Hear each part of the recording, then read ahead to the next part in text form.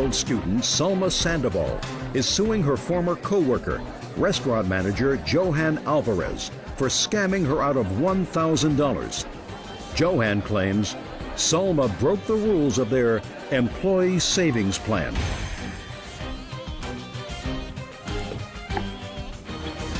Yeah, this is case number 83.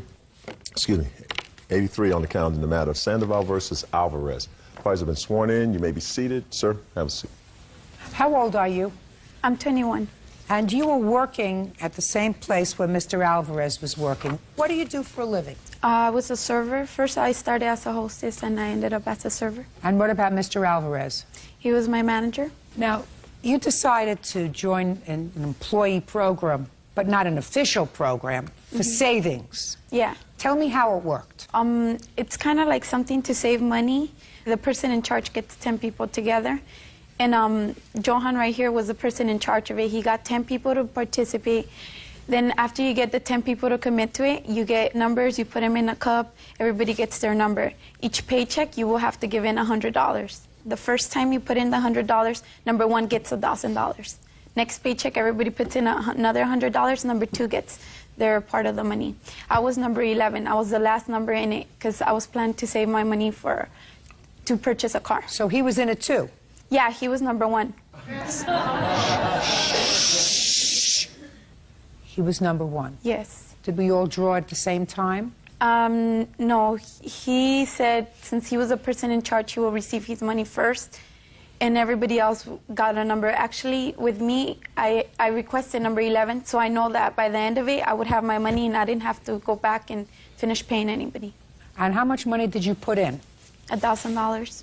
But you quit your job before you had actually accumulated $1,000. Yeah, I actually quit when I was, I believe, in number 3. But I also talked to him, and I told him I will be responsible enough to bring the $1,000 every date that it was supposed to be. You mean due. $100? Yeah, the $100. And did you do that? Yes, every time. Who did you give the money to when you came back each week? Okay, the next two numbers, he was there when I went to go drop off the money. Yes. So I gave him to him personally, and I asked him, since I don't work here anymore, for my safety, in case any problems happen, I would like you to sign my paper every time I give you the money. And did he do that? Yeah, he signed 1 through 5, all the times that I showed up that he was there. But after the 5th time, I believe he started getting weekends off, which was the days we were supposed to turn in the money. We got paid on Friday, so you would have 2 days after that to turn in your money, which was Saturday or Sunday. And then after that, I would go to the restaurant and just give it to the person personally, because we had a list, and I knew exactly who was next and who was supposed to get the money, so I would go and give it personally to the person. But when it was my turn to give the money to, I talked to Johan and told him, when can I go pick up my money?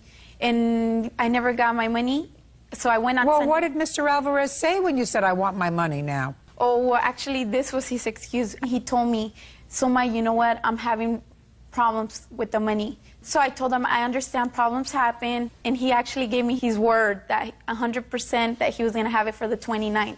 29th of what month? April. Actually, I showed up on the 31st, 2 days after. And I asked him if he had my money. But he had called me already, which I didn't check my voicemails, telling me he had a problem.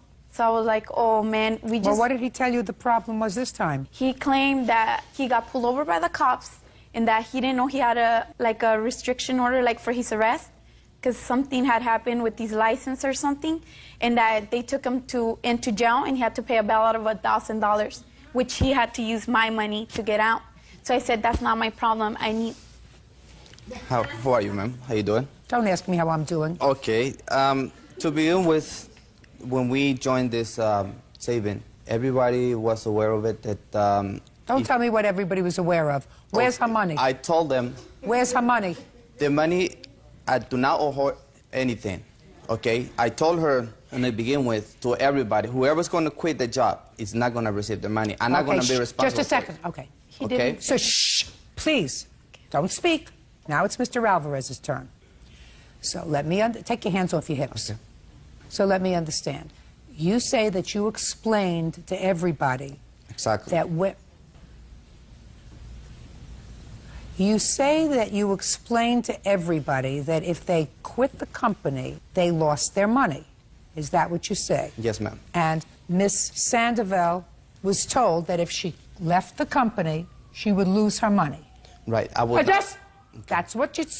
Right. Is that That's what you just told me? Yes. When did you leave the company? I think I don't have the exact date, but I believe it was after the third number.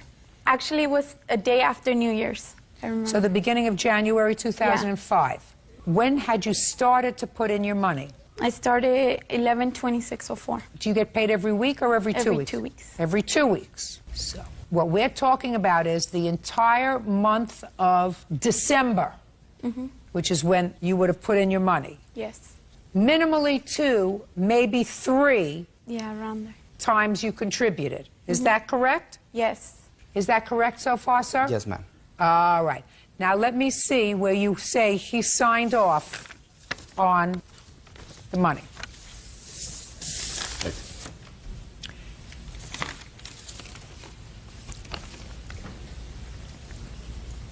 Well, Mr. Alvarez, you gave her what amounts to a receipt for 5 payments. Yeah, exactly. I told her. Shut. Okay.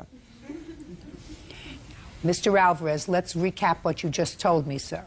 You told me that you explained to Miss Sandoval that if she left the company, she would lose her money.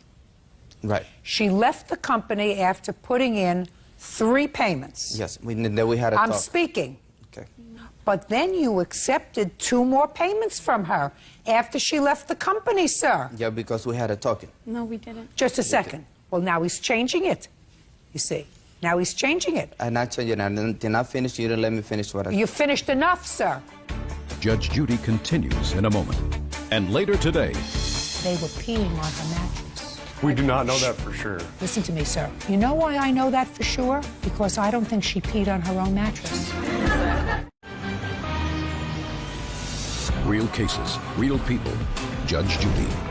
Salma Sandoval says former co-worker Johan Alvarez scammed her out of $1,000. Mr. Alvarez, are you trying to tell me that you never said to Miss Sandoval, because it's very easy for me to figure out, Cool. and it's very easy for me to find out by picking up the phone and calling the police, that you never said to her, I got pulled over by the police, Sure. and I needed $1,000 in bail.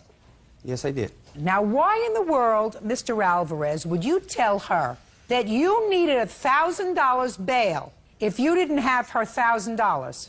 I had the money with me, okay? No. No. Now we're getting somewhere, madam. Go ahead. You had the money with you. I had the money, and I told her when I did call her, I said, I'm going to set up a day with you so I can give you the money because I don't want nobody to come to my job. Just a minute. So now you acknowledge that she put in $1,000 to the savings plan.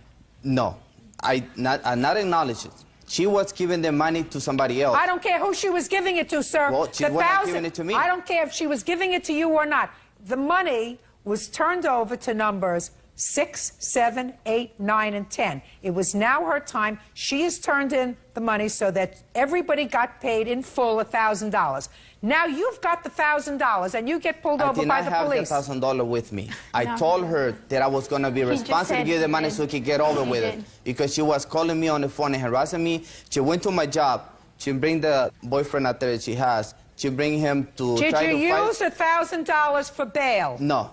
Not her money. It was my money. Just a second. It was my money. No, it wasn't. It was my You got your money already. No, it was my money. Okay, so... Mr. Alvarez?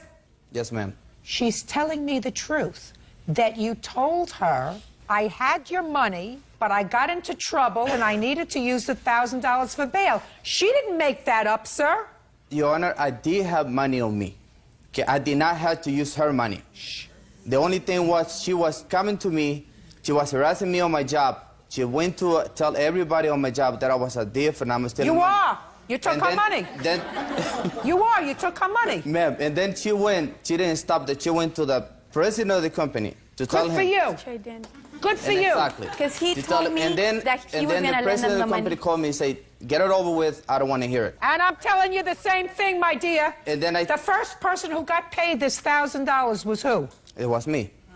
And the last person that's going to get paid this $1,000 is her. Judgment for the plaintiff in the amount of $1,000. That's all. Parties are excused. You may step out. I knew he was going to try to lie. He lied to me. more than 5 times. He went to try to intimidate me, I guess. I didn't threaten him. What I told him was he needed to cough up money. I feel like he didn't try to scam me, but he got caught up in a way where he wasted the money, he had no way of paying me, so he had to find different excuses. And now the next case. All parties in the matter of Krill versus Sheets, step forward, please. 19-year-old leasing agent Jennifer Krill is suing her ex-roommate, 21-year-old sales associate Christopher Sheets, for damage to their apartment and for his share of their security deposit. All right, Miss Krill, let me see if I understand what this rental situation was about. You were doing some part-time work in the leasing office of an apartment complex. In exchange for that, instead of giving you a salary, they gave you an apartment. Correct. And you decided that you would supplement your income by bringing in a roommate, Mr. Sheets, Correct. who I assume you knew from someplace, Yes. right? Mutual friends. And he would pay you a small amount of, like $100 a month. Plus $50 a month for utilities. And then he would pay the security deposit, because there was a security deposit of $300. Yes. And he moved in. He said, that sounds like a great idea to me. He gave them a check for the security deposit. And then, according to you, there was a misunderstanding. Mr. Sheets says that he had heard that you were bad-mouthing him, whatever. He didn't want to live there anymore. He moves out, and it is your claim that the $300 check for the security deposit bounced, that he did some damage to the apartment and some damage to your personal property. Yes. Mr. Sheets does not address the bounced check, and yet he acknowledges that he caused some damage to the apartment. Correct. And says to take it out of the security deposit. Yeah. So, let's cut to the chase. Where did you get this $300 check for? At the time, my father and I had agreed that he would pay $300 for the security deposit. And you wrote a check. Correct. What happened with that check? My father and I have been disagreeing with each other lately, and then finally he said, I've had enough of it, and canceled the check. So what you're telling me is your father stopped payment on the check. The check had already been cashed, and I had been informed that by the leasing agent. My dad had reported it stolen or forged. Because you... Oh, just a second. Here we go. Now it gets more interesting, because this is the only interesting part so far of this case. Yeah. Your father reported the check stolen? Correct. And forged? Correct. So he wanted you arrested? Well, he didn't want that, but he wanted to get it settled. He didn't think that she forged the check? Yeah. Right. You forged the check? It wasn't, I didn't forge the check at the time. He said that you forged the check. I had turned in a check in his name, correct. How did it end up that they no longer have $300 of the security deposit? They should still have it. When I called the apartment complex manager, I told her that I wanted my security deposit back. She Let me see. Can I see that, please? This She is the continued to check tell that me. has stolen and forged on it, and he forged his father's signature. I actually talked to his dad. Oh, I see that the bank marked it Yes. stolen, do not present again. Correct. His father called the bank and canceled the check that he forged. Correct.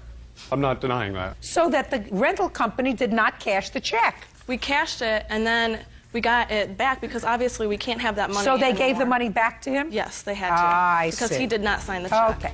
Jennifer Krill says ex-roommate Christopher Sheets damaged their apartment and her personal belongings. Jennifer claims Christopher punched holes in the walls and ruined her mattress. Mr. Sheets, you're no longer living there, so you don't have to pay the security deposit. Correct. Let's start with that. Don't say correct. I'm giving you a gift here, sir. But you do have to pay for the damage you did to the apartment. Which I had explained to the leasing agent that I would take full responsibility for the Fine. damages that I had done. Good. What did you do? I had put a hole in the wall. I had also put a hole in the door in my room. That sounds like a lot more than $300 to me. It was $25 a hole is what I was told by her. You have a bill for the damage that he did to Yes, the I apartment, do. please, Miss Krill. And then I also have this. Are you talking to your father now? No, we have not spoken in over a month. This is for the security $120, deposit. Spring Lakes Apartments. That's what you owe for the holes. And then, from your... Oh, well, this, listen to me. You're going to pay your own security deposit. Okay, I was just giving that to you. That's fair, right? You're there, you pay the security deposit. He's going to pay for the damage you did. Now the place is damage-free. Any other damage you caused while you're there, you pay for. Yes. I'm a reasonable person. Okay. Now, Miss Krill, you claim that Mr. Sheets damaged some of your property. Yes. When I got back to the apartment, about 2 in the morning, with my friend Katie here, Had there been an argument? Yes, actually, he called me on the phone, on my cell phone, and he's yelling and screaming at me. What is he yelling? You know, how could you talk crap about me, da-da-da. She was saying that you were living sort of off of her? Correct. She was taking full advantage of her having the apartment for free and using it against me. Using it against you by saying you're living there, you weren't paying enough. Right. I get a rent-free apartment, but I am working 20 hours a week for it, and he pays me $150 a month and pays for food, and that's not a bargain. So you were saying he got a bargain? Yes. And you took offense at that? When she uses it against me is when I took How did she use it against you? Ruining my reputation between friends. By saying what, Mr. Just talking trash behind my back. It happened several occasions. All right, now you're not living together anymore. Come on, fill me in. It's late. I have things to do. Well, he called me yelling on my phone. I went back to my apartment with Katie, only to find him and his friends throwing things down the stairs. There's mattresses, bed frames, boxes everywhere in the road. One of the neighbors in my apartment building. Stuff. Yes, his stuff. They called the cops because, you know, it was a whole bunch of commotion. And I tried to go confront Chris. I'm like, you know, what's going on? What's happening? He doesn't even want to talk to me. He's like, I'm moving out. That's it. Da-da-da. I'm like, okay. Can't stop him. Can you tell me, please, what property you allege that he damaged that belongs to you? He already has to pay $120. He urinated on my mattress, which was about $400. Well, how do you know it was him? I have pictures. That's not my question. How did you know it was him? Well, he was moving out all the stuff with two of his friends, so, I mean, he had the problem with me. Let me see. These are all the pictures. So what you're claiming is it was either Mr. Sheets or one of his friends? Yes. He took all the food in the refrigerator? Yes, everything. Get over it. What else? I got the mattress and the holes. I mean, the food, but that wasn't in the charge. That's the main things. Let's talk about the mattress, Mr. Sheets. I did not do that, Your Honor. I did not see anybody do that. I was out going to get a truck when I came back. Were things being thrown out of the apartment? Your things? My items, yes. Your items? They were getting it out as fast as possible. What time of the day or night was that happening, It Mr. was Sheets? about 2:15 in the morning, I do believe. Sir, so what you're telling me is at 2:15 in the morning in this apartment complex, you're throwing things down the stairs. There are other people that live there, is that right? Correct. That's not very mature, Mr. Sheets. They were moving the things out while I was going to get a vehicle to take all the things to my new... Well, you selected people who were not very mature to do the agree. job, right? Yes. And if you select people that aren't very mature to move you out and they are acting in an immature, rowdy fashion, whose responsibility is that? Mine. Right on. And while you were out getting a truck to take this stuff out of there that they were throwing down the stairs, you know what else they were doing? They were peeing on her mattress. See, we do not know that for sure. No, listen to me, sir. You know why I know that for sure? Because I don't think she peed on her own mattress. Listen to me very carefully, sir. When you invite people to do a job and you don't supervise them and you do it in an irresponsible manner at 2 o'clock in the morning, you have to assume the responsibility for everything bad that happens. How much was the mattress? About $400. What do you mean about $400? My father bought it for me about 2 years ago. Will you find another one for $200? Anything else, Miss Krill? Yes, ma'am. He also urinated on about $100 worth of my clothes that were laying below my bed. Where are they? They're not with me anymore. I threw them away. $320. Get over it. That's all. Thank you very much. Goodbye. Convenience store co-owner Steve Hargrave Jr.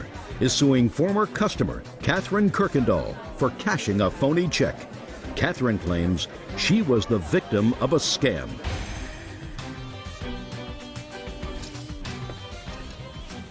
Yeah, this is case number 3 on the calendar in the matter of Hargrave versus Kirkendall.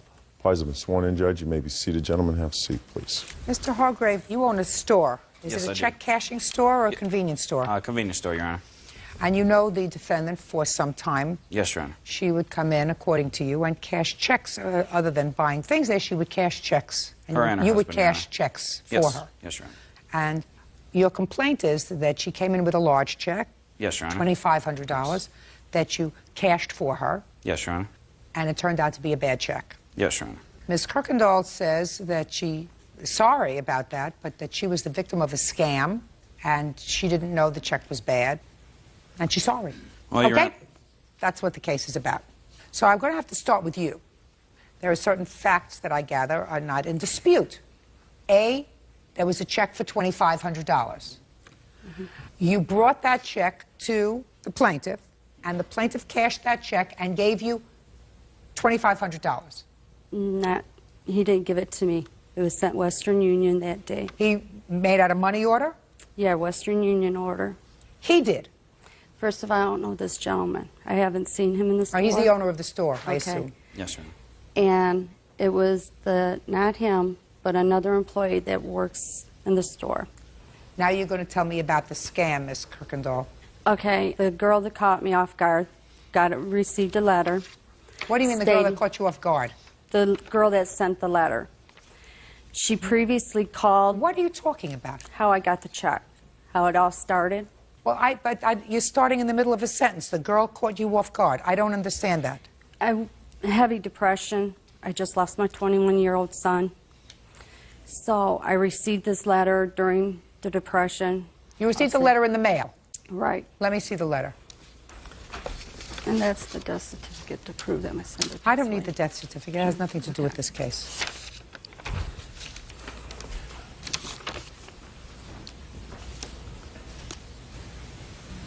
Well, first of all, I'm reading this letter, and this letter, dated January 17th, 2005, is allegedly from somebody by the name of Sherry, who is telling you from Australia that you have won $50,000. However, Sherry is illiterate. You're not illiterate, are you? No. All right.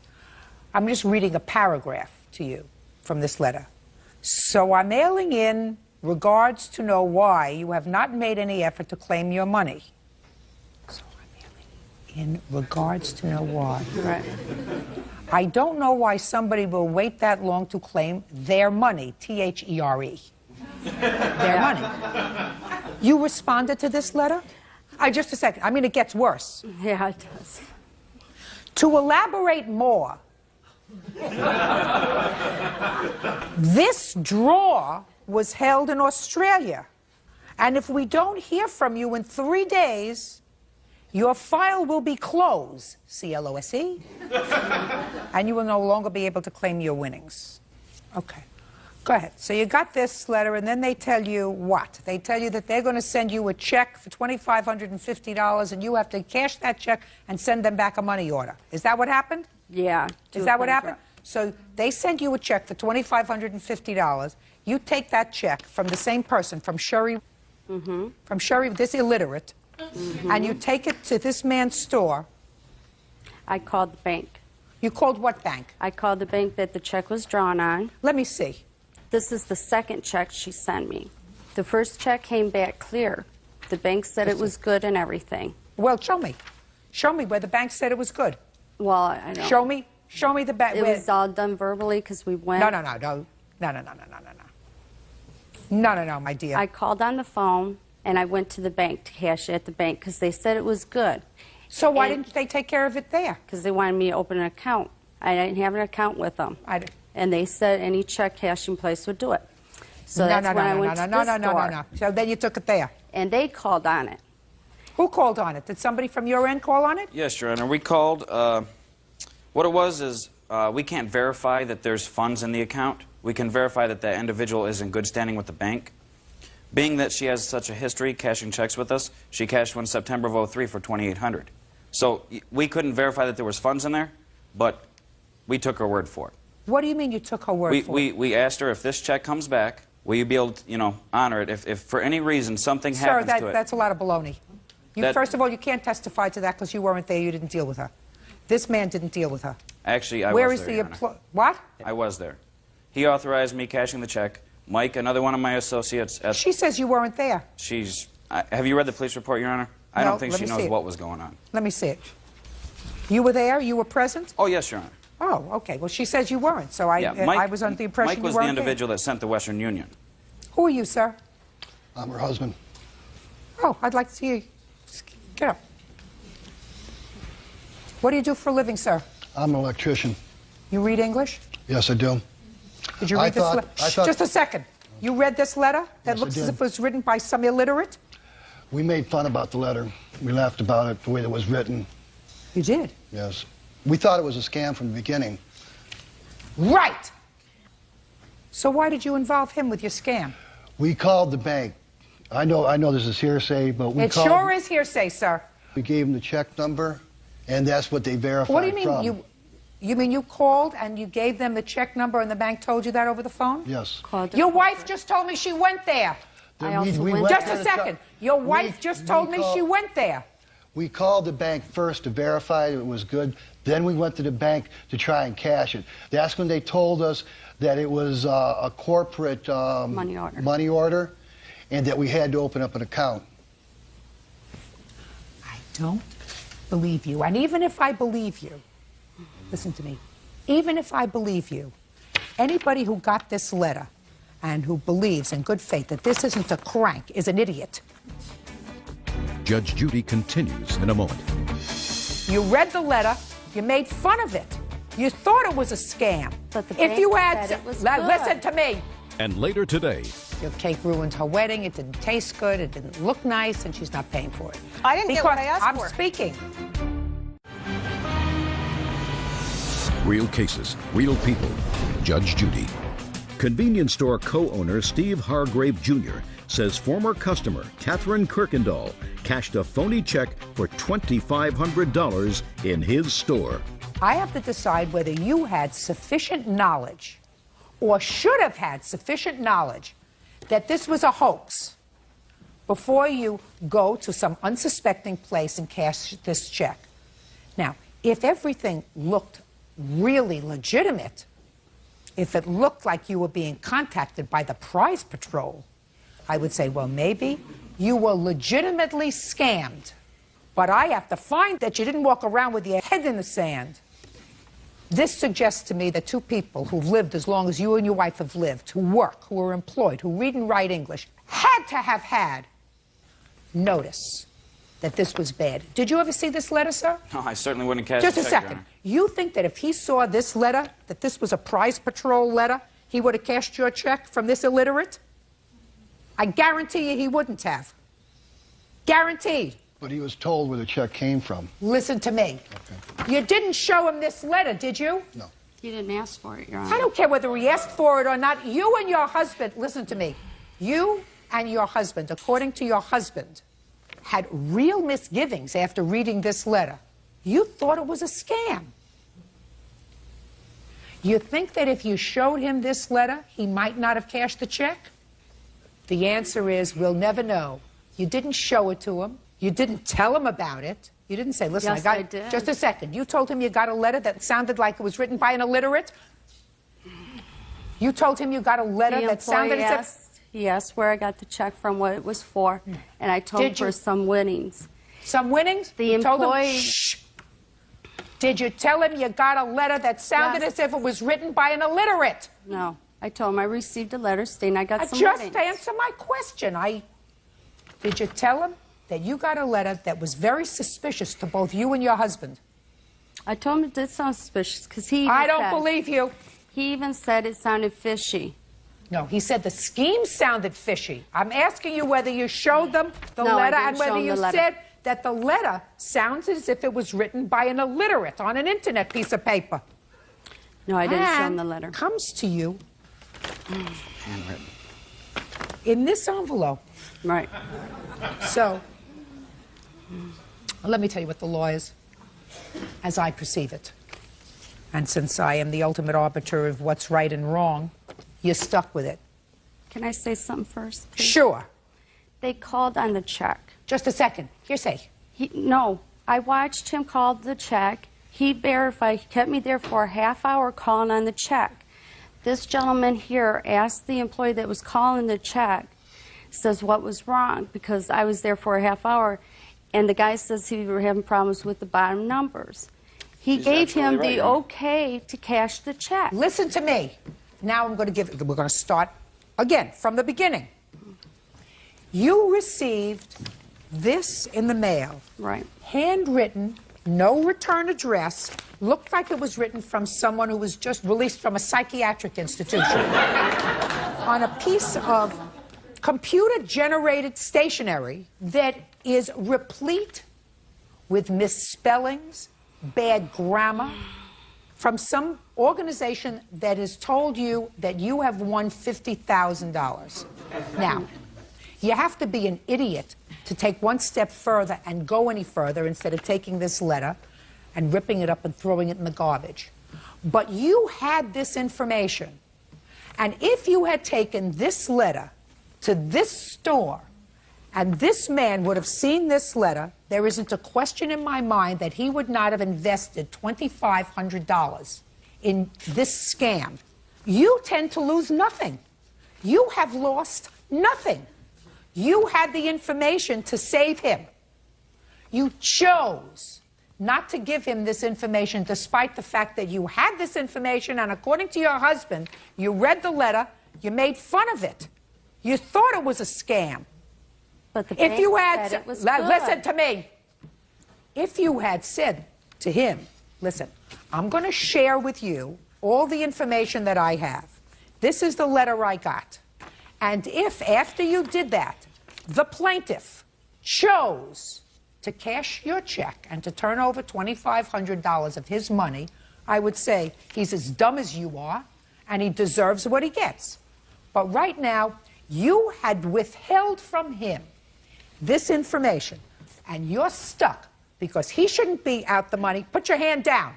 He shouldn't be out the money because he wasn't armed with the information that you had. Judgment for the plaintiff in the amount of $2,550. Thank you. That's it. Parties are excused. You may step out. If he was hesitant, he shouldn't have cashed it, but he got the okay to cash it, and he cashed it. We've been cashing checks for a long time for him. I had no question to, doubt the validity of the check. You know, I was in a depression, a heavy depression, so I just thought some luck would be coming our way. And now the next case. All parties in the matter of Nybert versus Sanders. Step forward, please. Healthcare agent Catherine Nybert is suing her former friend, customer service rep Alicia Sanders, for the cost of a wedding cake. Alicia says the cake was a disaster and it ruined her wedding. Miss Nybert, you and Miss Sanders were friends, knew each other from work, according to what I read in this complaint. And she was getting married. You agreed to make the wedding cake. That's correct. And your agreement was that you would make the cake. She had selected the cake. She had a picture of it. She would pay you for the ingredients, which were a couple of $100s. And the labor that went into making this cake would be your gift to her. That's correct. You made the cake, you delivered the cake, you didn't get your money. That's right. Mrs. Sanders says your cake ruined her wedding, it didn't taste good, it didn't look nice, and she's not paying for it. That's right. When she approached you, Miss Nybert, she showed you a picture, according to what I read. That's correct. Do you have that picture? I do. I'd like to see it. By the way, do you do this as a hobby or as... It's basically a hobby. I do it for good friends and family. I just charge them cost. I do it out of a gift of love because I care about the person. You have a picture of the finished wedding cake? You bet I do. I'd like to see it, please.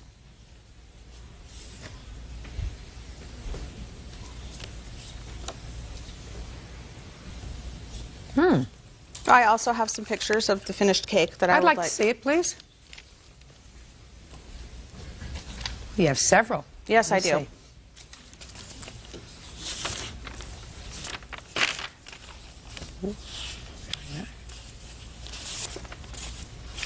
Well, the cake isn't in this picture, right? Nope. I just thought you'd like to see that I had a designer wedding gown, I had a beautiful wedding, and I was so excited to have a designer wedding cake. Well, why didn't you order the one from a designer bake shop? Because If it you cost listen to me. $700. Listen to me. So, well, that's what it costs. Apparently, you're right. Is this your first marriage? That's not a hard question. No. How many weddings have you had? One. I went to Las Vegas. I was married for 3 months. He was deployed. We never lived together. This was the first wedding This is your... that I... Yes. Okay. You bought a designer dress? Yes. How much did you pay for the dress? $3,000. You didn't spend $500 for a copy. Is that No, right? that's right. Shh. Just pay careful attention. Did you have expensive food at the wedding? Yes. How much did you pay per person? I don't know per person. We didn't do it by per person. We did a buffet style. We spent about $1,000 on the food. How many people did you have at this wedding? About 400. You had 400 people at the wedding and you spent $1,000 for food? Mm-hmm. Is that right? You know, my mom helped us out with You the food and could everything. stand up, please, Okay. when you talk to me.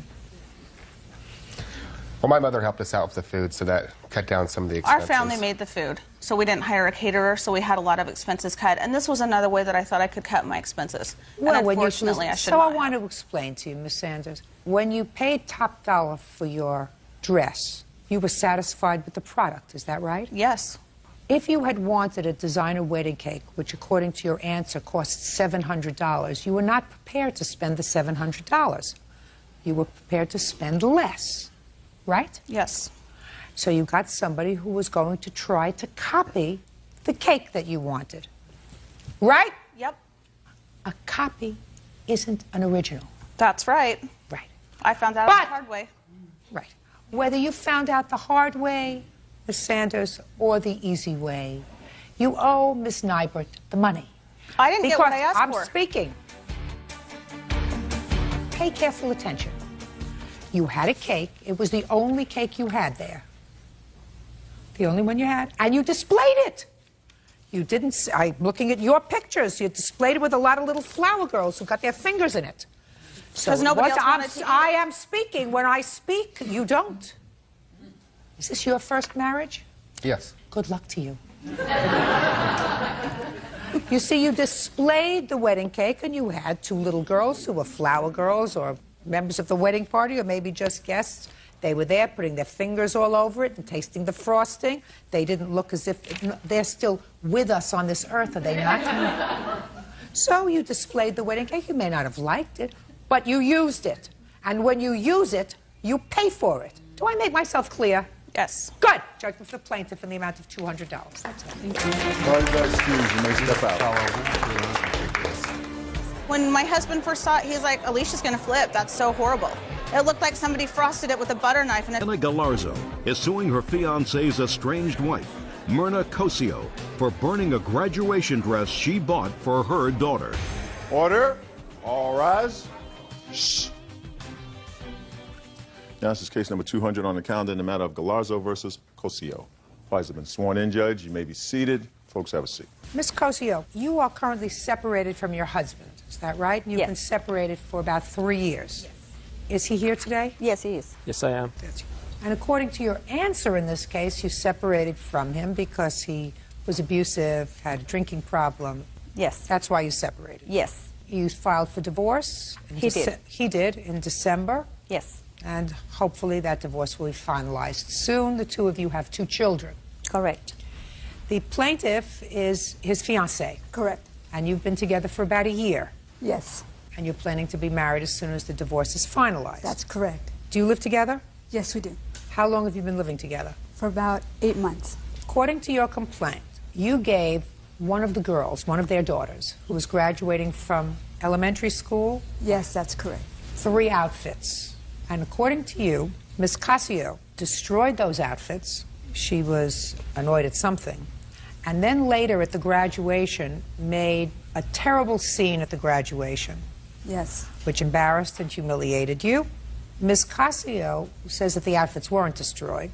And she says that you had no business being at the graduation. You should have stayed home. She told her separated husband that he shouldn't bring you, and he defied her and brought you, and that's what caused the incident at the graduation. Is that right? That's right. Well, let me straighten you out on that score because that's freshest in my mind. You have no business telling him who he can bring to his daughter's graduation. This child has 2 parents, and you're no more of a parent than her father is. You don't have any right to tell him who he can bring to the graduation and who he cannot. You understand that? Yes, I do. So what do you think gave you the right to tell your husband not to bring her to the graduation? I didn't tell my husband, I told my daughter. Ugh, that's even worse. That you told your daughter to tell her father that he should leave her home? Is that what you did? Exactly, that's what I did, Judge. You're outrageous. That's an outrageous thing to do on many fronts. First of all, you never use a child to transmit messages from one parent to another. Certainly nothing negative. If you want to say, listen, would you like to come to my house for a graduation party? That's a nice thing. But you never use a child as a telephone to transmit a negative message from one parent to another. That makes you a bad mother. You don't want to be a bad mother, do you? No. Well, I'm telling you that was something that only a bad mother would do, so I would rethink that. Having said that, you have no business directing what goes on at your daughter's graduation. It's not your graduation, it's your daughter's graduation. And unless your daughter doesn't want her for some reason, she should be there. She's part of her life. You may not like it, that comes under the category of too bad. You got to get used to it. You got it? Yes. You have any questions for me? Nope. Good! Now, what kind of a scene did you make at graduation? I didn't make no scene. What did you do at graduation? Your Honor, I have a video cassette of her behavior. I'd like to see it. It's right here. And I have never met her, and why she acted this way and insulted me in front of everyone and made a scene, especially Erica started crying. The other daughter with her 3 infant, you know. Excuse me? What did you call me? What did you call me? Mom. That's what I told you. Why? Stupid. Because you are. It's Erica's graduation. Why? You need God. You need God in your life. Really? Yes. Mom, stop. Yes. You do. I have never done anything to you. Why did you call her? Okay, I got it. Okay. Why did you call her a name? Because I was upset that she was there at my daughter's graduation, Judge. You owe her an apology. You owe her an apology. Your behavior was outrageous. And I'm going to tell you something. If you don't decide that you're going to change your way of doing business, you're going to lose custody of your daughters. I'm telling you that. I'm an old family court judge. And I'm telling you that if you're going to put your daughters in between their parents, and if you're going to behave in an irrational way, you will eventually lose custody of your girls because they will say, I don't want to live with my mother, she's a nut. Now, what did you do with the outfits that she brought for your daughter? And I better get a truthful answer, otherwise I'm going to have to embarrass you and bring your daughter here. So I want you to tell me what you did with the 3 outfits. I didn't do anything. Where are they? I don't know what she's talking about. Your Honor, I have a recording of the daughter on June 24th where she called my cell phone and pictures of my outfits burned. I'd like to see them, please.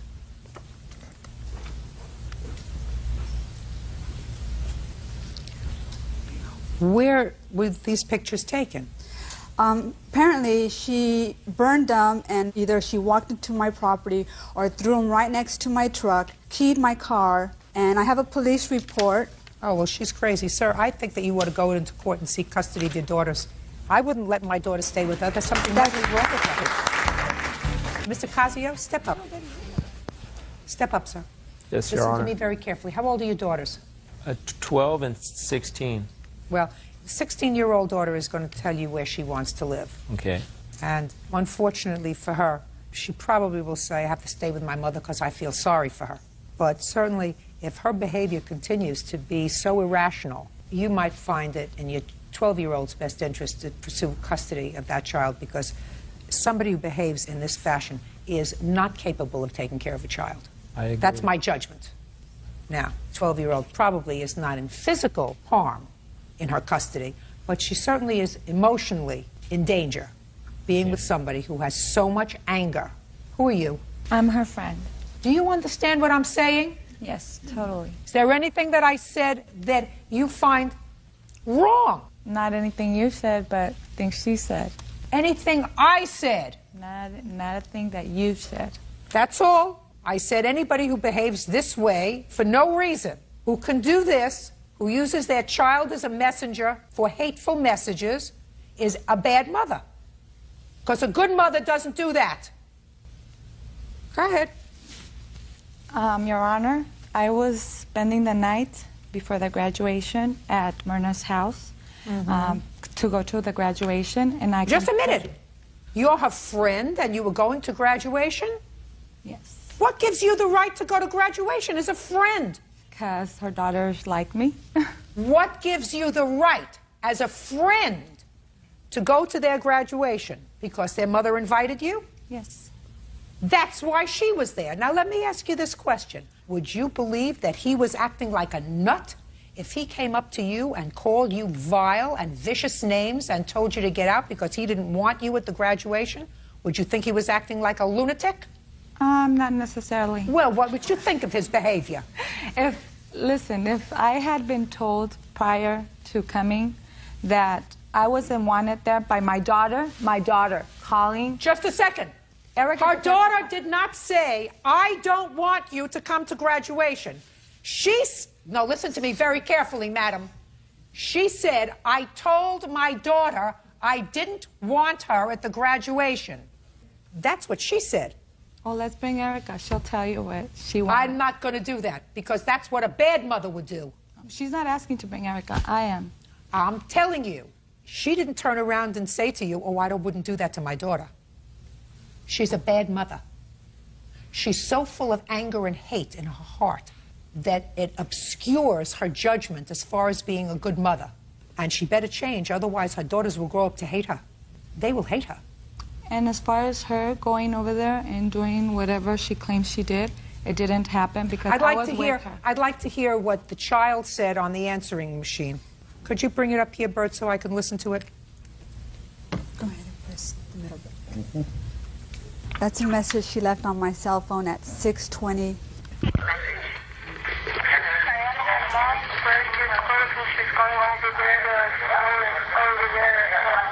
My mom is burning your clothes.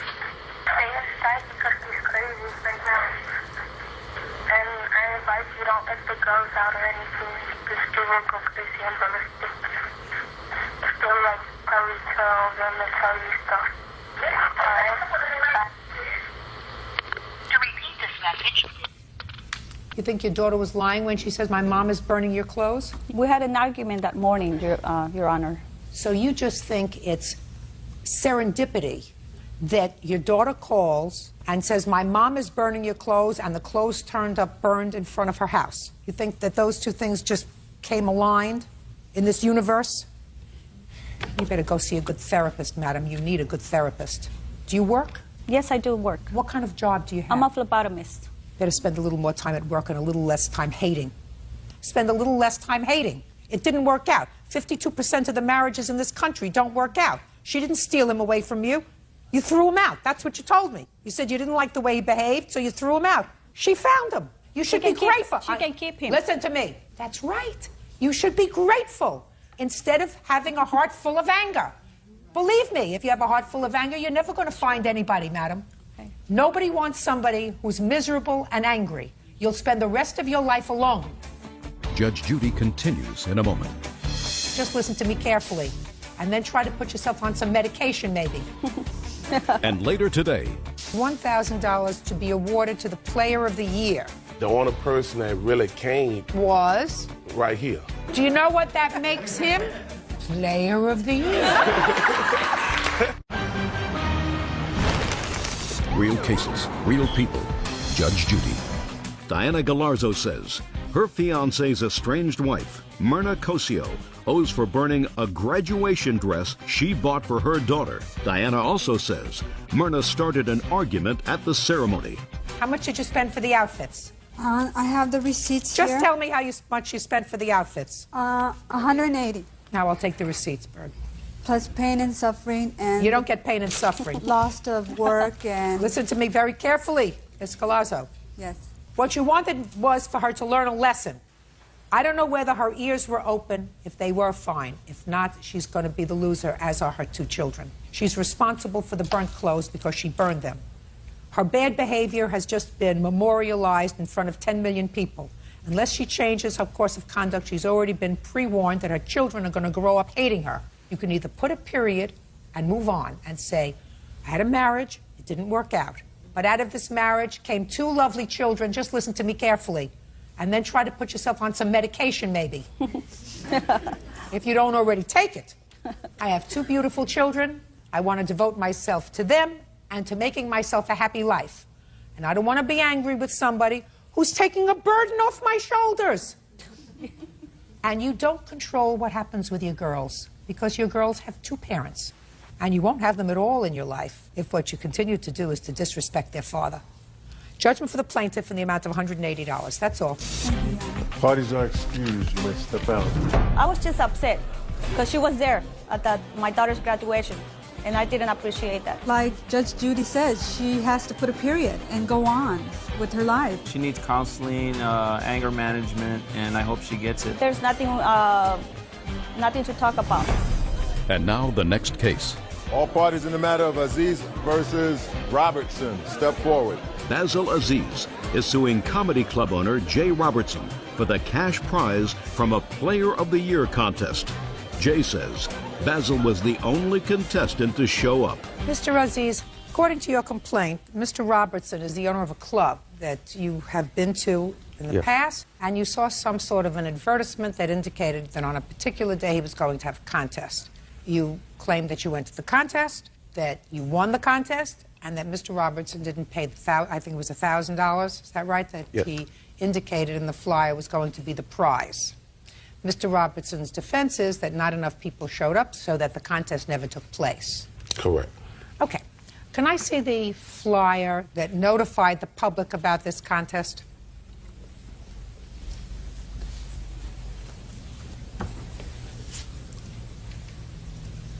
Your club is in Virginia, sir? Yes. What kind of club is it? It's a comedy club. And you had these prepared? Yes, I did. Where did you send them? They was on all sides of town, all over. Okay. It says $1,000 to be awarded to the Player of the Year. Now, according to your complaint, Mr. Aziz, there was an entrance fee. I paid that. I don't see it where it said there was an entrance fee here. What was the entrance fee? $50 or $100. Well, who made the decision whether it was 50 or 100? I did. Originally, how it was all going to be set up, it's going to be $150. How come you didn't put that down here, sir? Because I put on, the reason why I put it on there so more people can call. That's why I put on there for more info, call. Okay. And when people called, what did you tell them? That's when I was telling them that it was $150. With the $150, that would take care of you, you know, far as for your meals, beverage, drinks, everything, plus entering into the contest. Okay. All right, Mr. Aziz. You got to the club on June 4th? Yes, ma'am. And how much did you pay when you got there? $50. Who did you give the money to? The lady at the door. What was the name of that lady? That was the ticket lady. Her name was Lisa. And how it was set up, Lisa was to inform anyone who wanted to do the contest. That particular time, we has changed everything from the $150 to where that if you want to do the whole contest, it would be $100. You can't do, Mr. Robertson. He changed it too much. Let me explain something to you. You can't do that, sir. What you're telling me is depending upon your mood, how you felt, or whatever. Sometimes you told people that it was $150. Then it was something else because you changed all the rules. Well, all the rules... Mr. Robertson, you can't do that, sir. All the rules stayed the same. And how the whole contest was supposed to be set up was, I had 5 women. That was going to be a panel. You had to go up on the stage. You had to explain to them why you should be the Player of the Year. They was going to tally up their votes. That never happened. Well, let me ask you a question, Mr. Robertson. How come it never happened? Because the only person that really came, because after, when I got back to the club... The only person that came was? Right here. Do you know what that makes him? Do you know what that makes him? Player of the Year. Thank you. Go ahead, tell me. You want to tell me? He never told me. Mr. Robertson, when you run a contest and you have somebody that enters, like he did, and paid his money, and you didn't get enough people so that it could be the kind of event you wanted, but there were a lot of people in your club that night, right? How many people were in the club? I had... How many people were in the club? I had a lot of ladies at that particular time. Right. And then later on, that's when... You had a lot of ladies. Would you say you had 200 people? Something like that. Line was around the corner. Hey. You had 200 people, and was that a usual Saturday night, sir? Something like that. Well, did you have more ladies that Saturday night than you usually have? Yeah, at that particular time. Do you think that's because you advertised the Players' Ball? Well, that was the catch, to get the ladies to Right. Come. So you got what your advertising paid for, Mr. Robertson. Now you have to pay up. The winner. Judgment for the plaintiff in the amount of $1,000. That's all. Thank Parties you. are excused. You may step out. Player's a person that when you walks in a place, you don't have to take care of nothing. That's what I do. That's what I do. 15-year-old John Banks Jr. is suing 16-year-old Diana Helzer and Diana's mother, Lori, for the cost to go to his prom. John says Diana stood him up. All rise. Now, this is case number 173 on the calendar in the matter of Banks Jr. versus Helzer. Parties have been sworn in, Judge. You may be seated. You are suing Mrs. Hessler because her 16-year-old daughter, according to you, stood you up for the prom. Yes. For your senior prom. And you had a lot of expenses, and you believe that her mother is responsible for her standing you up. No, not necessarily, Your Honor. I don't Well, feel she's that... responsible because you can't sue her daughter, so you have to sue her mother. Helzer says that her daughter did not stand you up, that you didn't contact her as you should, but she has a substantial counterclaim, and her counterclaim is that since you believed you were stood up for the prom, you have embarked upon a course of conduct that amounts to harassment and defamation of her daughter's character, which forced her to leave school because she flunked all of her finals, and it became a catastrophe, and she has a counterclaim. When did you invite Dana to the prom? About May 20th. Did you do it in person? No, ma'am. I was introduced to her through a friend of mine. It was her best friend, and I was on the internet, and she instant messaged me. She sent me a message, and... Who did? Diana. Diana sent you a message? Right. Saying what? Just starting a conversation, just, hi, my name is Diana, something to that effect. So you didn't ask her to the prom? I did. Eventually I did. In person or over the internet? Over the internet and in person. Is that right? I don't remember him asking me in person to prom, no. How do you believe he asked you to the prom? Over the internet, we were discussing the fact that he needed to date, and he said, you know, do you want to go with me, basically? And, I said, and what did you say? I said, okay. You said, okay, so now you had a date. And you knew when you go to the same school? Yes. So you knew when the prom was? Yes. Okay. So you had to buy, you rented a tux? No, I bought a tux. Bought a tux. Figure stopped growing? Yes, Your Honor. Buy tickets? Yes, Your Honor. Rented a car? No. I was gonna drive. Okay. Tux, tickets. What else? I also had dinner reservations. There was no fee for making the reservations, but there was for canceling reservations. And what were all your expenses? My expenses totaled to be, I believe, about $500 and some odd dollars. Now, did you end up going to the prom, Mr. Banks? No, ma'am. Did not? No. Tell me what happened. What was the date of the prom? Saturday, June 4th. And just prior to June 4th, when had you last spoken with Diana? June 3rd. Where did you speak to her? I spoke with her at school. What did you say to her, and what did she say to you? I informed her that I'd be getting everything ready. And did she tell you what color her dress was? Yes, it was pink. Did she tell you what kind of flowers she liked? No, ma'am. Did you get the flowers? Yes, ma'am. What kind of flowers did you get? I got a bouquet of roses, and I got a corsage and a hand thing. I don't know. The whole 9 yards? The whole 9. Did you tell her what time you'd pick her up? Yes, Your Honor. I told her I'd be there to pick her up at 4. So what happened, Mr. Banks? Saturday, I had been running around picking things up, doing everything, getting everything ready. I hadn't spoken with her, but I had been speaking with her best friend, the one that set us up, and my best friend, because we were going to double date to prom. I had been with her friend's date all day, and I was on my way to pick her up, and I got a phone call from her friend saying that she had an allergy attack and she couldn't go to prom. What time was that? I'd have to say about 3:50. Go ahead. I was getting ready for prom at about 9 o'clock in the morning on Saturday. Got dressed, went and got my nails done, and I made my hair appointment, and went and picked up my dress. When I was getting my nails done, I did have an allergy attack, and I went home and I tried to call John after talking to my mom. I called him, and his sister answered, saying that he would be out with friends all night. So I decided, okay, I'm going to stay home for a while. A friend of mine called and said, Diana, aren't you going to go to prom? And I said, no, I don't feel good. She says, would you like to come over, hang out, and we're not going to go do anything? And I said, okay. We ended up going over to another friend's house, just relaxing and watching movies the rest of the night, and we fell asleep.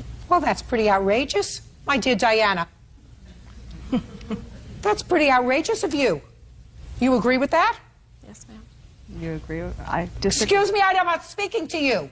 I'm speaking to your daughter, whose conduct was outrageous. Now, if you have an allergy attack and you are bedridden and staying home, that's one thing. But to go over to a friend's house, hang out and watch a movie is something entirely different. And I would be angry too if I got stood up at the last minute. I had not yet given my permission for them to go. I don't care. Okay. Whether you gave your permission or not. Did she use her own money to buy the dress? Yes, she did. And you didn't know about it? I did know about it. All right. And when you found out about it, did you say to her, I haven't given you permission? Yes, ma'am.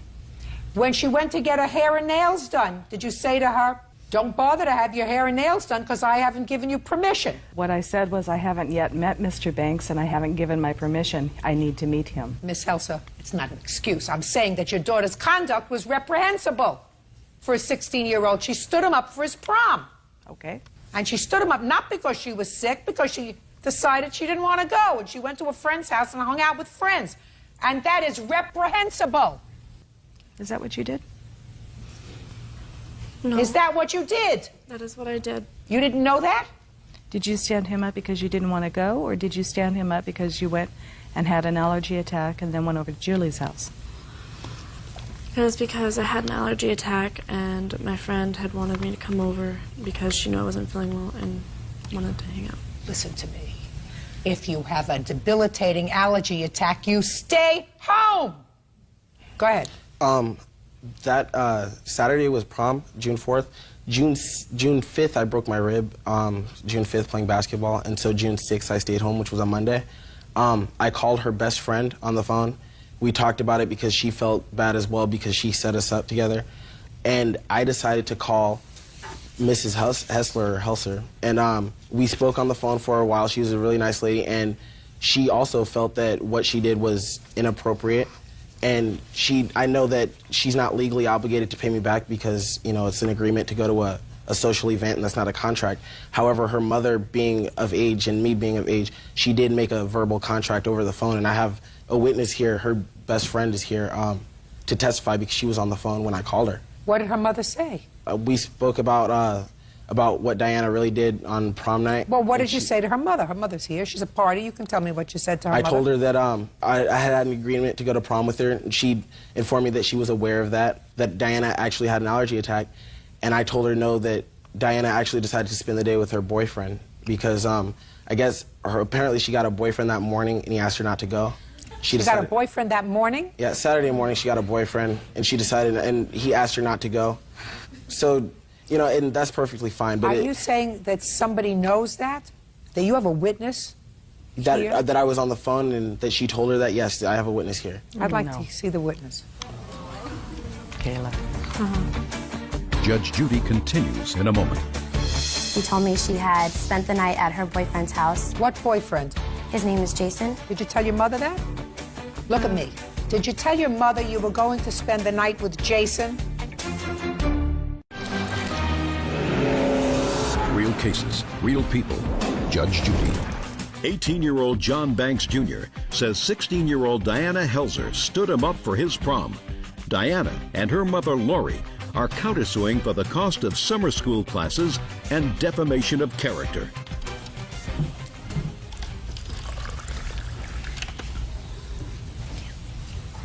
Raise your right hand. Do you swear to tell the truth in these matters? Yes. State your name for the record. Kayla Brett. Kayla, are you a friend of hers? Not anymore, but I was. Were you the girl who was supposed to double date with them? Yes. You had originally set them up? Did you have a conversation with Diana with regard to why she didn't go to the prom with him? Yes, I did. I called her to make sure that she was ready to go because John was on his way, and she had informed me that she did not want to go. Did she say why she didn't want to go? She said she had an allergy attack, but as I continued to talk to her later on that day, before my date came to pick me up, she told me that, or I think it was June 5th, that she told me she had spent the night at her boyfriend's house. What boyfriend? His name is Jason. So she said she spent the evening with Jason? Yes. Prom evening with Jason? Yes. She also had, there's a website called MySpace. I don't know if you're familiar. It's I don't do that machine. It's a website where you go and you can write journal entries on there, leave comments for friends, and post pictures up there. She had left a blog explaining what she had done that day, and she said that she was at a friend's house roasting marshmallows and she had spent the night there. That's basically confirmed that what she was doing, and I did have a conversation with her, and I was quite upset, and I told her everything, how messed up it was that she had done that. That's pretty messed up. Did you tell your mother that? Look at me. Did you tell your mother you were going to spend the night with Jason? I told my mom I was going to spend the night over at Julie's, and I told my mom that we were going over to Jason's to watch a movie. And your mother just said the word Julie. I never heard your mother say Jason. Your mother was whispered to you, you went to Julie's. I did go to Julie's, ma'am. We went over to Jason's, who was not my boyfriend. Just a second. So from Julie's house, you went to Jason's house. Mm-hmm. Didn't have an attack in between getting from Julie's house to Jason's house, did you? They're neighbors, no. Didn't have an attack between Julie's house and Jason's house, did you? No, ma'am. And she did call me and checked in, and she called at midnight and let me know that they were just about to finish up a movie and that she would be back at Julie's by 1. When you spoke to Mr. Banks on the phone 2 days later, did you tell him that you would compensate him for his expenses? No, ma'am, I did not. What did you say to him? I said I needed to see receipts. So you did discuss expenses? We discussed expenses. Fine, and you said I needed to see receipts. Before I would even consider a discussion. I don't believe you. Seriously. I don't believe you.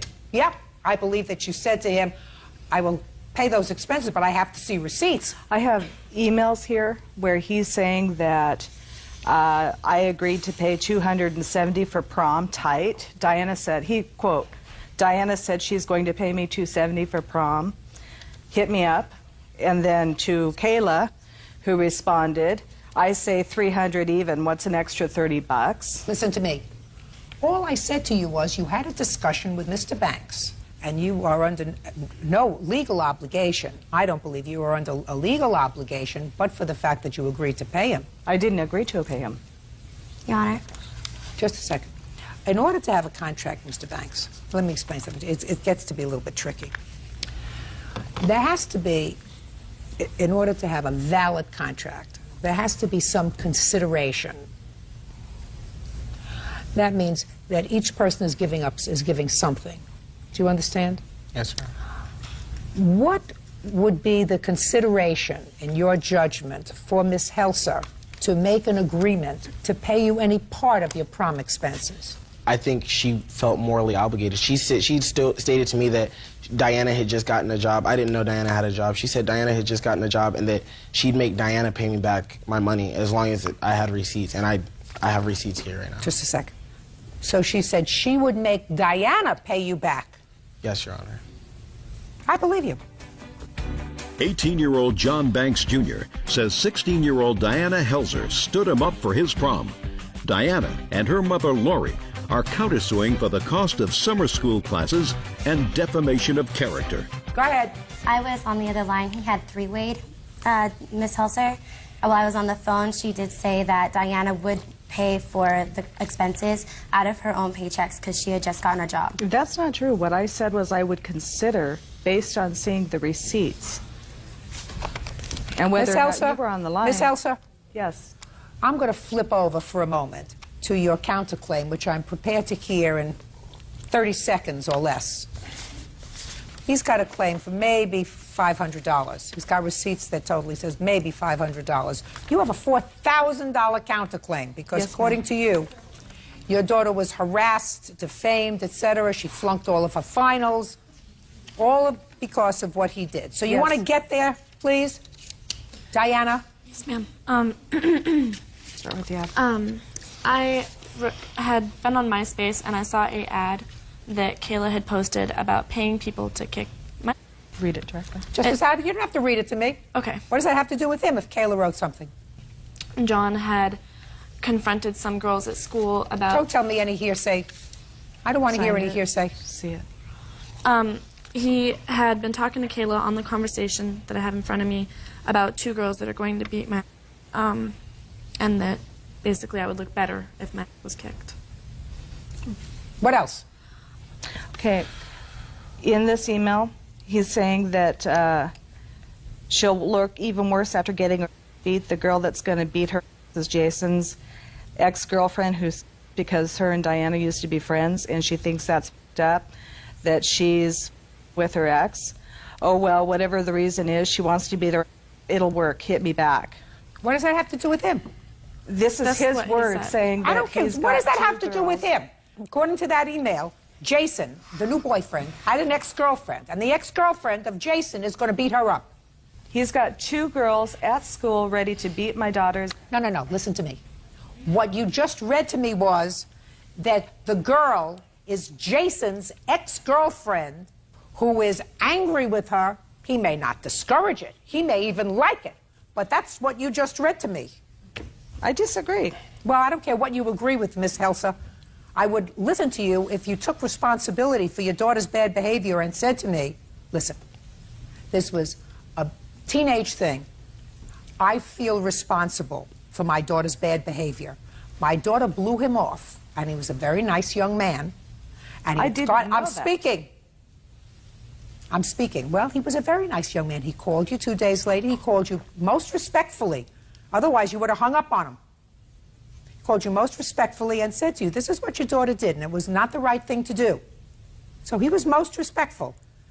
And if you came into court, or didn't even have to come to court, if you said to him, look, I think what my daughter did was reprehensible, and I'm going to do the best I can to cover your expenses, and I'll make my daughter pay me back for whatever your costs were, because what she did was immature. She's only 16. But also unkind. And I don't raise my child to be unkind, an unkind human being, then I would have respect for you instead of making excuses. I'm not making excuses. You did make excuses, because I didn't hear you say to me at any time, he's a nice young man, he tried to do the right thing. My daughter did the wrong thing. My daughter was not hospitalized. She did not seek doctor's counsel that day or the next day. She went out with her girlfriend Julie and her new boyfriend Jason, and they hung out together until after midnight, and it was not the right thing to do when he was supposed to pick her up at 4 o'clock, and between 4 o'clock and midnight, she was not, I'm speaking, and between 4 o'clock and midnight, she was not in an emergency room. We did not have any idea when he would arrive to pick her up. Madam, you are operating somewhere in La La Land. Your daughter knew he was going to pick her up at 4 o'clock. Did you know that? No, ma'am. Yeah, yes, you did. Because you spoke to her and you were supposed to double date. So don't give me baloney. Let me see the receipts, please. Did you flunk your classes? Yes, ma'am. Did you leave school? Yes, ma'am. That's what happens when you do the wrong thing.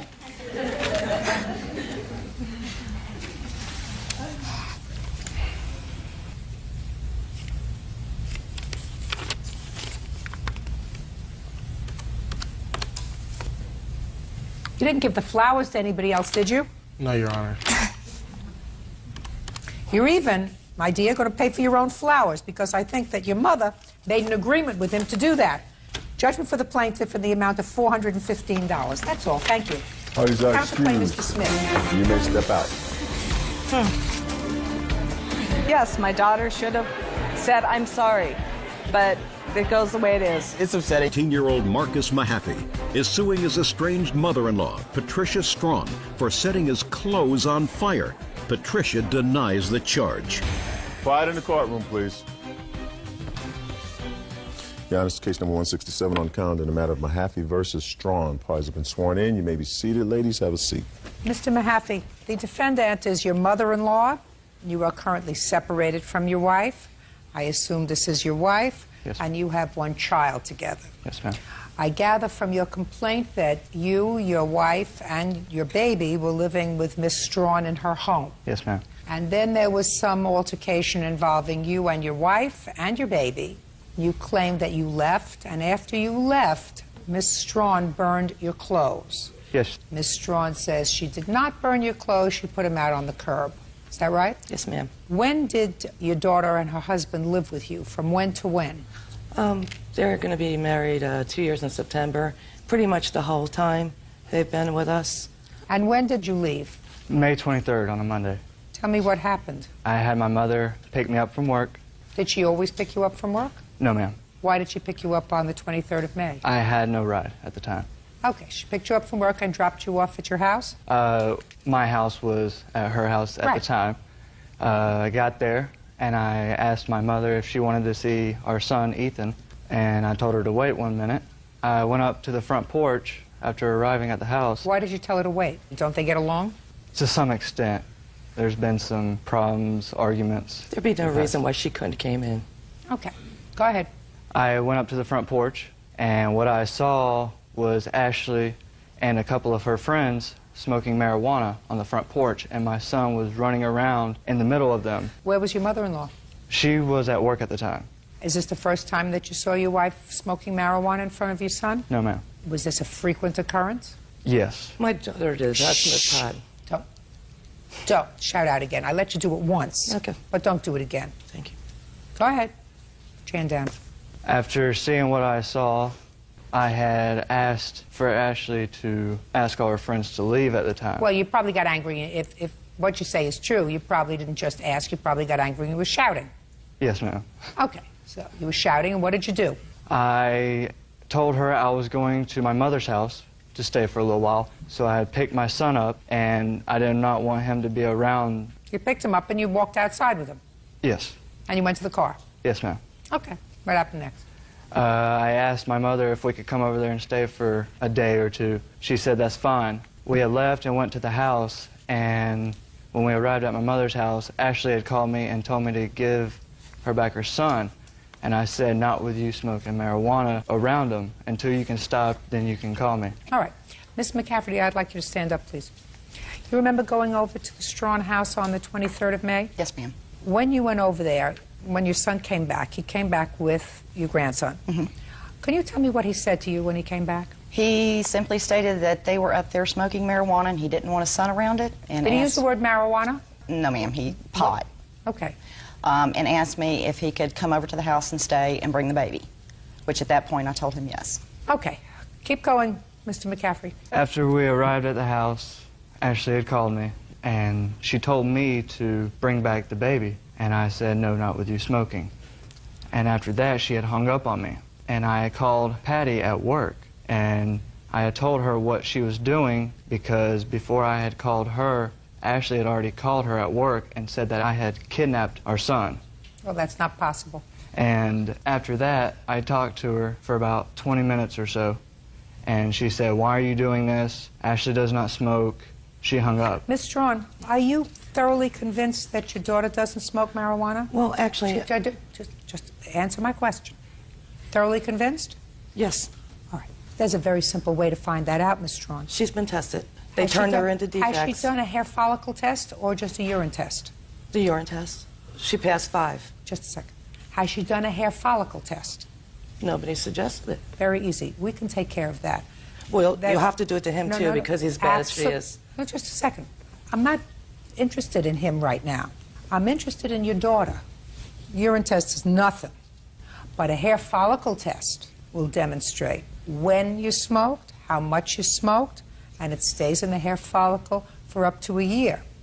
So you understand that if I order a hair follicle test, if your daughter consents, the results of that test can be sent to any domestic relations court when there is an issue of custody and or visitation. You understand that? Yes, I do. Now go and discuss with your daughter whether she's prepared for us to take a sample of her hair and send it to our laboratory. Go ahead. Like go I ask said, her. ma'am, if you go, do it to him, no, too. just, he's not an issue. Really? Yeah. Fine, we'll do that. At the conclusion of the hearing, we'll do that. Well, what does that have to do with what the case is about, ma'am? Well, it has a great deal to do with the case, madam, because what you're saying is that your daughter doesn't smoke marijuana, therefore the story that he just told me about going up to the porch and seeing her is a lie.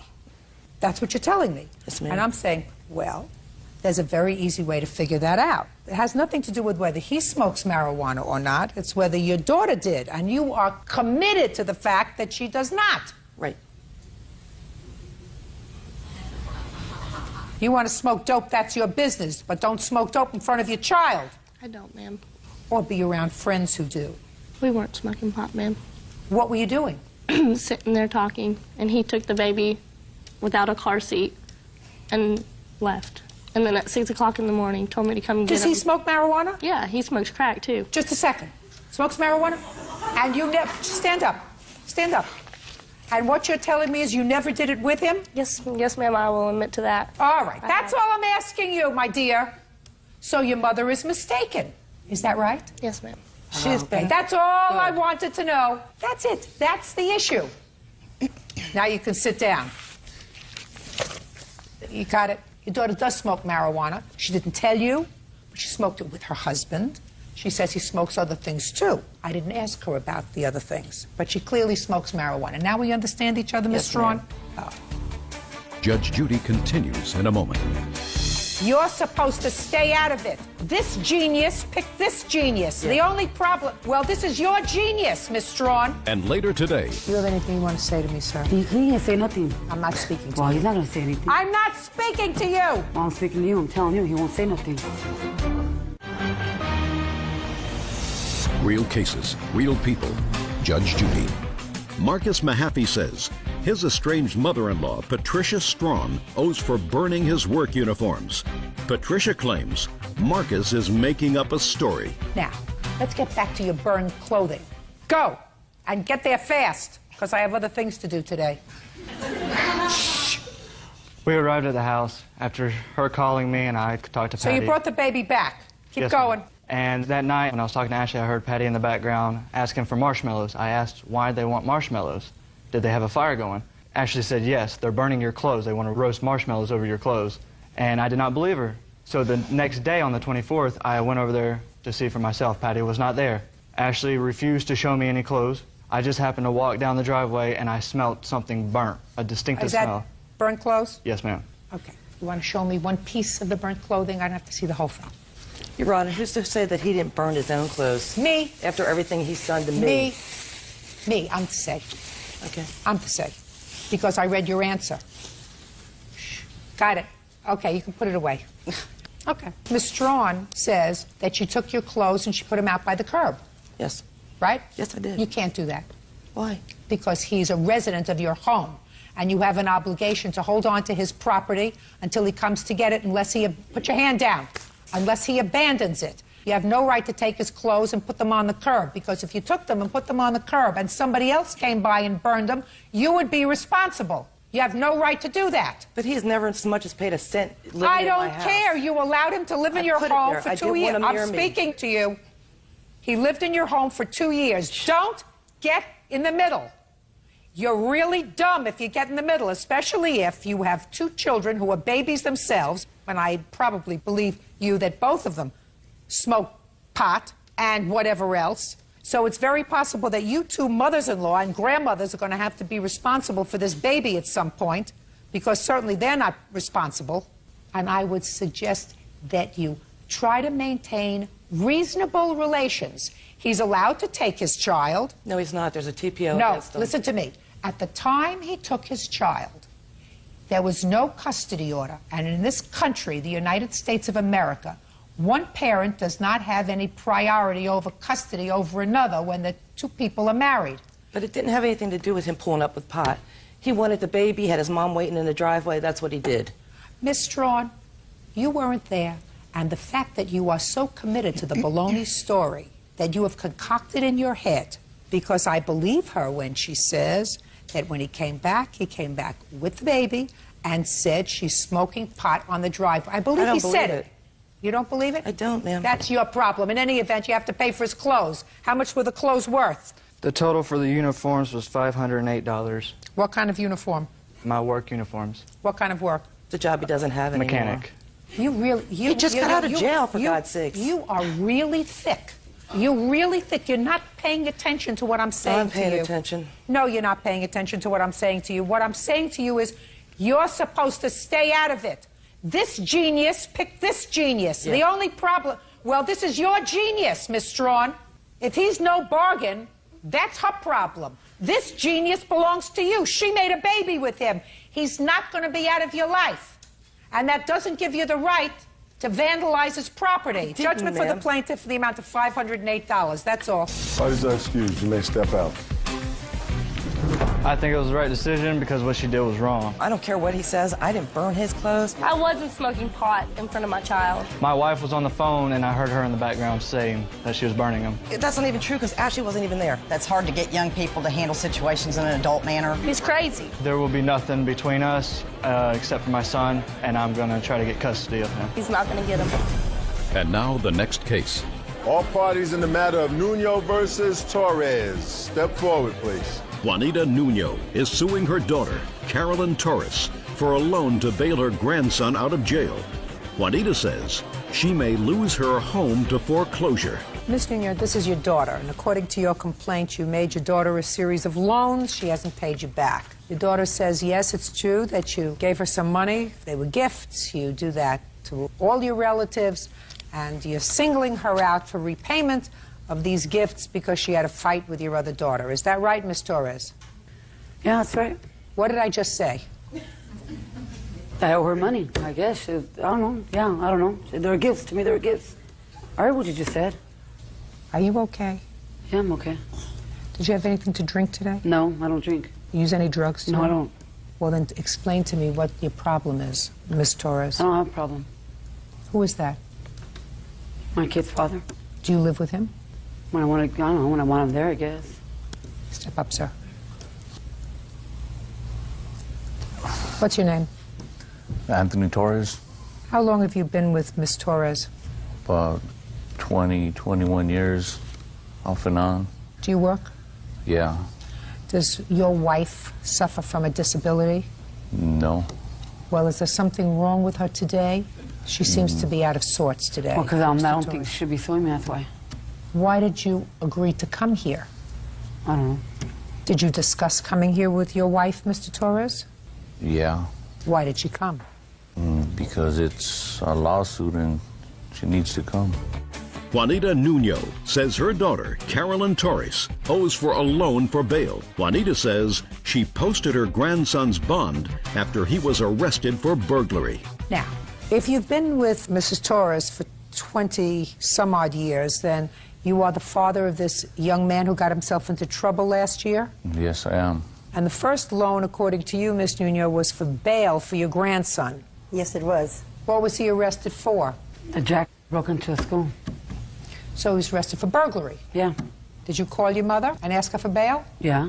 What did But you say he to called her? her first, though. He called and I called after. Who called? I think my son called first, and then my niece called me, and then I called her back. And when you called your mother, what did you say to her? Bail him out. I don't have the money. And what did she say to you? She said, what happened? I explained to her what happened. The Jack broke into a school, so can you bail him out? She does everybody else, so I figured she'd do him. Why didn't you bail him out? Like I said, I don't have the money. Well, how do you support yourself? By his child support checks. Well, you live together. Why does he send you child support checks? Well, when I want to get, I'll call him. He doesn't really live with me. Miss Nuno, you really expect her to pay you back? Yes. From what? She applied for Social Security, and she was supposed What was the nature of her disability? She has arthritis in the spine. That's inherited. It comes down the line. All of us have it. So she applied for Social Security disability. Yeah. And they were going to grant it to her. All she needed to do was take a physical exam. So you expected her to pay you back out of her disability from the government? Well, not only from that, but from my son-in-law. And I believe him because he never lies. Well, did he promise to pay you back? He said he would pay me back. He would pay the bonds people. So that would be good enough. Is that right, sir? Yeah, that's right. So why didn't you pay her? I intend to, I just haven't had the chance to do it. It's a year and a half ago, almost 2 years. When are you going to do it? As soon as I can. So after they didn't pay you the $1,600, 6 months later you gave her another $2,000. You want to tell me why? Because I beat her daughter. That's why. That's exactly what happened. She lent me money to move out because I beat her daughter for stealing my child support check. No, Judge Judy. Yes, that's what happened. I billed Anthony out in November. You got $1,600, Ms. Nuno. What's the $2,000 for? For getting me out of her house. I was staying with her for 2 months. Why were you staying there for 2 months? Because my stupid son, we lost our house in Redlands, so I had to go move in with her because of what he did. How many other children did you move in with? 5. How old are your children?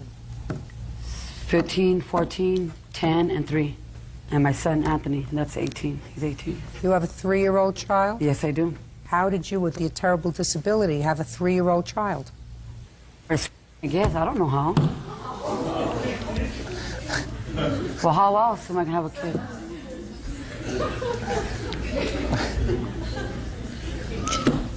Judge Judy, you wouldn't believe it. You will not believe this. I had her put in a convent in Mexico. I had tried to educate her day one, and you know... That's what she went wrong when she sent me to Mexico. She never should have ever sent me to Mexico when I was 10 years old. Never. Do you have anything you want to say to me, sir? He didn't say nothing.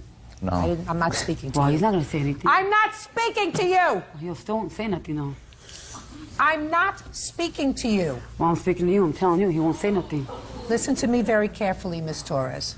You've already shamed yourself in front of a lot of people. I don't care. You have a 15-year-old, a 14-year-old, a 10-year-old who can all understand everything that's going around them. I feel very sorry for them, and I guarantee you that if you live alone with your children now, I'm putting in a call to social services to go and monitor your home if these children are in fact living with you. Are they living with her? Are the children living with her? Yeah. Well, somebody's going to monitor it. You're not there, is that right? Most of the time, no. Listen, Miss Nuno, there is no question in my mind that having spent 10 minutes with your daughter, you had no reasonable expectation that that $2,000 was going to get repaid to you. Maybe the bail money, because you say that you had confidence in your son-in-law, and he says that he agreed to pay you back and he just hasn't gotten around to it yet. Mr. Torres, you have to find something to do with your time other than make children, sir. You have enough children. You have 5 children. And based upon what I've heard, you're not doing too well. And neither are your children. So you have to find some other way of occupying your spare time, like getting a second job, so you can support everybody, so they can all live together and not scam the government anymore. Do you understand me, Mr. Torres? This is all one huge scam you've been living with her. Judgment for the plaintiff for the amount of $1,600. That's all. Step out. Why does that excuse? She may step out this way. I told her she either paid me and she wouldn't pay me afterwards, so I told her either pay me or else I'm taking you to court. She left. Calvin Mountjoy and his fiancée Tracy Barrows are suing Calvin's children, 20-year-old Amanda and 25-year-old Kevin, for an assault. The couple claims the defendant showed up at their home and started a fight. Yes, case number 161 on the calendar in the matter of Barrows, Mountjoy versus Mountjoy. Parties have been sworn in. You may be seated. Folks, have a seat. Miss Barrows, this is your fiancé, is that correct? Correct. And Mr. Mountjoy, these are your 2 adult children. Correct. You are divorced from their mother, and this would be their mother. All right, we're just getting the players going. Who are you? Brother. But not involved in this incident. Somewhat, I am. In any event, according to your complaint, these 2 young people were having some problems with you. They believed that you were crank calling their mother, so they decided to come over and discuss it. And it is your claim that they assaulted you. The defendants say that they were the ones who were assaulted, not you, and their mother has a claim against you for damaging her truck, which they used to come over to your house. Is that right? They used my truck to go there. So, while the assault case has not been filed against the mother, I would like you to stand up with your children because I have some questions for you. How long have you and your former husband been divorced? 2.5 years. And how long were you married? 23. And I assume you don't get along. I don't talk to him at all. Did you talk to him while you were married? I liked being married to him when I was married to him. Okay. Now, there came a time, sometime, I believe in April of this year, when you started to receive telephone calls. Yes. Tell me about the phone calls. They were just hang-up calls. When did they start? Mid-March. Did anything happen in March between you and your former husband and his fiancée? No, we've been going through some court hearings for contempt of court. For? His non-payment of spousal support. At some point, I assume that you discussed these hang-ups with your children? On one particular day, I called actually to my ex-husband and basically asked him if he'd called me. And he said no. And I said, maybe has Tracy called me? And he said, well, why don't you take it up with her? And I said, no, I don't take anything up with her. And by that midday, Miss Barrows called me screaming around, maybe 12 o'clock in the afternoon, the date that I had spoken with my ex-husband. And what did she say to you? Well, first thing that came out of her mouth was, who the f do you think you are? And I hung up on her. And she called back again and indicated to me, nobody's prank calling you. Here is my number. You keep my number for the next time I have to call you. You'll know it's my number coming up. Now, when did you discuss this with your children? About a week or so later, on the 25th of April, my son and I were having lunch. And in the middle of our lunch, a phone call came in. And I looked at it and I thought, well, gee, this is a 916-825 number. I answered it, I said, hello. And I said, what do you want? And nobody answered, so I basically hung up. So that evening, I was talking to my daughter. She'd come over and I told her Kevin and I had lunch, and today the phone rang, and she basically pushed the green call number, the call on my cell phone, and it dialed back the number, and I guess Tracy had answered the phone at that point. Is that what happened? Yeah. I just kind of recognized her voice right away that it was her. What did she say? At first she goes, like, hello, like, you called me, and I'm like, well, I'm just trying to figure out if it, you know, whose number it was, and I said, and apparently it was her. And she goes, oh, just, you people need to get a life, and just kind of went off right after that. And I said, no, I just basically called a phone number trying to figure out who it was, and to my surprise it was you. And I think it made her upset that I was actually, you know, just saying that. Then what happened, Amanda? Oh, she just kept calling. She just kept calling like 3, 4 times, yelling at us, hollering about move on, and just calling me names. And I want you to get to the point when you went over to their house. The phone calls continued from her.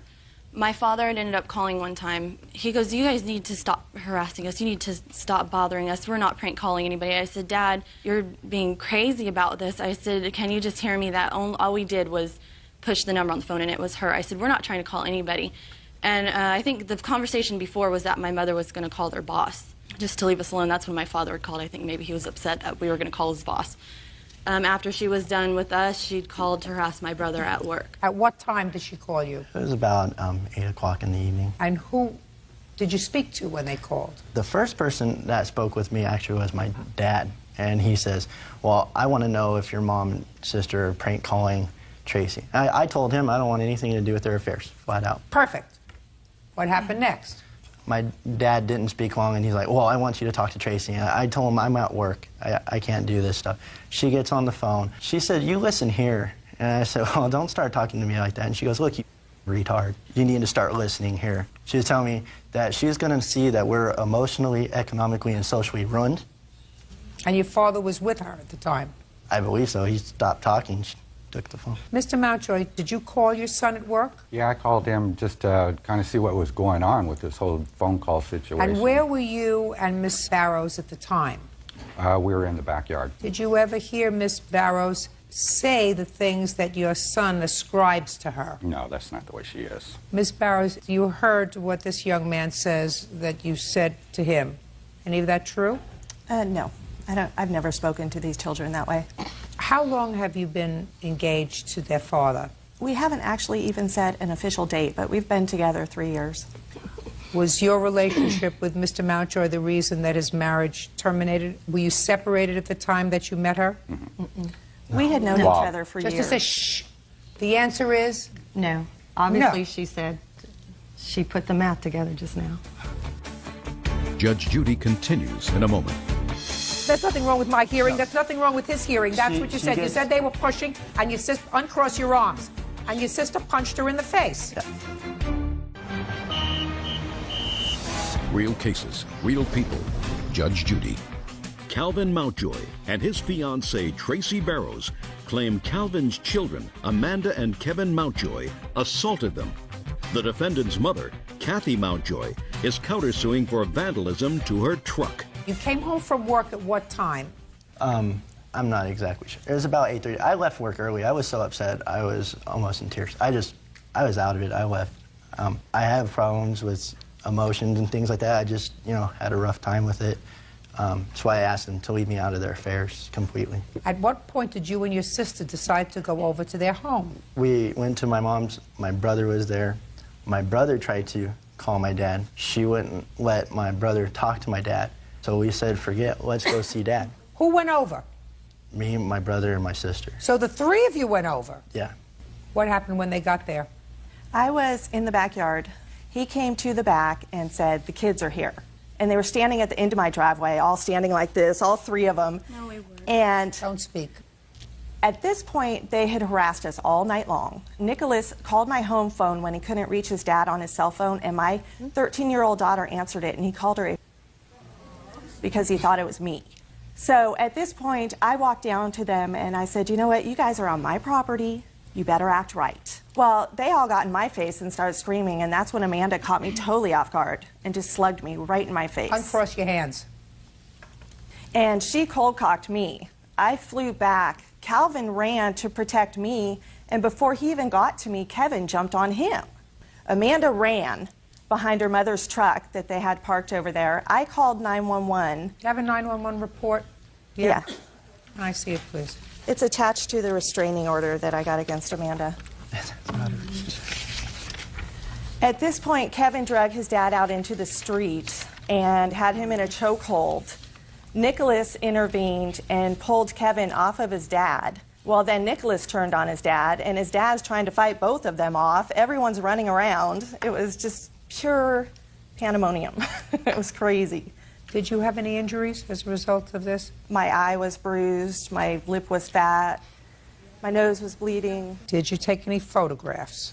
I have one photo of my face 3 days after. I'd like to see it. And we also have phone records proving that we never called them. I'd like to see your cell phone records. I have mine and Calvin's phone records going all the way back to February. I'd just like to see April. You have your phone records? No, we don't have paper phone records. Okay. Now, what was the number, Ms. Mountjoy, that you say came up on the phone? Or I don't call them. I don't know the numbers by heart. If I had my purse with me, I'd be able to look at my phone and indicate which phone. On the 25th of April, 209-506. Who is that? It's me. You called him 1, 2, 3, 4, 5 times. Every time she answered and hung up, and then there's a couple of those where I left messages before he left to let him know that we were coming to his house. Oh, yeah. Just a second. Messages. You called and said you were coming to the house, but that wasn't until after 8 o'clock, sir. Yeah. That wasn't until, I'm talking about 7 o'clock. Whose telephone number is 209-85? That's mine. You called your father 1, 2, 3, 4 times that evening. Your mother can sit down now. You can stand up. You were there. Now I'll hear your version of the story. We wanted to talk to our dad. That's it. Well, why didn't you wait until things cooled off and speak to your father the next day, perhaps the three of you calling him and saying, listen, Dad, could we meet for lunch? Because we would like to talk to you. Because we were upset. Right. Don't speak. That's what your mother should have told you. Because clearly the three of you don't have a judgment among you. There are lots of people that get divorced. Can we speak? Yes.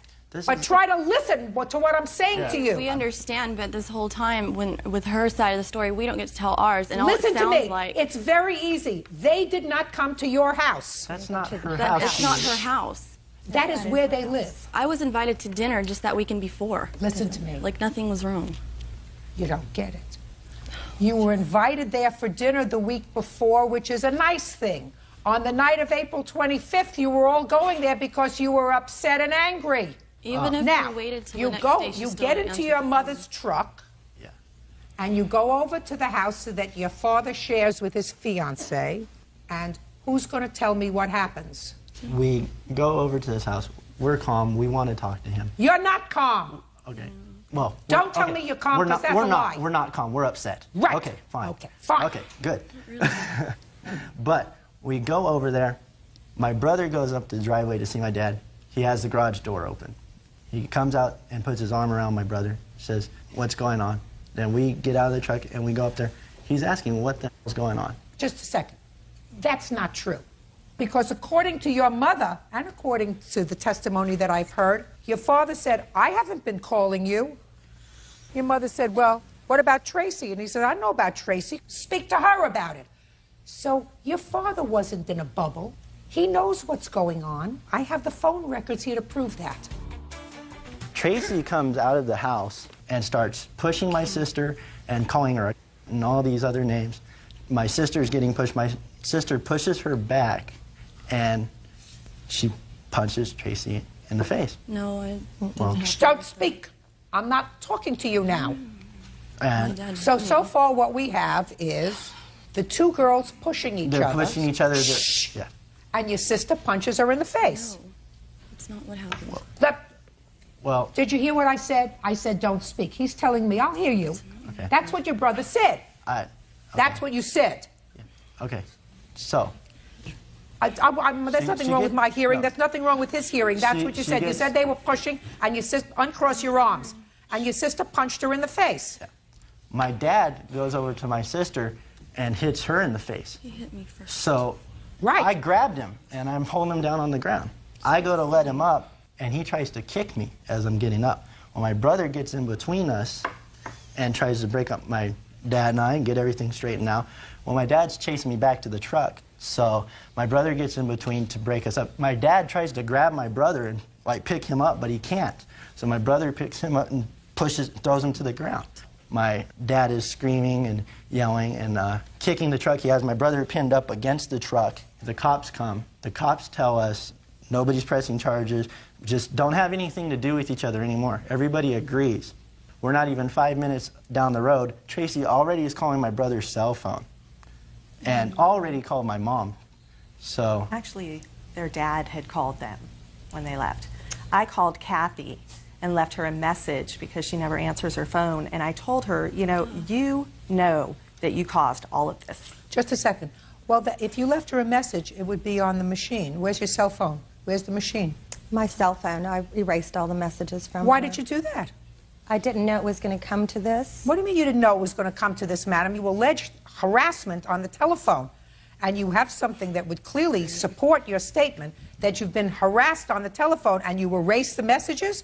You're too smart for that. Now, I'm going to ask you a couple of questions. How could you have avoided what happened that evening?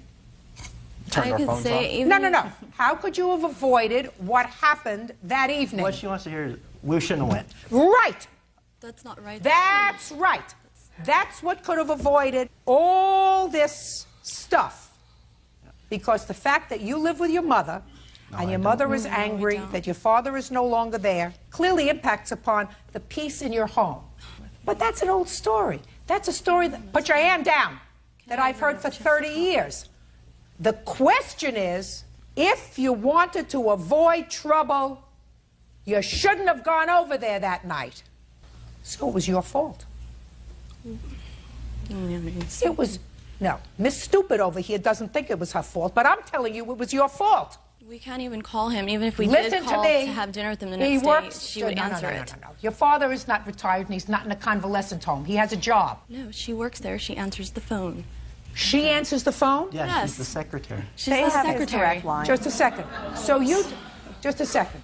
And I'm not a secretary. What are you? Do you have, let me tell you something. He doesn't love your mother anymore. Get over it. That doesn't mean he doesn't love you. He doesn't. That doesn't mean he doesn't love you. That he doesn't want to see us anymore. That's basically what I want to hear. You are so fixed and so limited that it's going to be impossible for anybody, including me, to get through to you. The only thing I can say to you, the three of you together, is if you had not gone over there, stop playing with yourself. If you had not gone over there riled up on April 25th, this whole thing would not have happened. If you had taken a deep breath, counted to 10, and said, tomorrow, if I want to talk to my father, who looks like a very nice man. You look like a nice man. If you don't think he's a nice man, that's up to you. Don't have anything to do with him anymore. But don't go over to his house at 9 o'clock at night where he lives, belligerent, upset, and the first blow that was thrown came from her. No, that's what your brother said. No. That's what your brother said. That's not what she said. He hit me first. No, listen to me. That's not what your brother said. The only reason he restrained my father is because my father hit me first. I don't care if your father hit you. Well, I want to tell you something. If my 20-year-old daughter came over there in a belligerent way, I would have given her a good crack in the face, too. And I don't believe it because that's not what your brother said. So, I don't know, quite frankly, Mr. Mountjoy, what value it is, other than the fact that you've gotten it out of your system, it is to sue them. Can I give you monetary damages? Sure. Can I say to you, you've been vindicated that they were stupid to come over there that evening? Absolutely. On your lawsuit, each one of them is going to give you $10. and they've gotten my response to what they did. Now I'm going to deal with their mother's car. Their mother's car should never have been there, and if it was dented that night as a result of this altercation, then their mother's going to fix it. You're not going to fix it. So your counterclaim is dismissed. Go home. Parties are excused. You may step out. Our father is completely over. Student Bobby Pinchuk is suing fellow motorist, student Charles Azure, for an accident caused by his road rage. Charles says it was Bobby who was driving recklessly. He is countersuing for his injuries.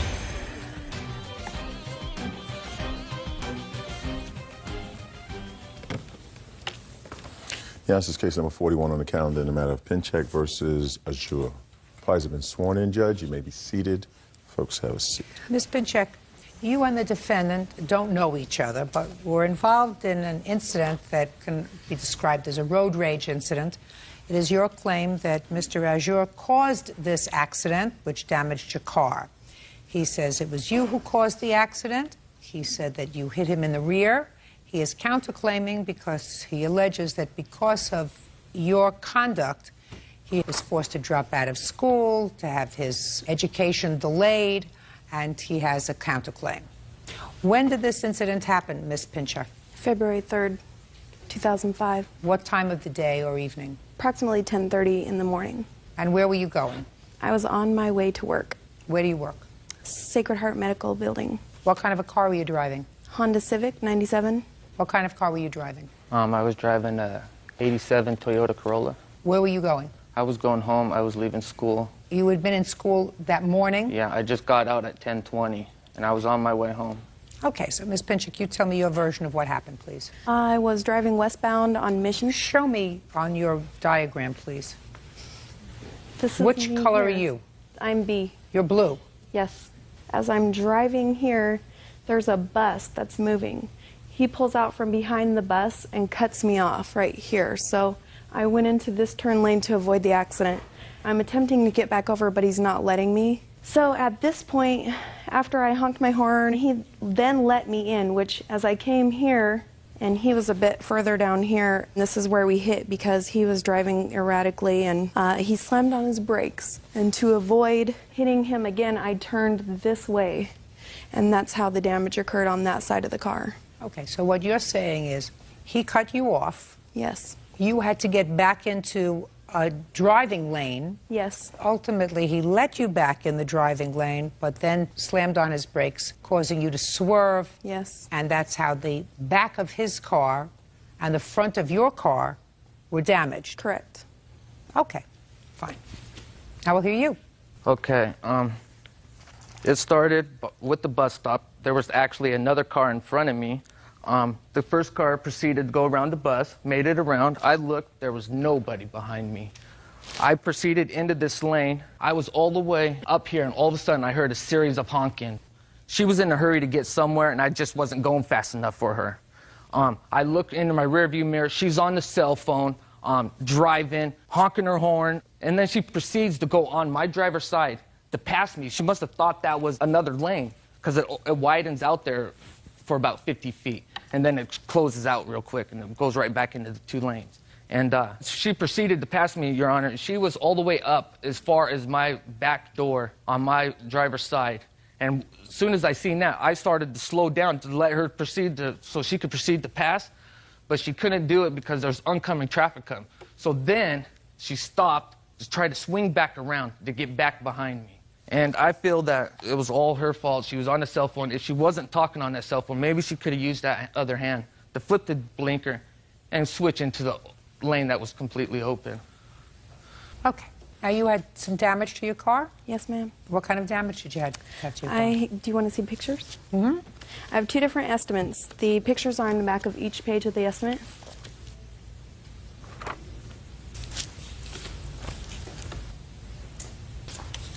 What happened when the police arrived? One officer talked to me, and I told him the story, and basically he wrote out the report, and that was it. He said that he attempted to contact my witness. Do you have a police report? Yes, I do. Can I see it, please?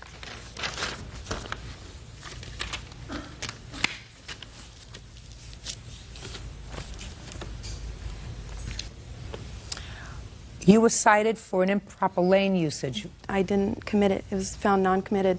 Did you have a hearing with regard to that? Yes, with extenuating circumstances. My witness was there to attend as well. What is your name, sir? Sonny Shaver. Stand up, please. Do you know the plaintiff? I never met her till that day. You were driving on the 3rd of February? I was the oncoming traffic, Your Honor. Show me where your car was. I was here. This island stops and, like he said, becomes 2 double yellow lines that narrow down back to a 4-lane street. When I saw him, she was behind him. He went about halfway into this lane with half his car. Then all of a sudden he came back and she dived to the left to avoid him, and I thought, oh, gonna get hit head on here.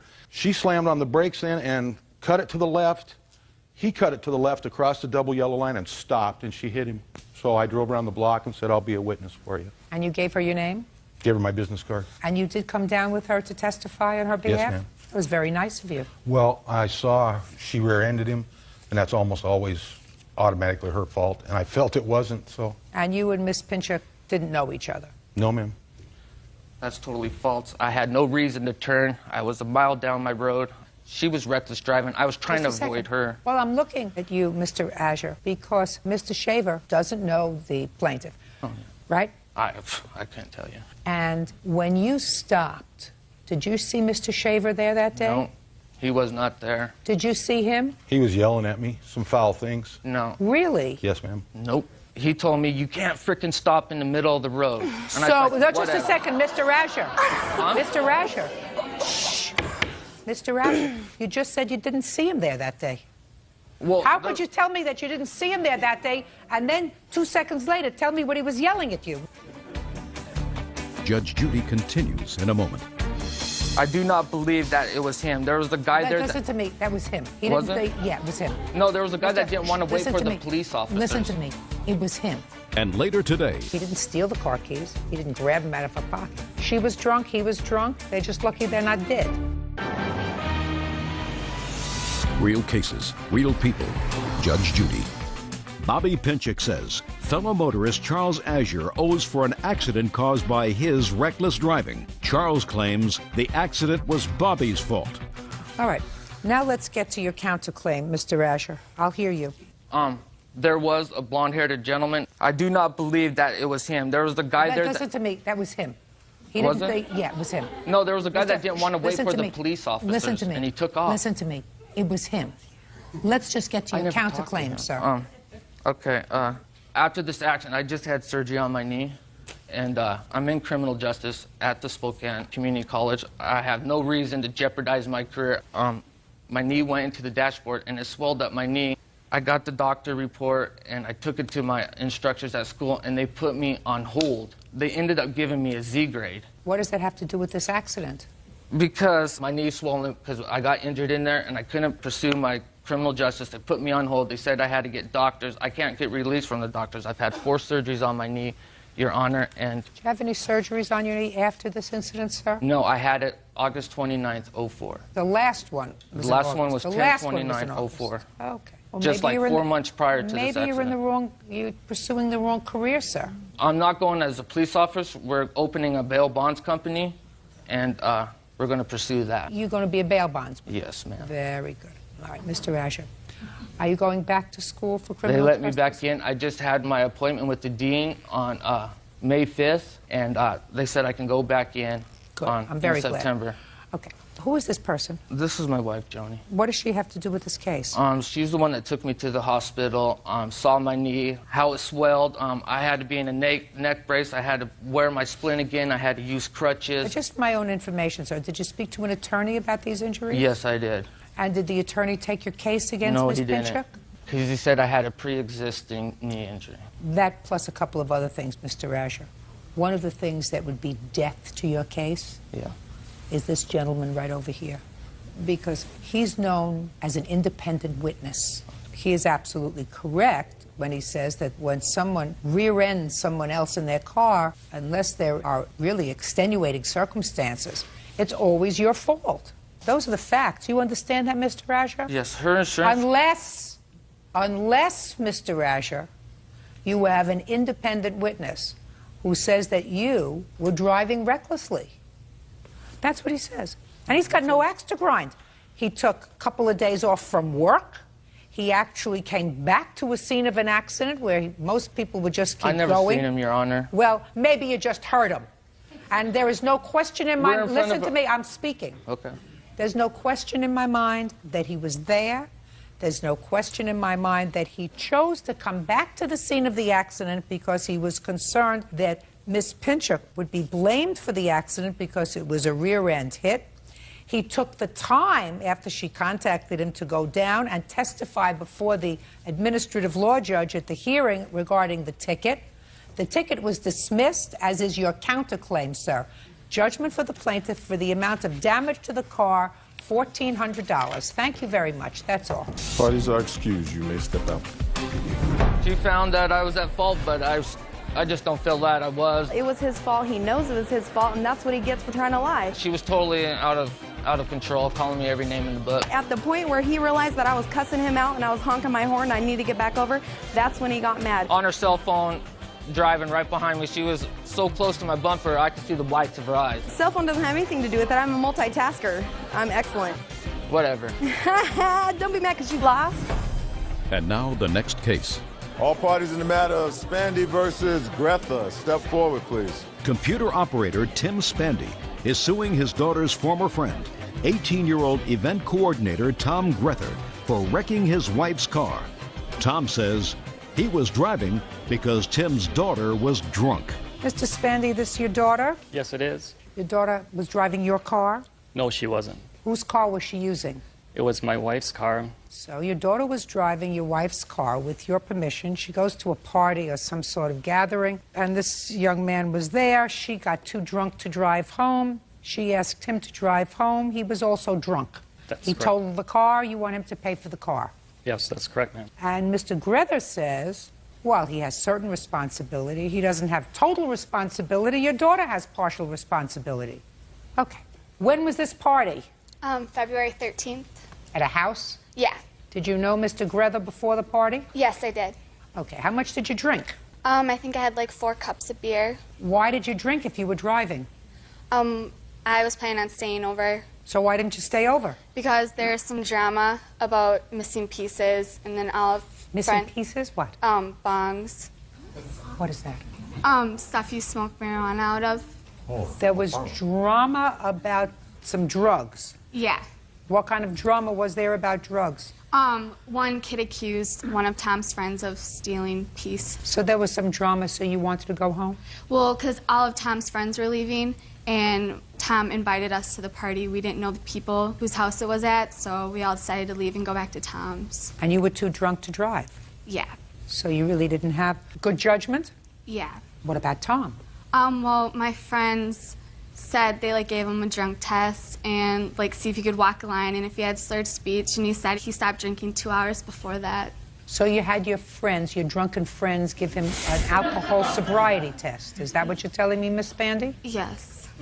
And your slightly inebriated friends told you that he was sufficiently sober to drive your mother's car? Yeah. Tell me how you totaled her mother's car. We were driving down a dirt and gravel road, and the car had spun out, and we had crashed into a tree.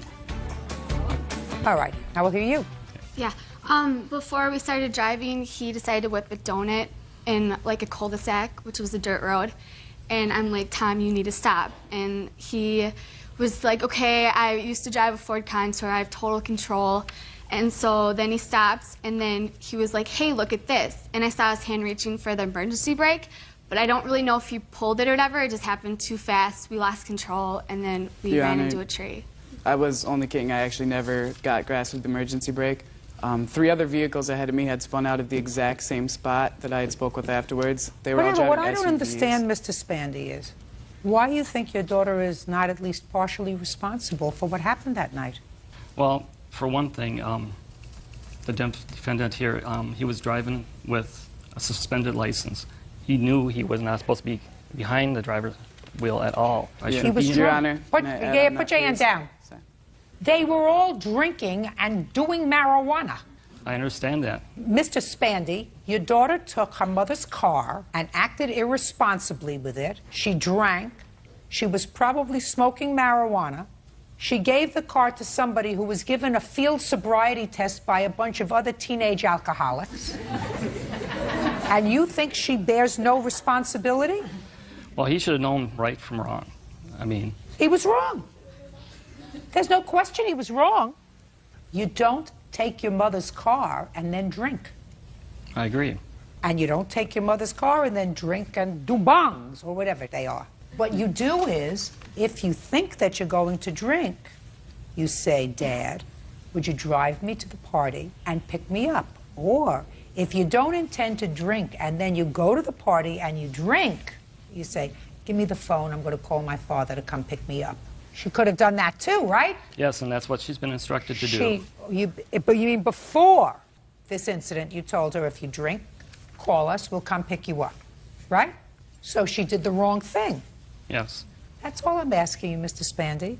I'm not saying that Mr. Grether here is going to get off scot-free, but what I'm telling you is your daughter bears some responsibility for what happened that night. I agree. I mean, she was in the wrong, but for somebody of his age, a little bit older, selling alcohol and all that other stuff Just a going second. on, that How old is your daughter? 17. And how old are you? I'll be 19 in a few weeks. Listen, she's 17, he's 18. You know how much longer it takes a boy to mature than it takes a girl to mature? Yes. I just want you to take a look at him. Take a look at him. You'll understand what I'm talking about. Yes, I understand completely. Do you understand what I'm talking about? Oh, yes. All right. So don't tell me that he's so much older and is selling liquor. She's 17 years old. She shouldn't be drinking 5 beers, right? I understand that. Bad judgment. Yes, very. And if you start... May I please add on the... Don't say anything. Sorry. All right. Start with this premise, Mr. Spandy. But for the fact that your daughter did the wrong thing, you would not be standing here today. Correct. She did the wrong thing 3 times. She took the car. She drank. Yes. Instead of calling you to come pick her up, she gave the car keys to him. But for her actions, he, who's not any older than she is, would not have control of the car. He didn't steal the car keys. He didn't grab them out of her pocket. She was drunk. He was drunk. They're just lucky they're not dead. Yes. So the car was totaled. Yes. Did you have insurance? I only had liability, no collision, so the insurance company would not pay for it. When did you purchase the car? I purchased it 8/25/04. And how much did you pay for it? We paid a little over $4,300. Other charges incurred that night was towing fee and pound lot, and that was over $200. So you paid $43 plus another $2. Yes. Half $4,500 is $2,250. $2,250 is his responsibility. The other $2,250 is your daughter's responsibility. I suggest that you see to it that she takes care of it. Oh, she's already taken care of the other car we have purchased. Good. Judgment for the plaintiff in the amount of $2,250. That's all.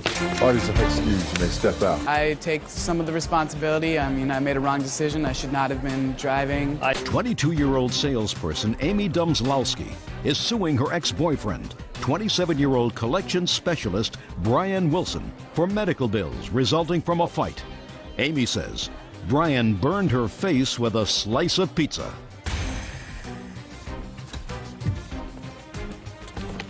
Yeah, this is case number 58 on the calendar in the matter of Domzlowski versus Wilson. Parties have been sworn in, Judge. You may be seated. Ma'am, have a seat, please. Ms. Domzlowski, according to your complaint, Mr. Wilson used to be your boyfriend. He's not your boyfriend anymore, and he assaulted you twice. After he assaulted you, I assume you had nothing to do with him. That's correct. How long were you involved with him before this assault? Well, I dated him originally back when I was in high school. How old are you now? I'm 22. When I had first dated him, I was 16. And then we broke up, and we got back together in August 11th of 2004. When was the assault? January 10th, 2005. Tell me about it. Well, Brian and I were at a bar, and we had gotten into an argument. He mentioned something about a friend of his who I had dated while we were separated, and how he was going to come back into town, and he wanted to see how I was going to react to his friend being back in town to see if, you know, we're going to try to reunite. Mr. Wilson, you're going to get a chance. Okay. Right? Yes, ma'am. So we were arguing about that, and I told him, you know, I wouldn't cheat on you. I care too much about you. And so he left the bar. He wound up leaving. So I went after him to make amends, you know. Why would you go after him to make amends? What had you done wrong? I hadn't done anything wrong. I was just trying to talk to him, you know, just to make sure, you know, that we were okay, because I didn't want it to end on that. What had you been drinking? A beer, a Corona. And you? A Corona. How many? I had like 1 or 2. Let's say 2. Okay. What about you? I had probably about 1.5 before I got fed up. Let's go to 2. 2. So you've had a couple of beers and you're arguing at the bar. You couldn't argue at home? That's how it goes every time we went out. Every time we went out, it was a big scene. Okay. So now you're outside trying to make amends for something that you didn't do. What happened outside? Outside, I went to my car to retrieve his jacket because he was like, I'm walking home, and I offered him a ride, and he refused. So what did you say? You said, don't walk, I'll drive you home? Yes, I said, I will take you to the house. And how far is the house from the bar? About 5 minutes driving. How long walking?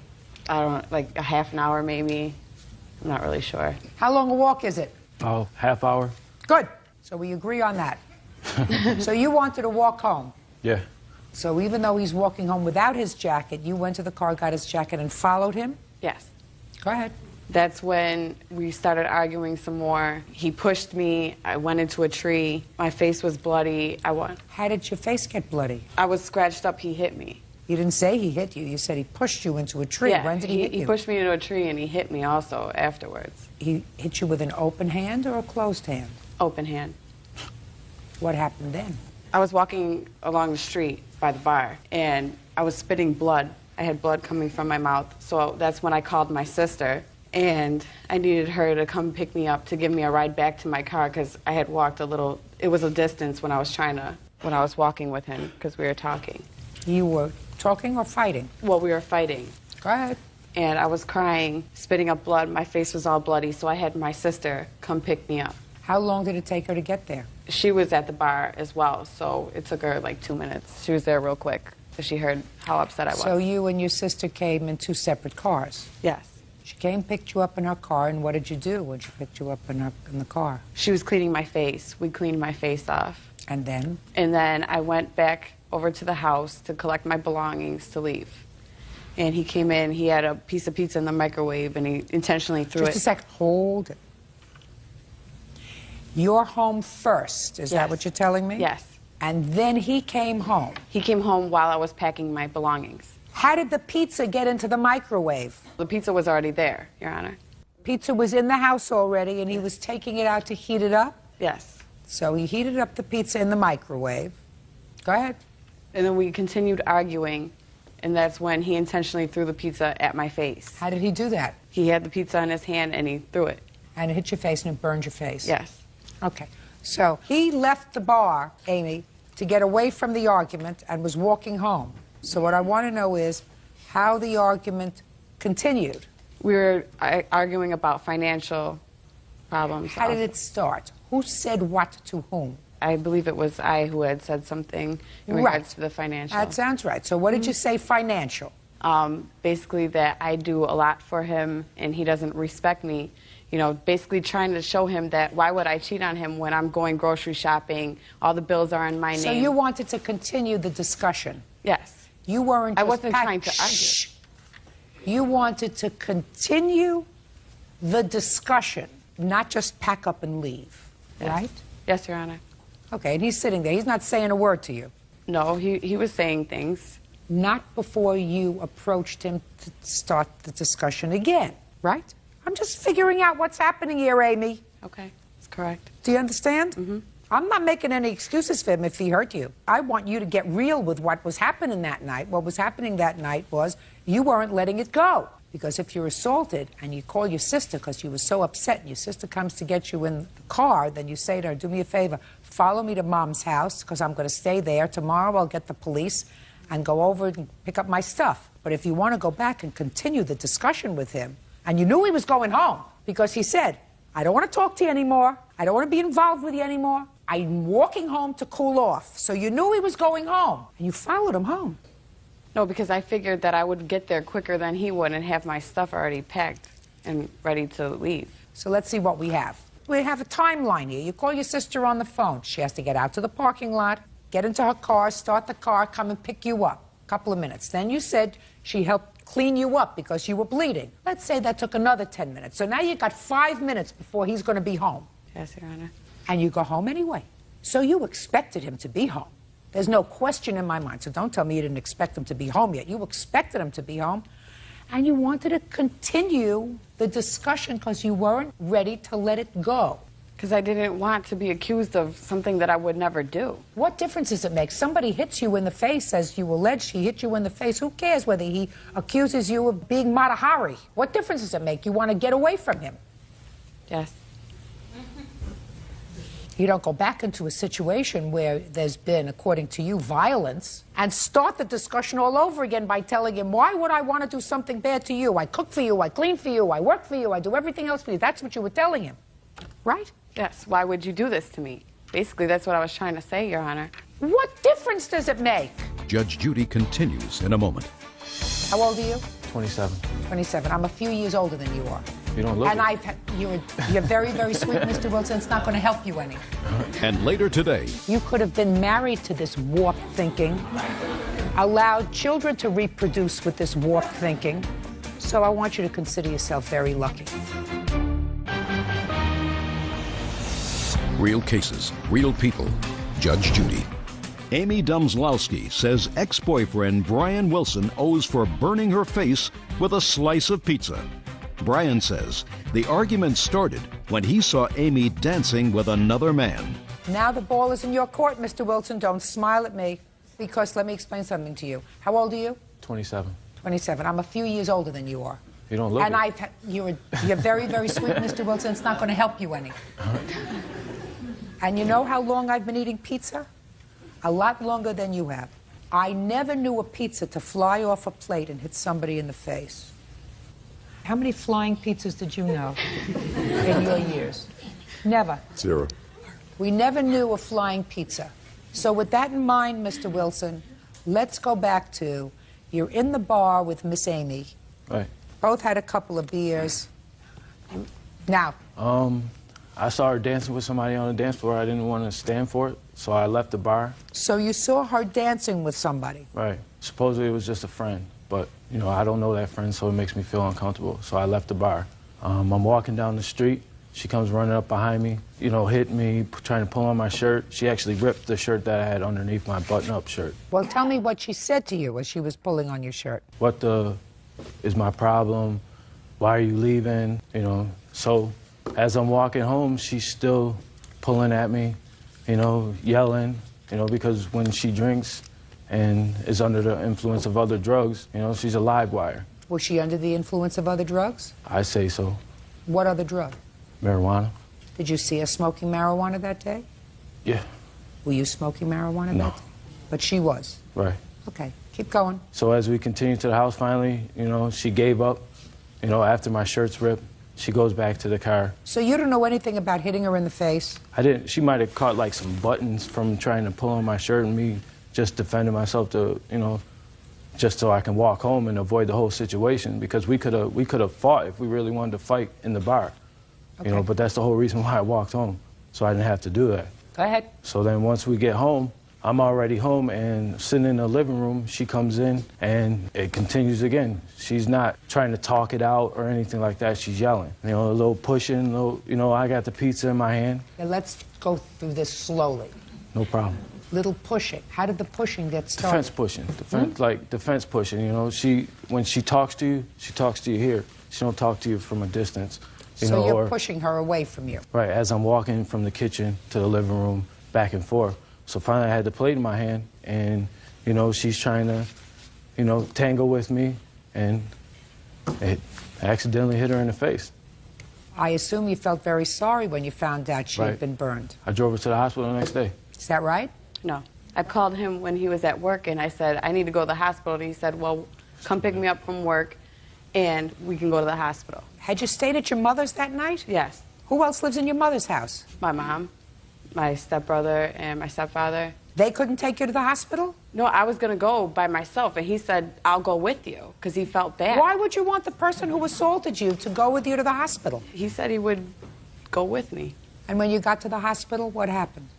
They looked at it. They said it looked really bad. They referred me to a plastic surgeon. Did he just take you to the hospital and take you back to your mother's house? I was driving, so I took him back to his house. We went and got the prescription filled. So first you went and got the prescription filled? Yes. And then you drove him back to his house? Mm-hmm.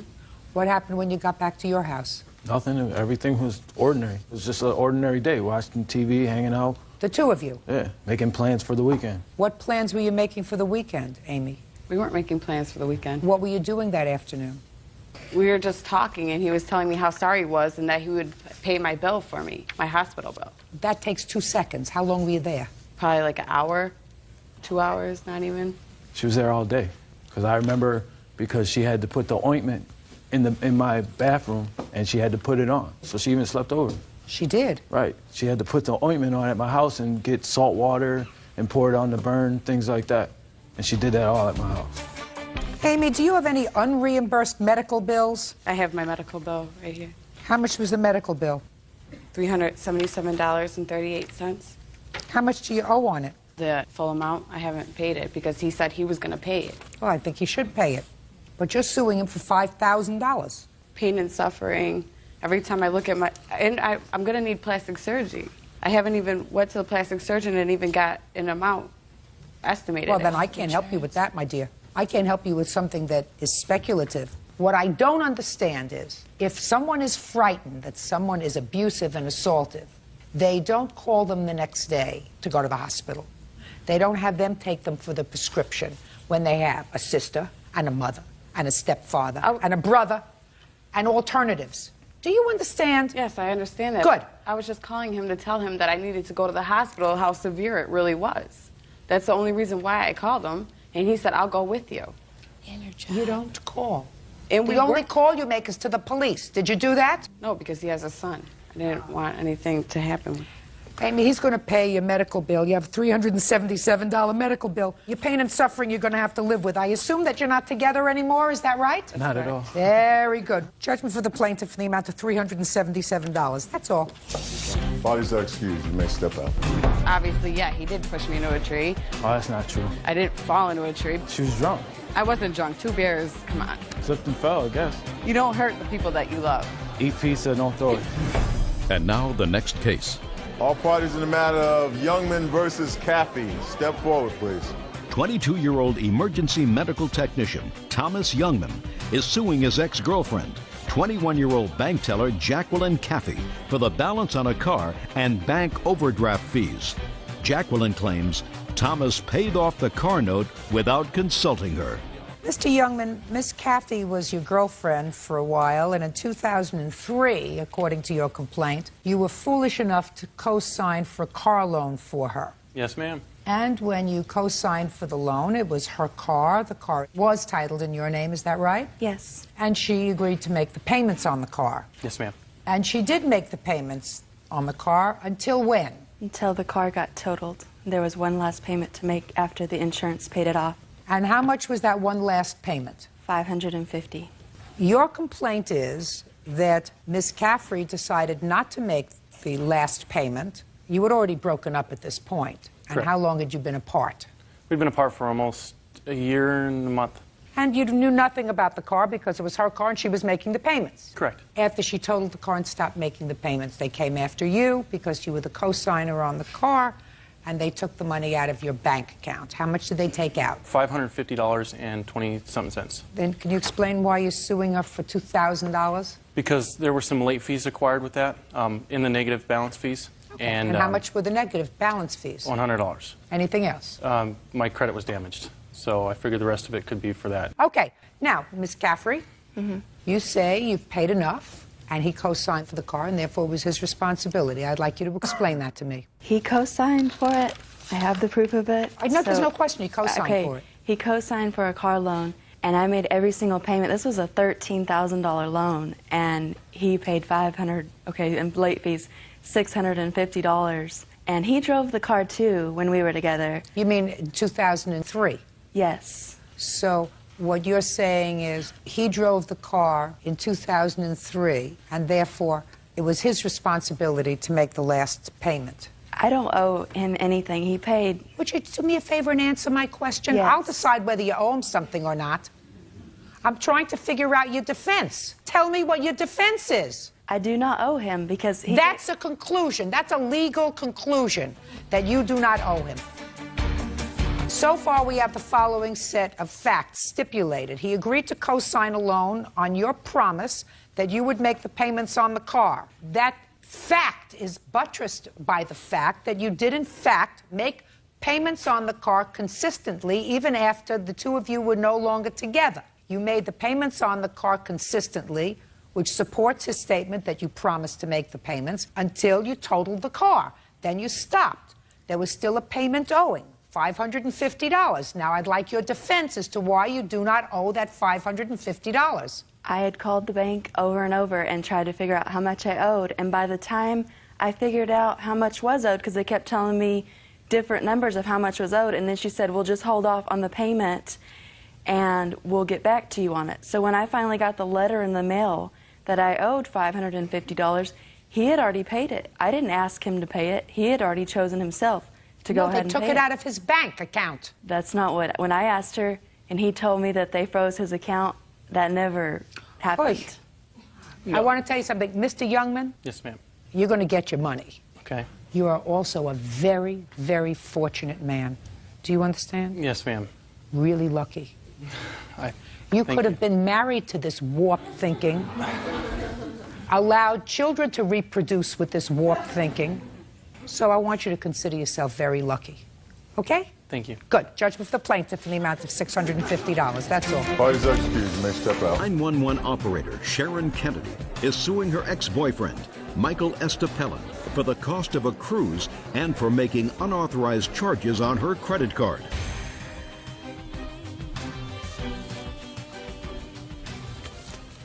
Case number 148 on the calendar in the matter of Kennedy versus Estepellin. Parties have been sworn in. You may be seated, ma'am. Have a seat. Ms. Kennedy, according to your complaint, you and the defendant were dating.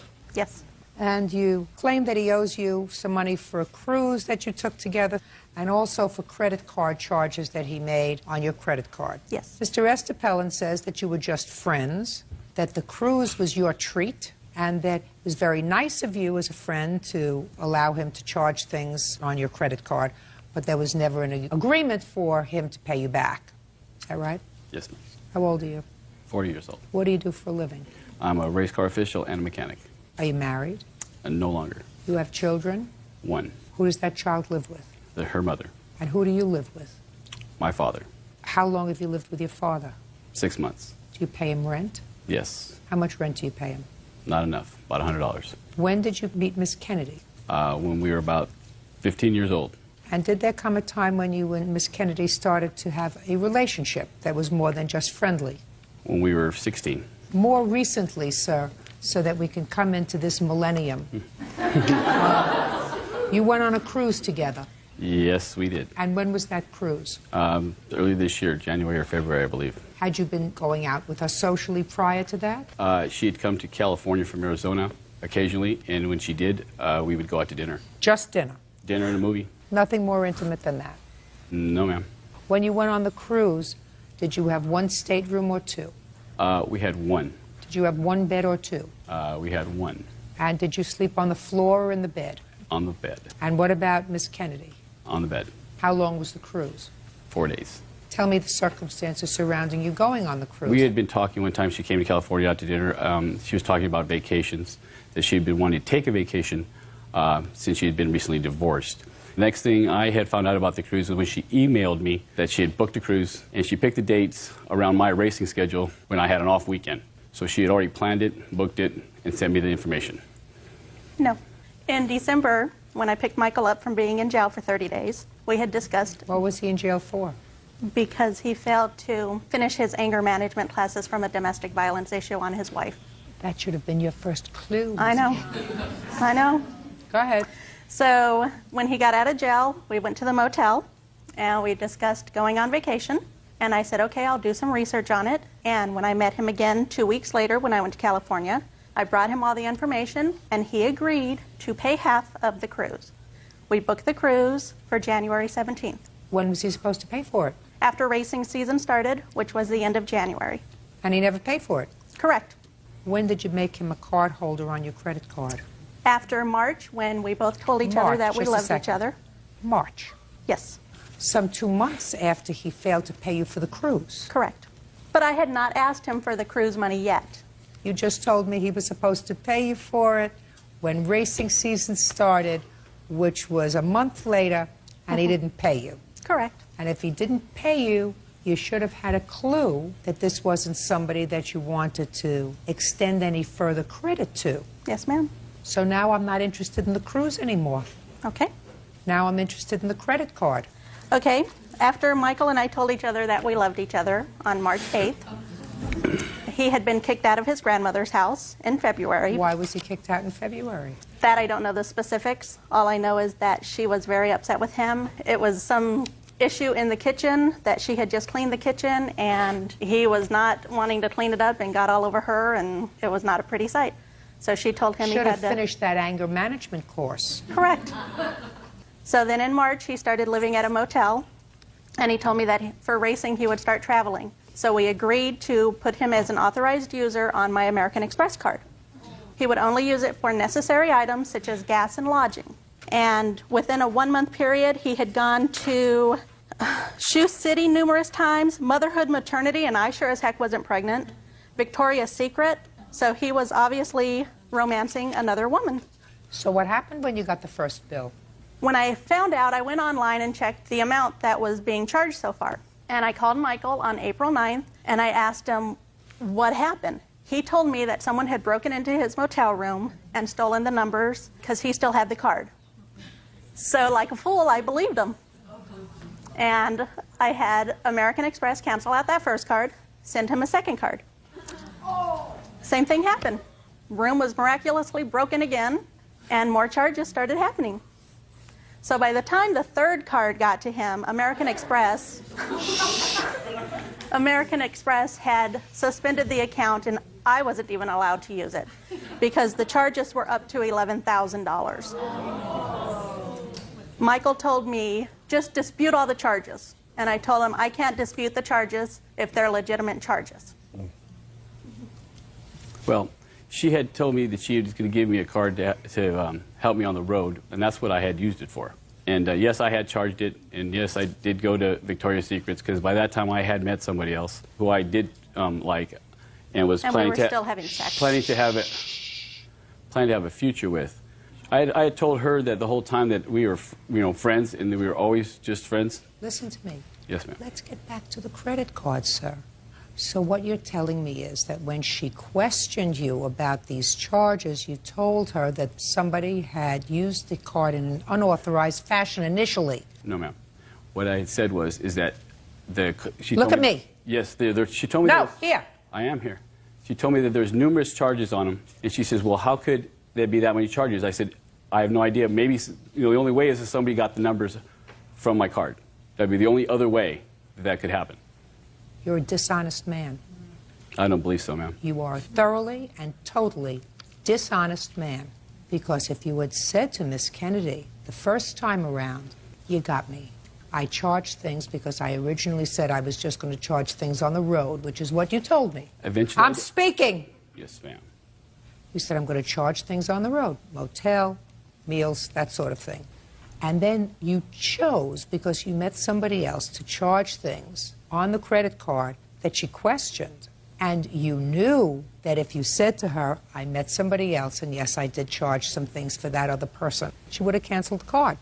You chose not to do that. And after you got the second card, you did the same thing. You charged things for your new girlfriend.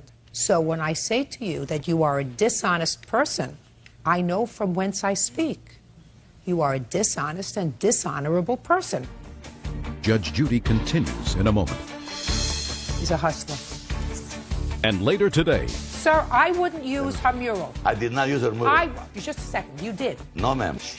But, Ms. Diaz, don't bother me. I think you ought to find a different line of work, by the way. Real cases, real people. Judge Judy. Sharon Kennedy says her ex-boyfriend, Michael Estepellin, made unauthorized charges on her credit card. Sharon claims Michael lied about the card getting stolen. What were the costs that he put on your credit card?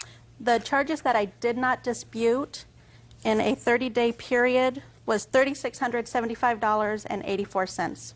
Can I see those, please? The highlight ones on the copy are the ones that we did not dispute. And I also have a copy... You did not dispute them because he made them. Correct. I have a copy of the cell phone bill that we also went on the family plan with. Shh, I don't care about the cell phone.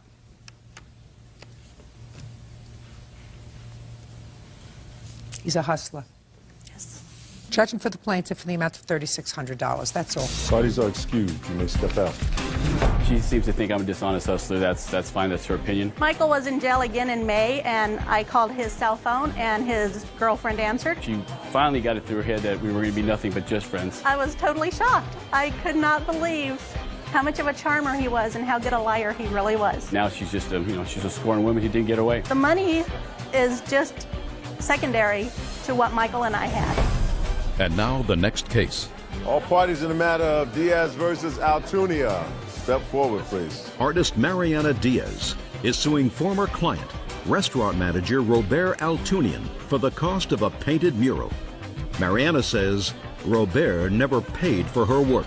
Ms. Diaz, you claim that the defendant owes you for a mural that you painted for his restaurant. And Mr. Altunia says that he didn't like the result, so he's not paying for it.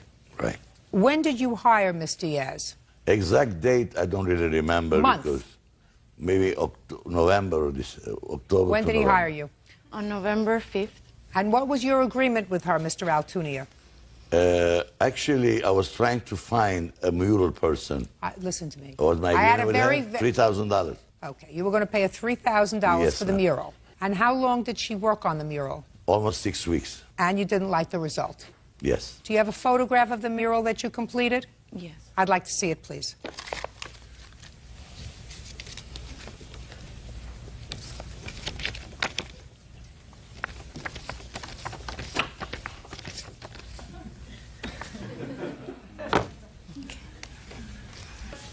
How did you find her, by the way, Mr. Altunia? I put the words around that I need a mural, and she knew one of my secretaries. It was a friend of hers or something, and when I asked her, she said, I'll do it. And you agreed on a $3,000 price? Yes, ma'am. Can I see what you've put in there in place of this, sir? Yes, ma'am. I actually run it. I have a couple of samples that... I don't want to see a sample. No. I want to see what you did over her work. Here. And the top one, too. And the back. That's it. This is what is over the mural that she painted. Yes. You sure? Yes, 100%. Okay. I'm sure. Oh, I see what you did. You used part of her mural in the center, which is what you showed me. You used this part, and you had someone else paint pictures of women, dancers, around it. Yes, ma'am, it's true. Okay, good. Well, it's certainly, I will tell you, Miss Diaz, have you seen it? I'm going to show it to you. It certainly is lovely what he did. He added to your piece. Just show that to Miss Diaz. Okay. I know the artist that did this. He's awesome guy. Yes, awesome. he's wonderful. He used your center. Right. And then he painted beautiful women dancers around the back, and he is awesome. It is awesome. He is awesome. Let me have it back. I met him while I was working on this cause. There's no question about it. Yeah. That as far as artists go, Miss Diaz, he's amazing. He's terrific. But Mr. Altunia, you see, this is your problem, sir. Okay. How long have you been in the restaurant business? 32 years. Let's say Officer Byrd and I decide to take our families to your restaurant. Sure. We come together. How many are in your family? 6. All together. You know, All together, children. 6. Yeah. My basic family is 22. Children, their spouses, and grandchildren. Sure. So between the two of us now, we're 28 people. And we come to your restaurant. What kind of food do you serve, sir? I have 8 kind of different restaurants that I represent. This one? I do not. This one is French restaurant. It's a cabaret, madame. Good. So we come to your cabaret, and we eat, and we drink, and at the end of the meal, I say to him, you know what? I didn't like the food. I had better French food across the street. All right. So, Mr. Altunia, we're not paying the bill because we didn't like your food. We ate it. We used it. But it was better food across the street. Would your first phone call be to the police and say, these people are trying to scam me out of a $5,000 bill? No, They came, they ate my food, they drink my wine, and when I present them with a bill, they say, you know, we had better French food. What? Before I forget, can I give you the answer? Sure. I would invite you again for free next meal. Well, the next time, sir, that she paints a mural for you, maybe she'll do it for free. This time, you got to pay for it. My personal knowledge is... What? Good. Your Honor. That's good. Sir, I wouldn't use her mural. Listen to me. I did not use her mural. Just a second. You did. No, ma'am. You used her mural because No, I'm ma'am. looking at the... All right. I'm looking at the work that All your right. artist did, and your artist used right in the center a little piece of her work. Whether you chose to use her work or not, that's not what's relevant, sir. If you made an... Ms. Diaz, don't bother me. I think you ought to find a different line of work, by the way. But what I'm telling you is, she spent 6 weeks there. The fact that she is a person of marginal talent is not her fault. She really wanted to do a good job. This is the best job she could do. She didn't necessarily try to hurt you, and all during the work process, because I read the papers, you kept giving her money for supplies. Instead of looking at it and saying, listen, my 6-year-old grandchild could do this job. I did the same thing, Your Honor. Oh, just a second. Okay, I'm Instead of doing that, you continued to give us supplies because she says, I could do better, I could do better. And I would have said, listen, let's stop right here. I see after 2 weeks this is not working out. I'm going to give you $1,000. I'm going to hire somebody else. But you, Mr. Altunia, said to her, fine. Here's the money. Go continue to work. Not the right thing to do, sir. You made a mistake. Can I answer it again, Your Honor? Sure. All right. When somebody starts, you know, she's a nice girl. When somebody starts, and a friend of my secretary too, she was very nice, and she's very kind. Believe me, she did her best. I seen her go from books to bookstores. I seen her bringing so many pictures. I seen her sleep there sometime. I was wrong by hiring for such cheap price and expecting the most. Mr. Altunia. Yeah. That's where you're mistaken. That's right. I think that's she your was mistake. expensive. You've been in business 33 years. You that's get right. what you That's pay very for. true, Your Honor. And the artist who ultimately did this, clearly, if they Your Honor, charge please do me a favor. I gotta tell you this. I want to show it to you. I want to what also she did. express something. Yeah, go ahead. Go ahead. You go. First of all, I mean, I'm not going to discuss art, and here is just my time that I put into that thing. Does it sound as if you're not going to win this case? No, and also, I mean, just defending a little bit my art, this thing we agreed before I started that I was going to do over the stage, because that was the stage. Your Honor, excuse me. And I did it in God leave. So Miss I mean, I Diaz, don't- Miss Diaz, listen right. to me, sweetheart. Right. He's got to pay you the $3,000. Put it down. He's got to pay you the $3,000 because that was your Your Honor, agreement. one more second, please. Yes. I told her to put a Moulin Rouge. Yeah, Moulin Rouge is a very it's a famous windmill. restaurant. Moulin Rouge is a beautiful place in Paris. I met better over here. I had a lot of money available to give anything she wanted. I have $1 million location. Listen to me. I have now picture. I told her to make one Moulin, the windmill. That's how she finished it. And I had to work in the top of Moulin Rouge. No. Please look at it. I did the Moulin Look what since she the did. beginning. It was Yeah, I wanna do Moulin. amazing. It's amazing. And You're going to win okay. anyway. Please, don't. You won already. What are you fighting for? Mr. Altunia, what I'm telling you is you're a businessman. You've been a businessman for 33 years, according to you, in the restaurant business. You made an agreement with her. Your agreement was she's going to paint, do the best job she could for $3,000. Right. The fact that you thought you were getting something for nothing, That's right. that's your problem. See, I then guess you it had to was. hire somebody to come in and finish the job. And I want to tell you something. The person that you hired is a person that has a tremendous amount of talent. But that's your problem. It's She true. worked for 6 weeks. You got to pay her. Judge for the plaintiff. Your The Honor- amount of Your Honor, wait, $3,000. wait, Thank don't you. give nothing. Goodbye. Parties are Bye. excused. You Luck. may step out. Thank you. Well, I'm very, very happy about it. I am, and I'm amazed of Salesperson Diana Rodriguez is suing her cousin's husband, account executive Alex Morales, for kicking her brand new car in a fit of rage. Alex says Diana took his wife out for a night on the town and brought her home drunk. Miss, everybody. Thank you. Your Honor, this is case number 29 on calendar in the matter of Rodriguez versus Morales. Parties have been sworn in. Judge, you may be seated. Thanks, Bert. You're welcome, Judge. Miss Rodriguez, the defendant is your cousin's husband. Correct. Where is your cousin? She here? No, she's not. According to what I read, your cousin's husband, Mr. Morales, vandalized your car by kicking it, causing dents in the car. He says he didn't do it. So I have a few questions, and I'm going to start out with him, because I was interested in your answer, Mr. Morales. Yes, ma'am. How long have you and your wife been married? About 3 years, going on 4 years. And according to your answer, sir, your wife and Diana were good friends. Aside from being cousins, they were friends. Yes. And your wife called you one day and said that she wanted to go out to speak to Diana, just to have a girls' night out. She didn't say to go out. She said she wanted to go to dinner. Apparently something was going on. Well, that's dinner. That's going out. Okay, well, it turned out to be some other... No, but that she told you she wanted to go out for dinner. Yes. You have children? Yes, we do. How many children do you have? We have 4. 4 children in 3 years. How did that happen? We have 2 together, and we each brought daughters into the marriage. So your wife said she would like to have dinner with her cousin Diana. Yes. And you said okay. Yes. Well, what did you say? I said dinner would be fine. You didn't give your wife any specific instructions, though? No instructions other than I made it clear that I didn't expect her to turn it into a drinking evening.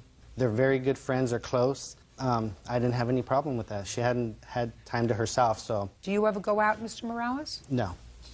Never go out and socialize? No. Tell me what happened next, sir. Once I got home and she was getting ready to go out. What time was that? That was 6, maybe 6:30. Okay. And her cousin came, picked her up, and then they left.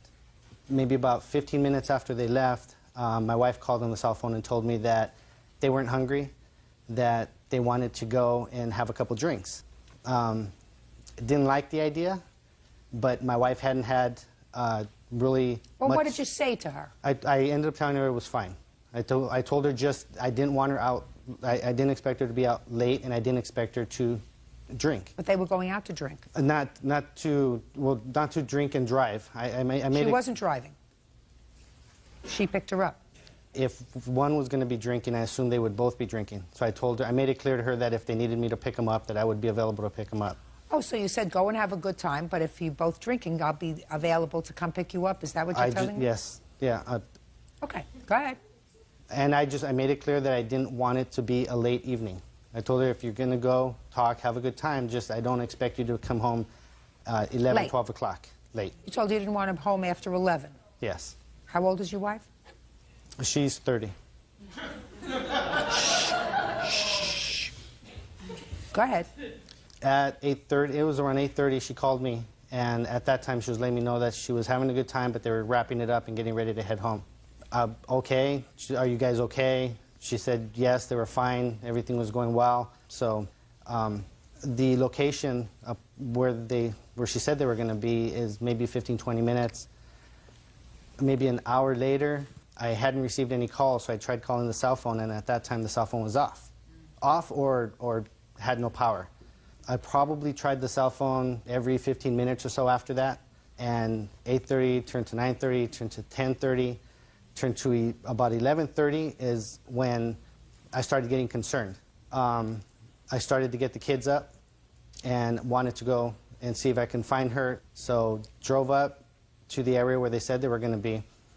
Different path on the way home, thinking I might see them stranded. Didn't see them? Didn't see them. Kept trying the cell phone for... Okay, you tried the cell phone. You didn't. What time did they finally come home? They came home at about 2:30. And what happened when they got home? Well, they drove up. I was actually getting the kids ready to go out and look again when they drove up. I went out to the car first thing was, what happened, is everything okay? When I saw the condition that they were in, I turned to being very, very upset. Said some things I probably shouldn't have. Grabbed the door, opened it, took my wife out of the car. The seatbelt was still on, so I had to reach in and undo the seatbelt for her. She had trouble even standing, getting out of the car. She managed to get into the car. Yes. And put a seatbelt on. Yes. Okay, now Miss Rodriguez, coming back to you. You're out for the evening. Right. Where'd you go? We went to a bar that they served, it was actually a wine and beer bar. They served appetizers. We did have appetizers and drinks. Okay, what time did you get home? We probably got to their house around 1:30. Were you having a good time? Yes, we did actually. We had a really good time. It was actually our first night out alone since the time they got married, because she is not allowed to go out alone. What do you mean she's not allowed to go out alone? It always has to be in a group setting, or he has to be there. Had you socialized before she got married? Yes, we were, besides being cousins, we were really good friends. We always went out before they got married. Once they got married, that stopped. Did Mrs. Morales turn her phone off? You know, I'm not sure if she did, but I know she did receive a call from him several times. Did she take the calls? Once, when we were about 5 minutes away from their house. She did answer the phone. It was him, and I can tell at that point that something was wrong because she looked frightened, and the way she was speaking was not, I mean, I can tell something was wrong. Did you speak to your wife before she got home? No. The phone was off up until she got home, and I showed her that the phone was off once she got inside, and I actually was angry and broke the phone because it was off. How did you break the phone? I threw it. Where were your children? They were in the bedroom. Up or sleeping? Up. So what happened when you came home? As we were driving down the street where they live on, I can see him coming out. He must have been looking in the window, or I don't know, because I can see him pulling towards the street. What are you pulling towards the street? He was in his car? I mean, walking towards the street. Okay. And I was driving in, and he opened the door just like he said. He pulled her out. He yelled at her first and said, "Are you crazy? You're married." Then turned to me and said, you ruined us. And was yelling, and he was out of control, very angry. I didn't say anything. I couldn't believe it. I didn't know what to do. I was scared. I was frightened. And he kicked my car twice within maybe a 2-minute gap. You have pictures of the damage to the car? I do. As a matter of fact, my car was 3 weeks old when he did this, so I was very upset. Brand new car.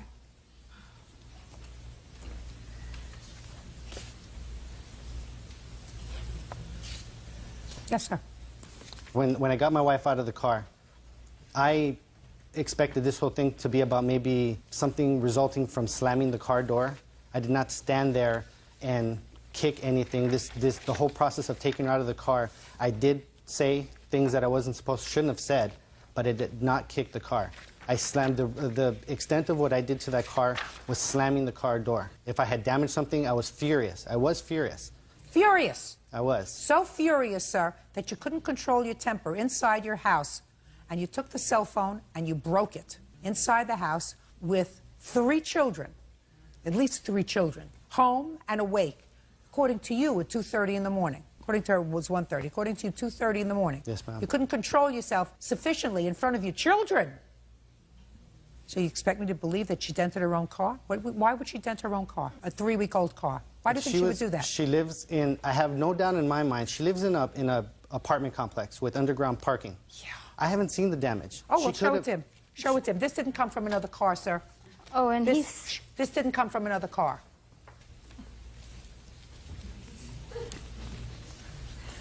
Can I say something? He's seen the damage because I mailed him pictures and a letter about 2 weeks after. Have you spoken to your cousin since? No. I called her the next day because I was concerned. I wanted to know. I left her a message on her cell phone. I just wanted to... She hasn't called you back? No. Ever since then, she's avoided me, and I know she's avoided mutual friends that we have. Well... And actually, maybe, I don't know if she's avoiding them, but he denies her every time someone calls. Mr. Morales, it's not my job to be a therapist, sir. And if you've got your wife so intimidated that she has a fear of maintaining contacts that she's had all of her life, like her cousin, that's very unfortunate. I certainly wouldn't let you do that to me. The fact that you have no interest in going out and socializing with friends is your business. If your wife every once in a while needs to get away from the pressures of a full-time job and taking care of 4 children.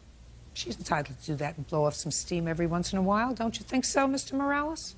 Yes, ma'am. What's the problem whether she's married or not? Where did you think she was at 1 o'clock in the morning? Did you think she was out sleeping with somebody else? No, ma'am. No, But it's not a you- matter of the marriage. This was a matter of, all it takes is one mistake of drinking and driving, and it changes everything for my They kids. got home fine, Mr. Morales. You They should had have been drinking. They got home fine. Then you wait until the next day, and you say to your wife, you know, it was dangerous last night. You know, you were drinking, Diana was drinking. I told you I'd be more than happy to come pick you up. You really had me worried. That's not what happened, sir. Mr. Morales, what happened is you lost your temper. Judge Judy continues in a moment. And later today, I had no problem paying for the loan, assuming that she would do what she could to help me out. One in What you particular- wanted her to do, sir, is to lower your child support payments so Right. that you could pay for this hobby craft. real cases, real people. Judge Judy. Diana Rodriguez says her cousin's husband, Alex Morales, kicked a dent into the side of her car.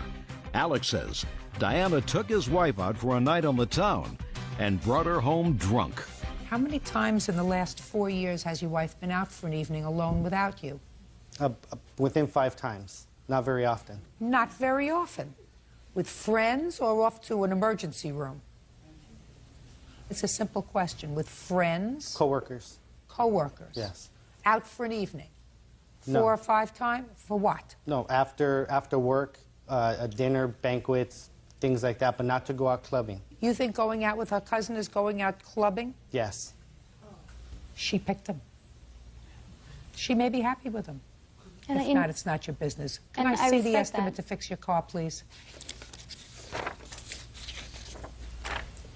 Mr. Morales, how you and your wife conduct your business is really none of my business. However, you have absolutely no right to take out your frustration on Miss Rodriguez's brand new car. In order to fix her car, it's going to cost $2,600. She probably has insurance to cover it. There's absolutely no reason for her to have to submit this to her insurance because of your hissy fit. Judgment for the plaintiff in the amount of $2,600. That's all. All are excused. You may step out. He just doesn't want to take responsibility for his actions. It wasn't a controlling thing. It was her kind of knowing at what point would, I'd be set off. I don't have a relationship with her. As far as I'm concerned, if she wants to stay married to me, I wouldn't allow them to go out again. And now the next case. All parties in the matter, Davis versus Jemison. Step forward, please. Call center supervisor Penny Davis is suing the father of her son, car rental manager Jerome Jemison, for a loan to buy a motorcycle. Jerome says Penny was supposed to use her child's support money to make payments. Miss Davis, the defendant is your former boyfriend and the father of your children. How many children do you have with him? We only have one. When was the last time you lived together? Over 5 years. When did you make this loan for a motorcycle? July of 2003. Why? Basically, he wanted to purchase a motorcycle, so he came to me and asked me if I would help him obtain a loan to purchase a motorcycle. Why couldn't he get his own loan? His credit wasn't good enough for that. So he did all the legwork, and basically I showed up and signed the papers, and he got a check for the purchase of the motorcycle. Wasn't that a big mistake? I would have to second-guess myself at this point and say yes, but at that point in time, I thought I was helping someone that I could trust. So you thought you were helping out a friend, but then he stopped making payments on the loan. Yes. When did you stop making payments on the loan, sir? Actually, my last payment was November of last year. Why? When I lost my job, about 3 months after we got the loan, I got another job making considerably less, and child support was not lowered. So? Penny and I actually had a conversation then in the summer of last year where she agreed that because I could not get that child support modified and lowered to then match the new calculation on my new salary, that she would then pay that amount. No, I did not. Just a second. She would pay what amount? Any additional amount towards the loan because I could no longer afford it. Why didn't you sell the motorcycle? There's no way I would get anything close to what I paid for You have it. the title to it? Yeah. Let me see it. And I'll actually say on it that it is a rebuilt salvage. So this motorcycle is how old? 1994 with some 95 parts on it, I think. Now, you don't use this to get back and forth to work, is that right? No. It's a hobby. To some degree. And how much do you think you could get for it if you went to sell it? $1,000 to $1,200. And how much is left on the loan? $3,744 and $3,744 and 61 cents. That's okay, the payoff amount. That's the payoff amount. Yes. I also asked Mr. Jimison to give me the title. Yeah, well, he's going to do that today. Judge Judy, if I can mention one thing. When we entered into this agreement... Just a second. Okay. Before he mentions a thing, Byrd, find the right place where he's supposed to sign off on this thing, because he's going to give the title to her so she can sell it. Can I make a statement short of that? Not short of it, after you sign it. Transferor.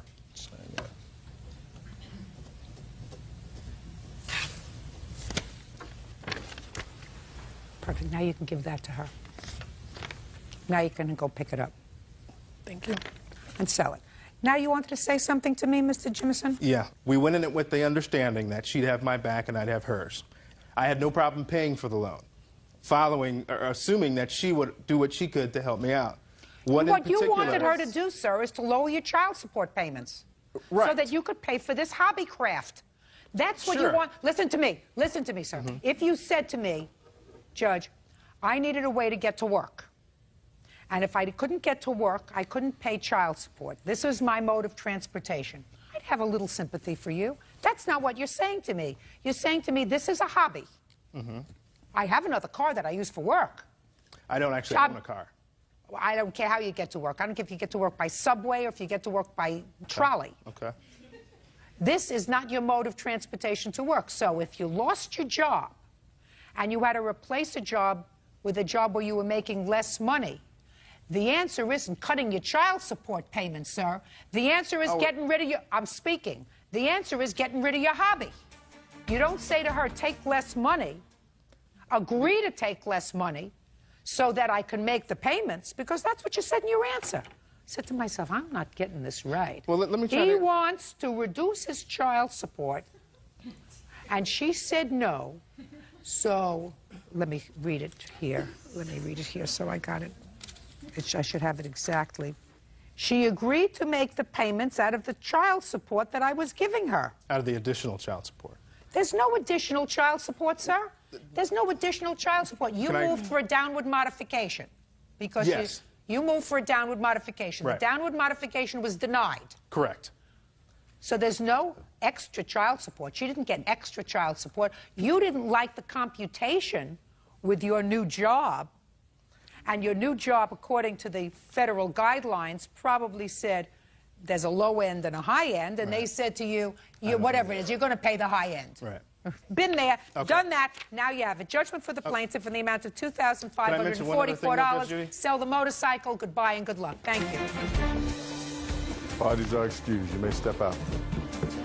It's a shame it had to end this way, and it's unfortunate that now that my child... Jenny Rose is suing her ex-roommate, 23-year-old Sheena Mashoud, for the return of rent, a security deposit, and defamation of character. Order. All rise. Now, this is case number 198 on the calendar in the matter of Rose versus Mashoud. Parties have been sworn in, Judge. You may be seated. Miss Rose, you rented a room from the defendant, and according to your complaint, you were forced to move out early. Yes. You want prorated rent. Yes. You certainly want your security deposit back. And you want compensation for what you say were very nasty things that the defendant posted about you on the internet.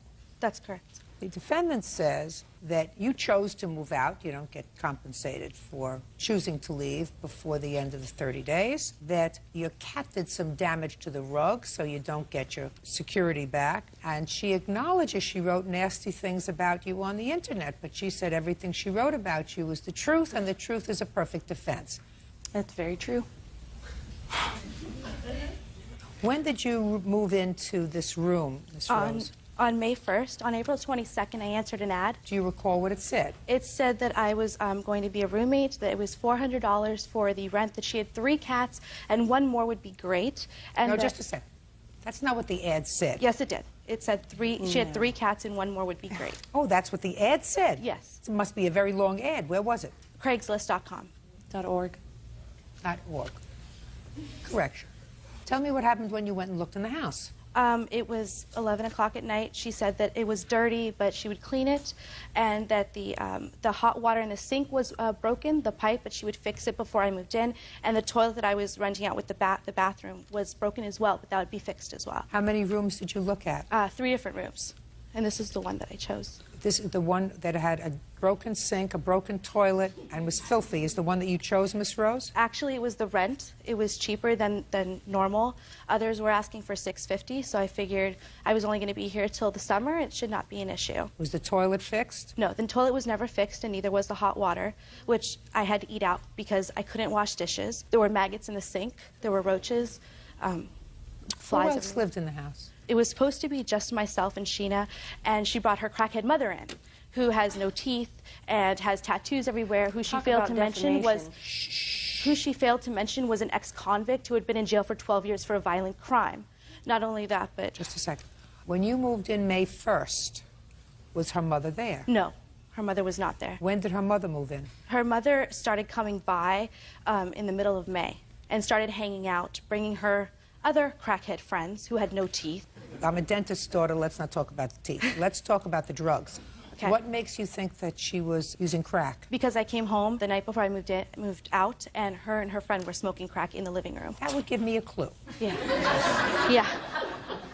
What was your mother incarcerated for, Miss Michoud? I believe it was theft, and she violated her parole several times. She violated her parole because of her drug use? No, it had to do with the fact that she wasn't seeing her probation officer like she was supposed to when she was released early. Listen, if you're released early and you want to stay out of jail, unless you're involved with drugs, you usually see a probation officer. Well, actually, the problem was that she moved back to Colorado without asking her probation officer, and she stayed out there for 3 years. Well, that would be a problem. Yes, obviously, as the rule was that she was supposed to keep in contact. How long was she incarcerated? I'm not sure. I never lived with my mom as a child, so. When was she released from prison? At least 5 years ago. How come she started to come to your house? Because I previously, before she had ever moved in, had paid my mom to come to my house to clean my apartment because I work 18-hour days. I have 2 different jobs. I work a bar job at night, and during the day I'm a special effects makeup artist. I work very hard, and I don't have time to spend, even if it is 4 hours that I get to sleep, to spend cleaning up my apartment. You mean there's nobody else that could clean your apartment other than your mother? Well, I don't trust anybody else to come into my apartment because I have many things that are worth a lot of money. So what you're telling me is you trust your mother? Yes, I do. The mother who she says, and I believe her, yes, invited somebody into your home and they were smoking dope in your house. Nobody else other than my mom was invited into my home. Well, she did. Bring somebody else into your home. I had never seen the person. Well, I'm telling you, she did. She did, so your judgment wasn't very good. In choosing your mother, listen to me, your judgment wasn't very good in choosing your mother to clean your house. I believe my judgment was just fine. Aside from the fact that she had been incarcerated before, it doesn't mean that she would do anything like that again. Well, but she brought somebody, listen to me, mother. She brought somebody into your house and they were smoking dope in your house. Who is that? I believe her. I'm glad you believe her, but I don't know that that's true. I know that my mom has not been on drugs for many years. I know that she does have permanent psychosis because of doing drugs for many years, and that is true. But she's not a current drug user, otherwise I wouldn't bring her into my house because I wouldn't trust her around my stuff personally. Ms. Michoud, that's your problem. You want to have this unabiding faith in your mother with whom you say you never resided when you were growing up, who was incarcerated most of that time. That's up to you. I absolutely, 100% believe her when she says that she came home the day before she moved out and your mother was in the house smoking dope, which, as far as I'm concerned, gives her the right to leave in the middle of the month. Well, I'm speaking. What day of the month did you move out? It was the 18th. So you want prorated rent for the 12 days that you weren't there? That's correct. Okay, and how much does that come to? $146.50. My mother had not moved in at that point. She was a guest of mine. Excuse me? Shh. Listen to me. She doesn't. Listen to me very carefully, Miss Michoud. She doesn't. Listen. Try to listen. I know you've got a lot going on in your hair, in your face, everything else, but try to pay attention. She doesn't have to live in your house.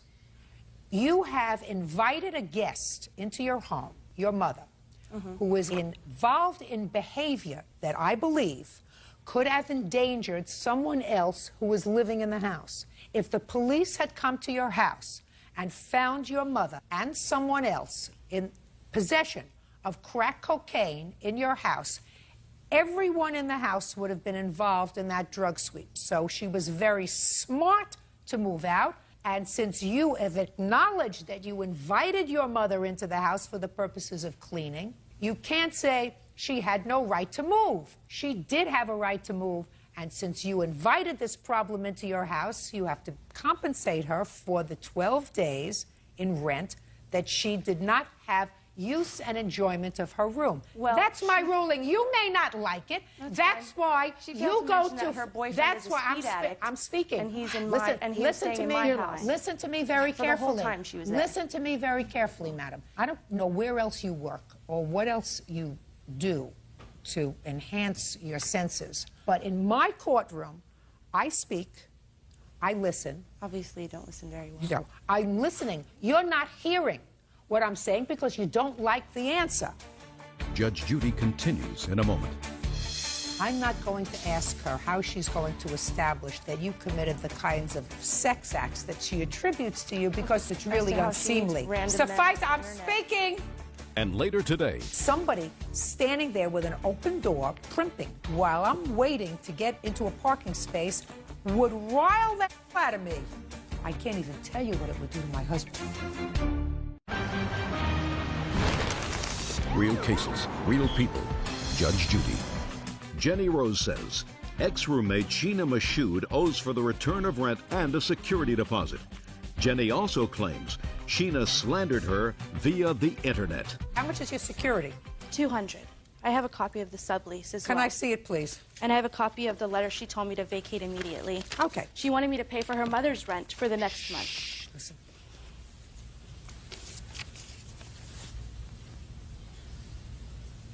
Did you write this letter? There will be a $500 rent increase for your bedroom and private bathroom starting July 1st. Did you write this? Yes, that's what All right, good. Told me to do. $146.50 and $200 for your security deposit. Do you have any pictures of the ruined rug that was allegedly caused by her cats? No, but Good. Now I would like to see what was written on the internet. This is a networking site that my coworkers, my supervisors and boss, as well as my family and friends read. I was contacted by one of my coworkers. Well, the one thing I do know for sure, Miss Mashoud, is that you have a filthy mouth. Thank you. And I assume that you work in this town? Yes, I do. Good. I certainly hope that enough people, since we do have a reasonable audience in this town, watch this and know that I personally am offended that a woman would use the kind of vulgarities that you do written. I don't think, quite frankly, Miss Rose, that any fair-minded, reasonable person would accept anything that you wrote here as true. Oh, of course not. Because she clearly is a demented, sick girl. I don't know how she finds work in this town, but clearly there are a lot of demented, sick people who want demented, sick employees. That's the problem here sometimes. I can't judge that. Clearly, this is miserable. I'm not going to ask her how she's going to establish to my satisfaction that you committed the kinds of sex acts that she attributes to you, because certainly you don't want that, and I wouldn't, because it's really unseemly. Suffice, I'm speaking. I'm speaking. Am I going to speak at all this? No, go speak outside. Somebody who wants to hear you. Judgment for the plaintiff in the amount of $346.50. Thank you. Toodles. I had invited my mother over to clean my house while I was on vacation, and she accused my mom of being a thief. Those who look like trash and act like trash are usually trash. She's been nothing but a terror to me, pretty much like a little yipping chihuahua. I'm glad I don't have to deal with her crackhead mother and the fact that she has no teeth and thinks she's a lot, which she's not. So it's good. I'm happy. And now the next case. All parties in the matter of Hardison versus Jarvis. Step forward. Crystal Hardison is suing fellow motorist Robert Jarvis for vandalizing her Ford Explorer by kicking it. Crystal claims her mother witnessed the incident. Ms. Hardison, what kind of car do you drive? It's a 2005 Ford Explorer. What about you, Mr. Jarvis? 95 Mitsubishi Galant. What was the date of this incident? June 2nd. And you were going into a drugstore to get a prescription filled? Exactly. And what were you going to do there, Mr. Jarvis? I was pulling in to get her a my fiance a drink and a candy bar. Was she with you? Yes. And you were both going to the same store, so you pulled in first. Yes. And it is your claim that Mr. Jarvis intentionally not only spit on your car, but also dented it. Yes. Mr. Jarvis says he might have spit on it, not intentionally, but he certainly didn't dent it. And your mother was with you. Exactly. And my 11-month-old son. Well, he's not here to testify, but your mother certainly is.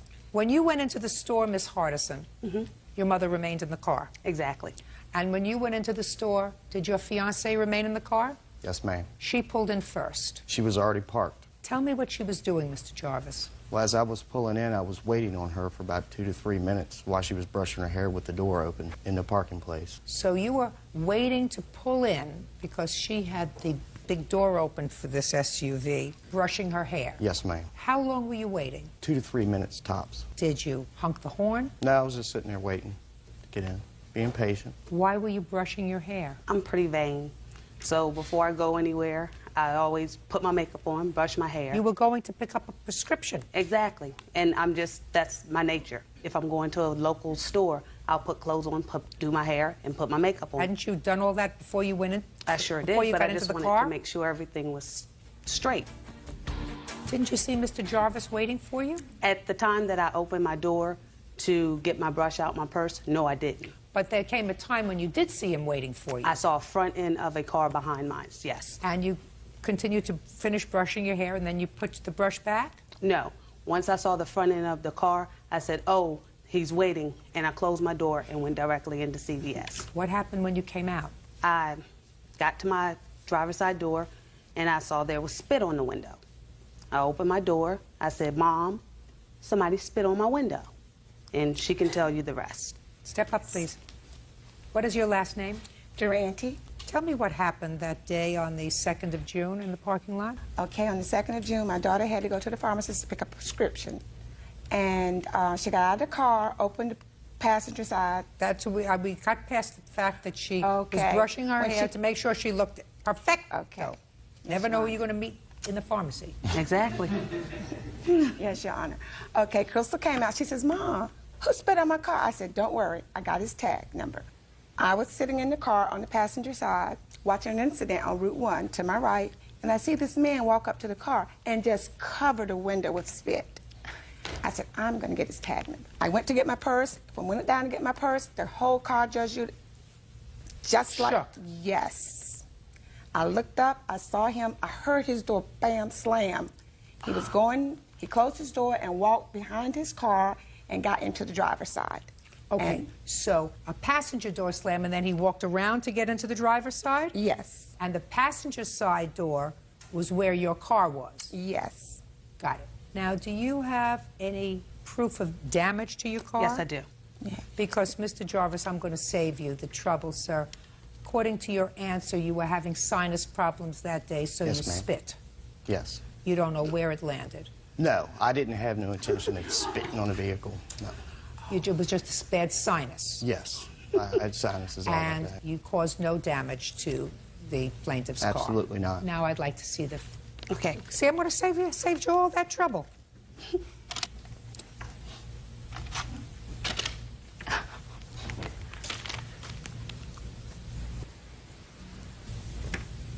Your car's green. My car's green. But your boot isn't damaged. And besides, my car door don't go that high. It's It may not have been your car, sir. and I was never on that side of the vehicle. I was driving. Mr. Jarvis, what you're asking me to do is to say to this lady that she's lying. Now, common sense, which is really what we're about here, suggests to me that you were annoyed at this young lady. No, actually, I wasn't. Well... I was being patient. Well, listen. Then you are the only one I know who, under those circumstances, wouldn't be annoyed. I would be infuriated. But to be cussed and belligerent... Just a minute. I would be infuriated if I was sitting there patiently and somebody was not just putting a baby in a car, because that you wait for, you know, adjusting a car seat or whatever, but somebody standing there with an open door, primping and brushing their hair while I'm waiting to get into a parking space would rile that out of me. I can't even tell you what it would do to my husband. Can I speak for him? Sure. Can I have her come up? If you want to. I'd just like to say that night when the police contacted us, the only thing that they said was that he spit on the window. When he called back to the police department, the police officer said that this was ridiculous and dropped it. 30 days later, we received it stating that there was damage. Why that night? Was there no record at the police department? I have no idea. Maybe they couldn't see it. And she drove all the way home and the spit stayed on the window? Listen to me. I mean, that doesn't make any sense. Does she listen to me? Free money. That's I'm what they're speaking. trying to get. Does she look psychotic to you? No, listen to me. Not the daughter who was primping, who has to comb her hair before she goes to pick up a prescription. I'm talking about her mother. I'm going to tell you, I'm a nurse. People are psychotic all the time and they don't like listen to me. Well, listen. I've been around twice as long as you have. This lady is not psychotic. This lady did not take down your tags and report this matter to the police because she was having a psychotic episode. That's my judgment. Now, let me see how much it costs to fix your car. Okay. I have two estimates. You have a 10-year-old car. $578 for Windex is a little ridiculous. Oh, it has nothing to do with Windex. There's no dent caused by him. That is definite. That's just trying to get free money, is what it is. I never got out that car, so nobody was ever on that side of the car at any point. I was in that passenger side of that car. Nobody suggested that you did any damage to the car, madam. Cheaper of the estimate is $369.80. Is that right? Yes. Judgment for the plaintiff in the amount of $369.80. That's all. Parties are excused and they step out. Maybe he was just having a bad... I don't have an answer for his actions. People were just trying to get free money for something I didn't do. He was angry. Like my daughter said, something else had to be going on that day other than Crystal combing her hair. Anything damage was done on the side of the car, I would have had to gotten out. I'm just appalled. I really am. I don't know how they sleep at night. Yeah.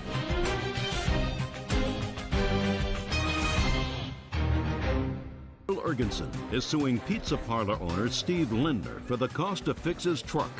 Mitchell claims it was vandalized by Steven's employees. All rise. Yeah, this is case number 219 on the calendar in the matter of Ergenson versus Lindner. Parties have been sworn in, Judge. You may be seated. Folks, have a seat. Mr. Urgenson, it is your claim that Mr. Lindner's employees vandalized your house and your car. And Mr. Lindner says he wasn't there. As far as he's concerned, there is no proof that his employees did anything to your house and your car. Who do you live with, sir? Myself and my two daughters. How old are your daughters? 17 and 19. What kind of work do you do? I'm an electrical contractor. And you have a restaurant? Yes. Sometime in July, according to what I read, you ordered some food from Mr. Lindner's establishment. Have you ordered from him before? Well, many a times. What did you order? Anapasta salad and a turkey sandwich. And did they deliver it? Yes. Remember what date that was? The 22nd is the date of this, yes. No, the 22nd the first order. Well, what happened for a was... sandwich and a salad. We ordered a couple times and asked for extra Italian dressing prior to that. Well, I understand that, sir. I read the complaint. I read your complaint very carefully. Sometime before this incident, you had ordered a sandwich and a salad. Which was 2 weeks before. That's what I want to know. 2 weeks before this incident. And you had ordered a sandwich and a salad with extra dressing for the salad. What kind of extra dressing did you want? Italian dressing. A couple extra cups. And had you ordered that before? Yeah. And had they always accommodated you before? Yes. Who was the salad and the sandwich for? Me and my daughter. Actually, my oldest daughter. Who was eating the salad? Who was eating the sandwich? Or were you sharing? Sharing. And your order came, and they didn't send the extra dressing. They didn't send any dressing. So you called back the restaurant. And what did you say to them? I asked them, they didn't bring me any dressing. I talked to one of their guys in there. He said, we're very sorry. We'll be out in 10 minutes. And I said, please do, because I don't want to wait another 40 minutes for like I had to wait for my order. I want the salad dressing right away. No problem, sir. We'll be right out there. Waited about 40 minutes, almost an hour. Nobody showed up at my door. I called and I said, can I talk to the manager? And he says, I am the manager. I said, well, I've been waiting for my dressing now an hour. They didn't bring me any. Well, I didn't know. He said, I didn't know anything about it. We have no drivers anymore. They all went home. And I got angry with him. I said, well, I want a credit on my food then. And he said he wasn't going to give me full credit. And I said, I would like full credit for $12. I couldn't eat anything. You couldn't eat the sandwich? Not by that time, because we normally put the salad dressing on the sandwich, too. That's why we order extra for the salad and the sandwich. The girls like it. They like the extra vinegar and stuff. So we got mad. The manager hung up on me. I tried to call back. Nobody answered. Nobody answered. So I let it go. And about 2 weeks later, I ordered the same meal, And when the guy driver got there, I said, we have a credit, and I shut the door. Very grown up of you. Yeah. You think that was right?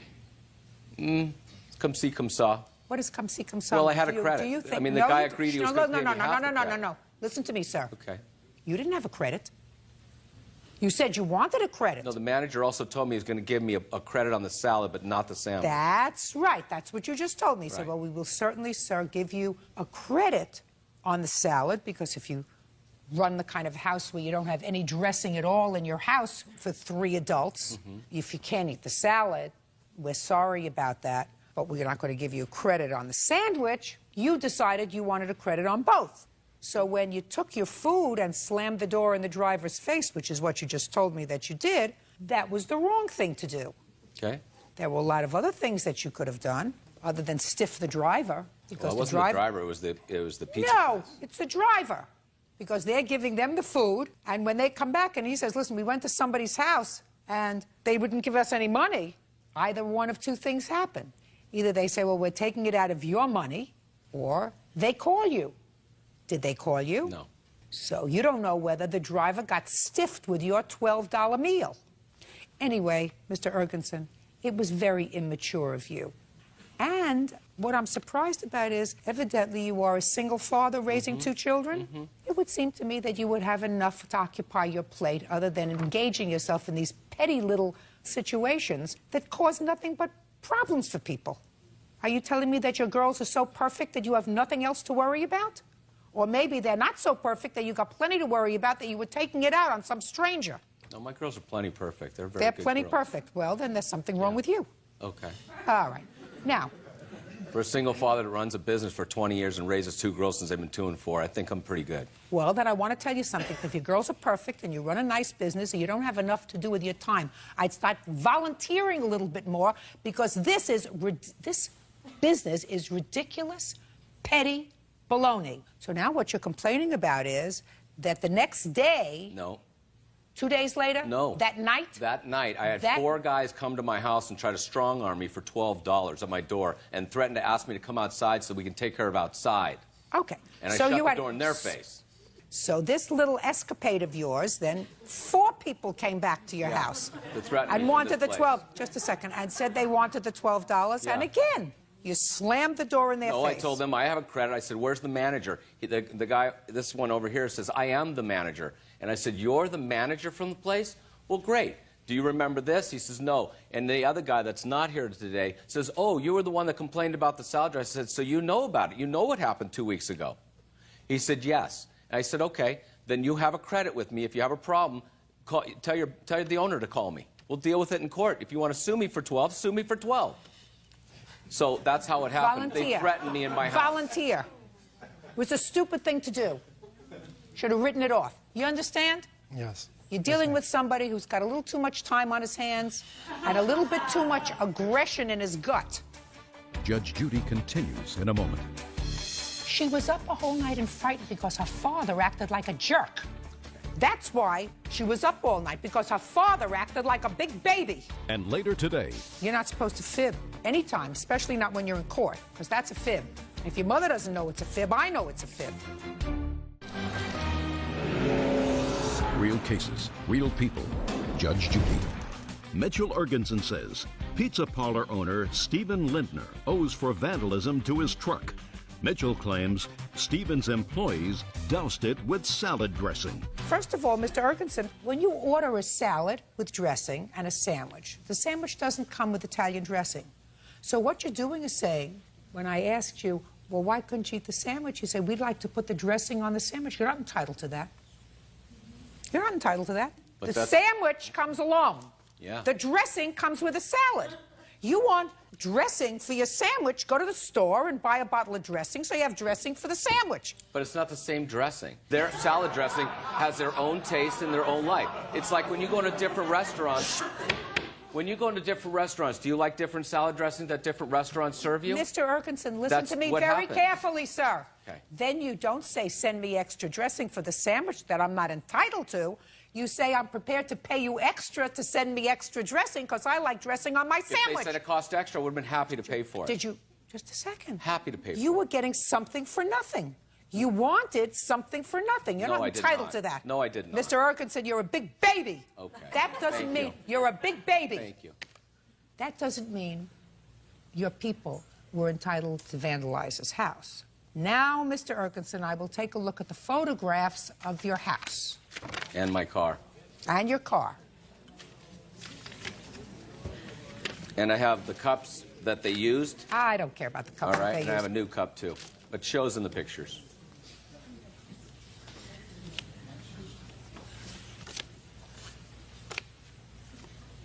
And I also have repairs that you might want to see.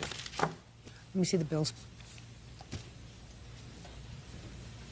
Mr. Lindner, the way to respond to someone who is behaving in an immature way is not to stoop to their level. There isn't a question in my mind, after examining these photographs, that this vandalism to the plaintiff's house was done by someone in your employ or in the employ of the restaurant. No question.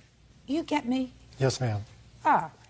Now, I don't know whether you went home. I don't know whether they said, listen, he deserves it. What he did was he was acting like a baby, acting like a big baby.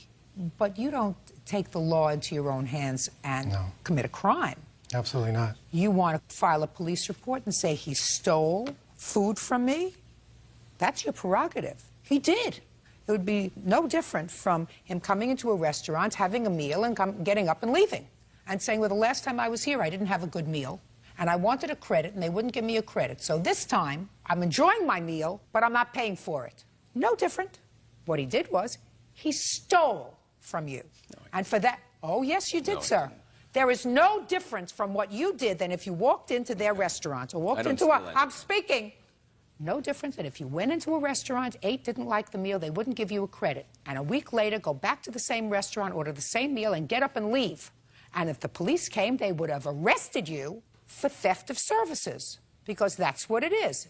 They still had no right to vandalize your house. Do you understand? Yes. You don't resort to that sort of behavior because he acted like a jerk. And came to my house and threatened me in my house. No, ma'am. And my daughter will attest to all that, too. Listen, I don't want to get your daughter involved. It's bad enough she had Well, to she be was involved. It's frightened bad that enough she had to be involved with it She was because of frightened your the whole night stupidity. from these guys doing this. No, listen Yeah, to me. she was. Listen to me. She was up a whole night and frightened because her father acted like a jerk. Okay. That's why she was up all night, because her father acted like a big baby. Cost you $229.23. Is that right? And lost wages in my work. Well, that's too bad. Counted lost wages in for acting like a jerk. They're not allowed to vandalize your property. Cost you $229. I hope it felt good. Do you understand?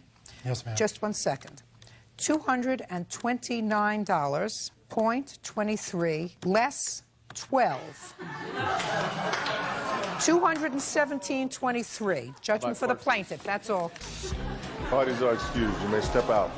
Apparently, I didn't bring him his dressings, which I did offer to bring back, which he did not want. I just wanted my order the way it should have. When they didn't bring me any, I was a little upset. He yelled at me for a good 6 minutes or so in the middle of the street. About principle. I just think it's about respect between customer and business. He was enraged, and he slammed the door in my face, and that was it. And now the next case. All parties in the matter of White versus York. Step forward, please. Lisa White is suing business owner Susan York for the cost to repair her vehicle. Lisa claims Susan's son, 8-year-old Dylan, hit it with a rock. Miss White, it is your complaint that Miss York's little boy, I assume this little boy, was throwing rocks in the street, and one of the rocks hit your car, causing some damage. That's correct. And you want his mother to pay for the damage. Miss York says she doesn't think her son was responsible for that. He was merely rolling rocks, although she wasn't there. She says that it was really your conduct that was outrageous on that day. So tell me when this happened. It was approximately 7 to 7:15 in the morning on May 12th. I was on my way to work. I was traveling down East Yacht Drive. Where is that? It's in Oak Island, North Carolina. As I approached the intersection where the children were, they were in the street. How many children were in the street? Approximately 5, 2 boys and 2 or 3 girls. I assume they were waiting for the school bus? That's correct. Okay. As I approached, I noticed that they were playing in the street, so I slowed down. They moved to the shoulder of the intersection. One little boy was throwing stones into the other empty lot across the street, and as I approached, Dylan threw a rock at my car, and I heard it hit. You saw him do that? Yes, ma'am. So you stopped your car, and what did you do? I got out, and I'm like, you, come here, what's your name? And I said, look at what you've done to my car. I said, where do you live? He said, down the street. I said, you get in my car, and I'm taking you to your mother to show her what you're doing at the bus stop. Well, he had extra stones in his other hand, and he threw those down. I said, no, you pick those up, you put them in my car, and we're going now. So he got into the car, and I took him straight to his mother's house. I told him to go upstairs and take the stones with him to show whoever was there. I didn't know which parent was home. I said, take those and show them what you've been throwing at my car, and send them downstairs to talk to me. And she came down to talk with me. And what did she say? Well, she asked him, did he do it? And why did you do that? I've told you not to throw stones. I told her. What did he say? He's like, well, it was an accident. I'm like, no, it was not. I saw him do it. He said to his mother it was an accident. That's correct. Is that right? Yes, ma'am. Stand up next to your mother. Dylan, how could it be an accident if you were throwing the stones? I was rolling them across the road, and she was going like 70. Dylan, I don't want your nose to get long. I want you to tell me how it's an accident that stones that you were rolling on the ground hit somebody's car. I rolled it, it bounced up on another You rolled it and it bounced up? A rock? It hit another rock and it bounced. That's a fib, Dylan. You're not supposed to fib anytime, especially not when you're in court, because that's a fib. If your mother doesn't know it's a fib, I know it's a fib. You and your friends were throwing rocks, right? Yes. And one of the rocks hit her car. Yes. See how easy that was? Yes. What your complaint is, Miss York, and one that I quite frankly find compelling, is that Miss White exercised very poor judgment in putting your son into her car. This is correct. Because I don't think North Carolina is any different from any other place in this country. You don't take somebody else's child and put them in your car. That's very poor judgment, Miss White. I don't think there would have been anything wrong in you saying, if you live right down the street, you go right home, I'm going to follow you, so that you would know where he lived. But you don't take anybody else's child and put them in your car. Now, can I see a picture of the damage to your car? I do have a photo, but you cannot see the actual dents or chips in the car, in the paint. Well, it should just be one. No, there's actually several. I have a police report stating that the officer noted 6 chips areas. Well, he didn't chip it 6 times. He threw 1 rock. That's according to you. He had several stones in his other hand. I don't know how many stones actually hit. I don't know how many children were involved in throwing stones, but you said to me, I saw him throw a stone. I heard it hit my car. There's a difference in hearing 1 or hearing 6. Your Honor, may I say something? Mm-hmm. When she drove to my house, I saw 1 little dot, and then in return, it ended up being dents. I never saw a dent. She even herself said it probably won't be much. Well, what she's suing you for is $300. Yes, ma'am. Which isn't much. I think what your complaint is, quite frankly, despite the fact that I read your answer, and your answer gave me the same malarkey that he was rolling stones. Children don't roll stones. They throw stones at cars. And that's what he did, because that's what he just told me he did. Right, yes, ma'am. So you're responsible, because if you want to make sure that your son doesn't do that, and I assume he's done it before, right? Not that I'm aware of, no, ma'am. Never heard of him throwing rocks before? Not at cars. At anything? I mean, he's a little boy. I guess he does throw rocks, yes. Okay, well, if he's a little boy and he throws rocks, then you should be out there with him waiting for the school bus. Your Honor, I would like to say, when he came home from school, I had asked him what happened. And he admitted that he had been rolling rocks. Rolling rocks doesn't... Rolling rocks, throwing rocks, and 1 hit her car. And then he proceeded to show me how she forcefully put him in her car. I have a written statement for... I don't take statements from people. Okay. She had no right to put him in the car, take him in the car, ask him to get into the car, pick him up. Absolutely no right to do that. He wasn't injured. He went off to school that day. Did you go off to school that day? Yes.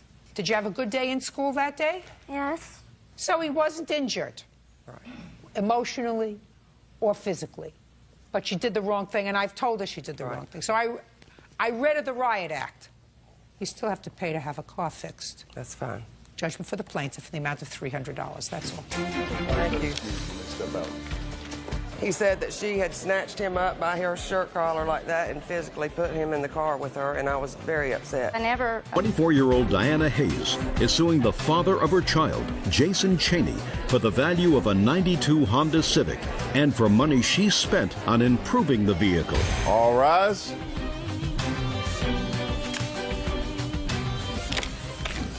Yeah, this is case number 108 on the calendar in the matter of Hayes versus Cheney.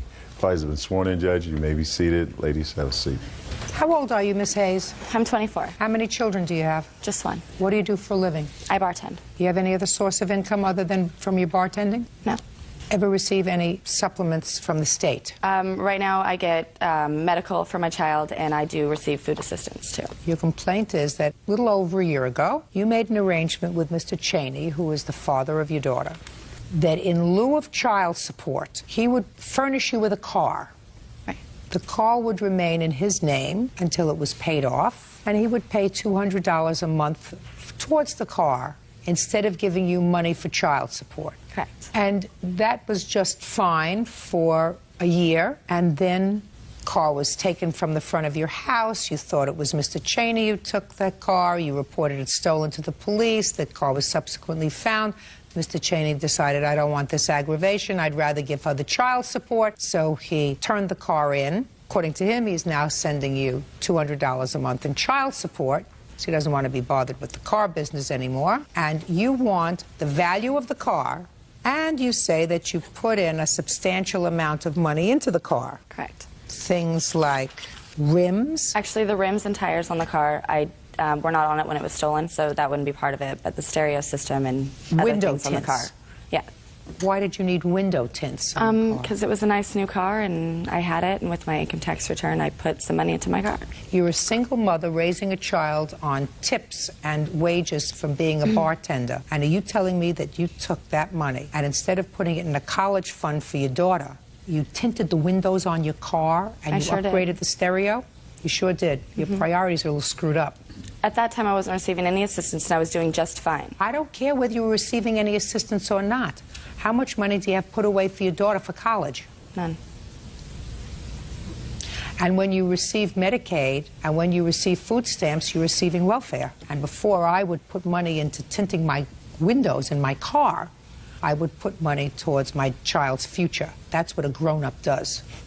I just want to mention that, madam, because I was actually appalled at that piece of your complaint when you say you want that money back from him because he repossessed the car and sold it after you had put in this window tints and stereo system and fancy rims on the car. And so he owes you $4,000. Now, Mr. Cheney. Yes. Why did you take the car back? I didn't take the car back. It was reported stolen. I found it 2 blocks from her house, sitting in an apartment complex, which I did some checking around and I got proof that the car was there and that she's been in and out of those apartment complexes many times while it was there. It was given back to me by a police officer. Because the car was in your name? The car was in my name. I took it back to the car lot because I didn't want no problems. She's trying to put me in jail all the time. I didn't want no problems with it. Fine. You used the car for a year? I did. If I wanted to put him in jail, Your Honor, he would be in prison right now. You used the car for a year? I did. How much do you think that it would cost if you leased a car for a year? I have no idea. How much is he paying you now in child support? He has paid me $200 for the last 2 months. But I'm currently Who is this person? This is my girlfriend. Tell her to keep her mouth shut. Because you two have a child together, and she's not supposed to exacerbate any bad feeling that may exist between the two of you. She's been the communicator between the both of us. Which is making it worse. In court, she has nothing to say, and she should have as little to say as possible, because that's not going to be a good thing. You two have to learn how to get along together, because you made a child together. There is a 2-year restraining order. I had no permission whatsoever to talk to this female for 2 years. She is the communicator by court. He was talking to me up until I don't know what happened, and she decided that she didn't want that anymore, and now she's been the communicator, and she makes things up between the two of us and causes more Very problems. bad. That's very unfortunate. Who got a restraining order against whom? The state actually pressed it for a no-contact order because of a domestic violence that we had. Who supervises visitation? No one supervises visitation. She was picking up for a while our daughter and bringing him to him for the weekend, and then we would meet and I'd pick her up. Oh, he stopped seeing her about 8 months ago, though. No, I didn't stop seeing her. Or not 8 months ago. She quit letting me see her. She said, "You're not seeing your child again until we're done with court." This court right here today. First it was, "You better start paying me payments." Pay her payments. Nope, you can't have her. Now we're going to court. Oh, no, not till court's over. So I'm paying. I haven't even seen my child in like 4 months. Do you have an order of visitation? I don't think so. Well, go and get one. If you don't have an order of visitation, then you see your child whenever she says you can. If you have an order of visitation, sir, that's fixed by a court, you will see your child whenever the court tells you you can see your child. Do you understand the difference? Yes, I do. Well, then you got to get off your duff and go into court and file for an order of visitation. Well, I was trying to do it out of court. Well, that's stupid. Your Honor, I've never told him he couldn't see his daughter. Just a second. That's stupid. That's stupid. You pick yourself up and you go to the local domestic relations court or the family court, wherever you live, and you file a petition to see your child, whatever. And she just says, I told him he could see her whenever. She don't Listen bring to her, me. then I can't see her. Listen to me. That's not up to her. Go. If somebody told me I couldn't see my child, I wouldn't wait 4 months to go to court. She knew how to go to court to get an order of support, right? Right. You do have an order of support. Yes, we do. $200. That's not court ordered. It's not court ordered. That's not. I'm in the process right now of getting back into the court ordered amount, which is $280 a month. It's ordered that I pay $280 a month already. We had a verbal agreement outside of it to pay $200 a month. So No, to pay For the car. to pay for the car. Now I'm in the process of getting the $280 a month again. Very good. So you'll get your $280 a month. Good. I don't know what you want. What I want basically is I put all this money into this car. That was stupid. It was a bad decision. Stupid. Bad Who told decision. you? Who told you? Listen to me. Who told you to tint the wheels, buy rims, buy a stereo, tint the whatever?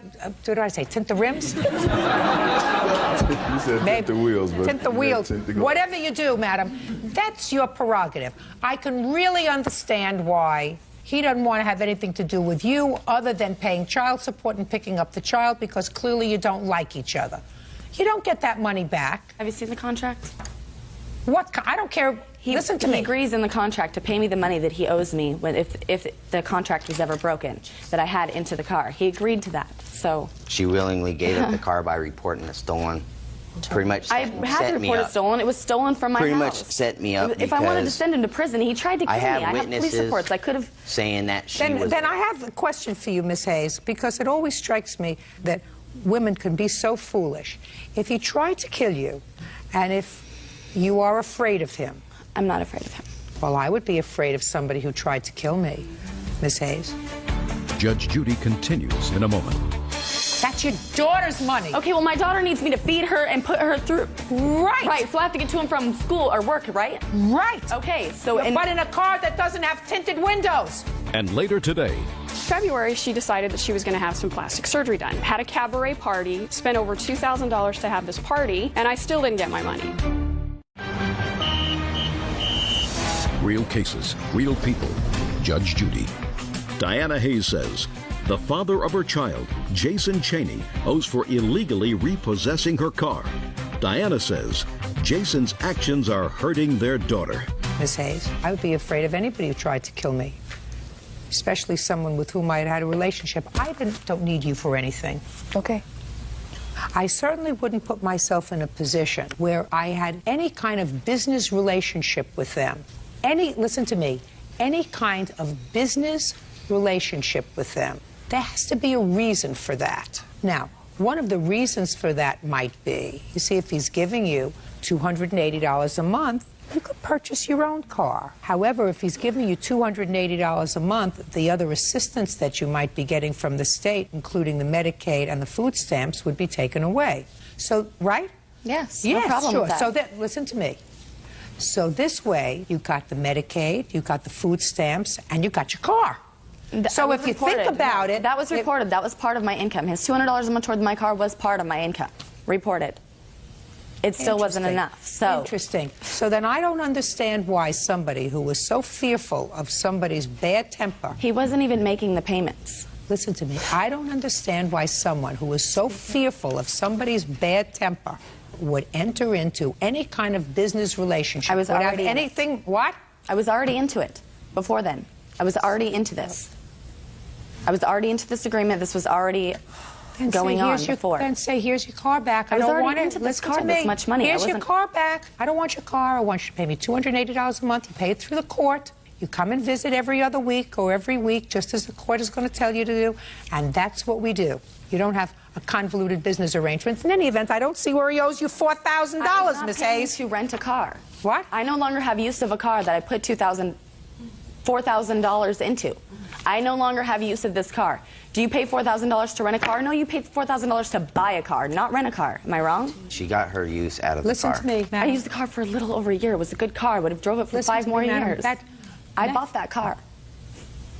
He doesn't want any part of you, and you don't want any part of him.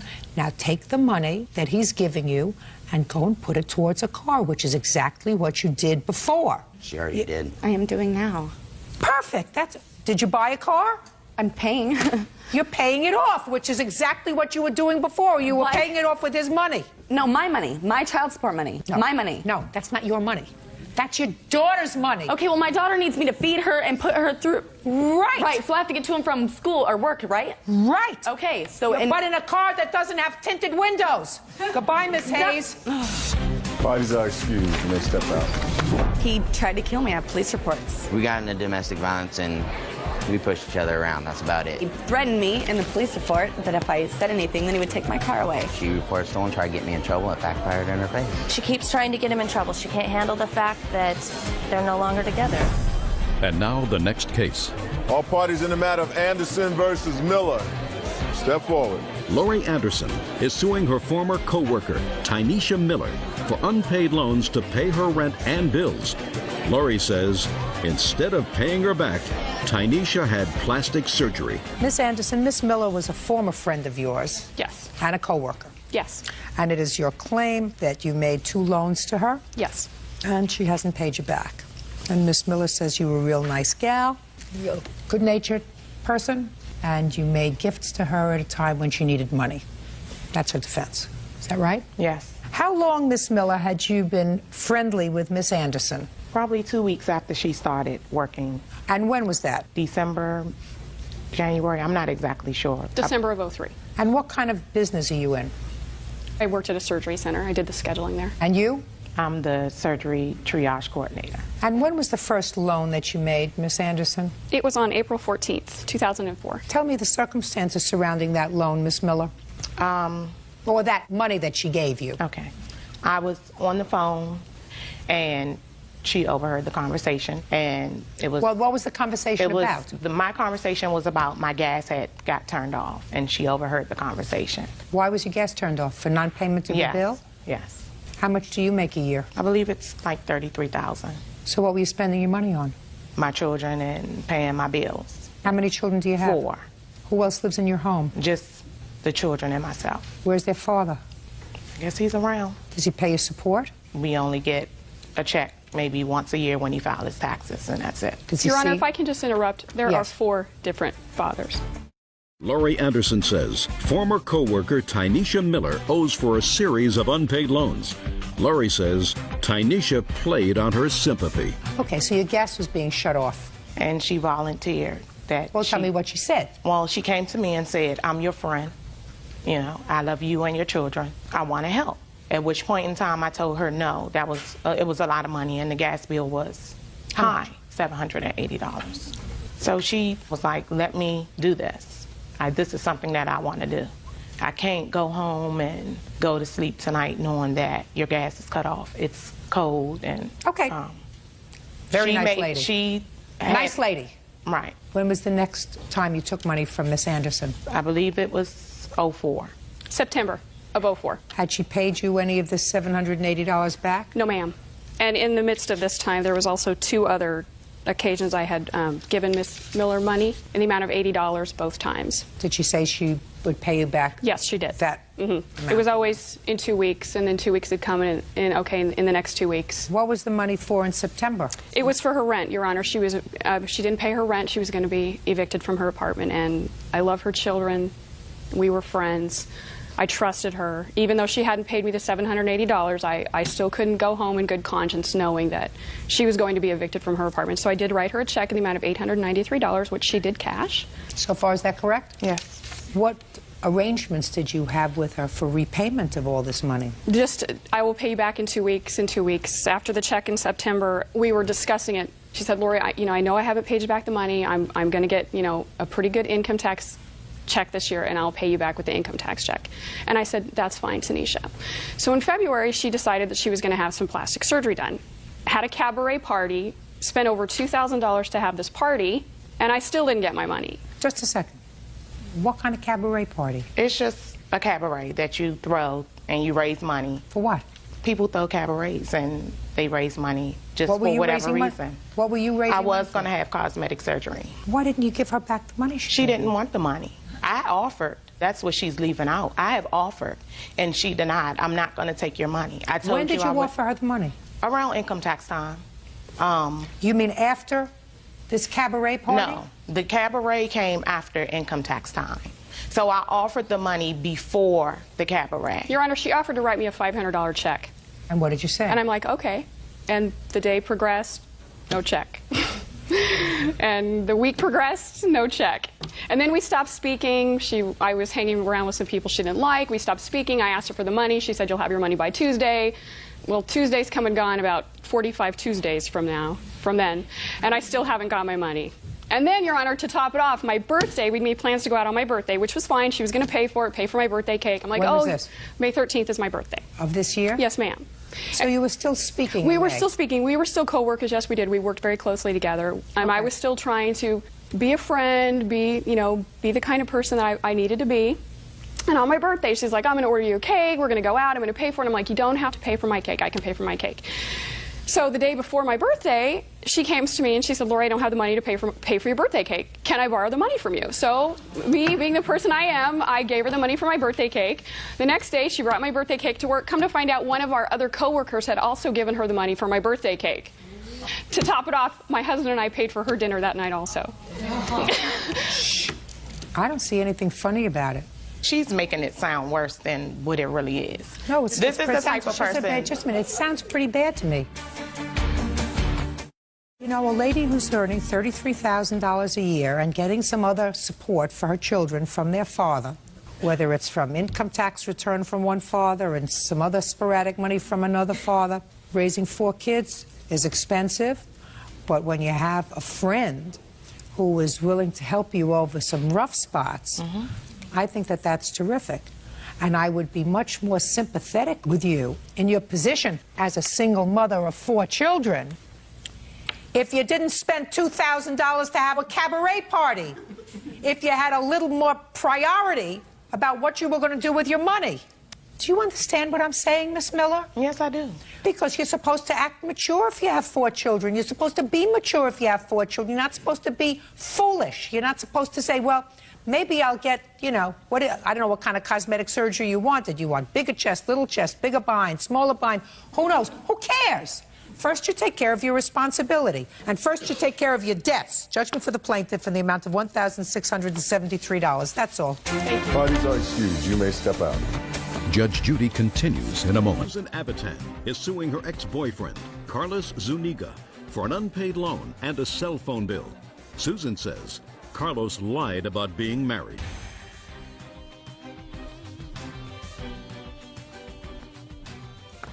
This is case number 153 on the calendar in the matter of Avitan versus Zuniga. Parties have been sworn in. You may be seated. Ms. Avitan, according to your complaint, you dated the defendant for about 6 months. Yes. You knew at the time that he was married. Did not know. Well, I read your complaint. So your complaint says that with regard to the cell phone that you claim that you got for him. Yeah. The reason that you got it, put your hand down. The reason you say you got him the cell phone was because he told you that his wife was checking on the number. Right. There's a preface to it. I started working at the animal hospital that we were at probably in July. I'm going to finish my statement, Okay, then I'll get back sorry. to you. In any event, he was married, you were dating him, and you claimed that you made him a series of loans. In addition, you claim that he asked you to get him a cell phone, you got him a cell phone, he ran up a bill, and he owes you the bill. Mr. Zuniga says that you got him the cell phone because you were calling him 20 times a day, and you were running up his telephone bill, that anything that you did for him was voluntary. Yes. There was no agreement to pay you back any of the money that you gave him. And in addition, he's counterclaiming because he says that since he and you are no longer an item, that you've been acting like a nutty lady and seriously harassing him, and he can prove it. Right. Okay. So, when did you first start dating the defendant? I would say probably like the last week in July, maybe. When did you find out that he was married? After I started dating him. Just a second. So, how much after? A week, 2 weeks, a month? Probably a week or two, I would say. Okay. But you didn't break off the relationship. Well, I didn't break off the relationship with him because, number one, he told me that he and his wife were at dire straits, that they would be separating, and he also told me that they weren't getting along. Okay, well, that doesn't help much. You understood he was still married, Correct. still living with his wife. Right. Okay.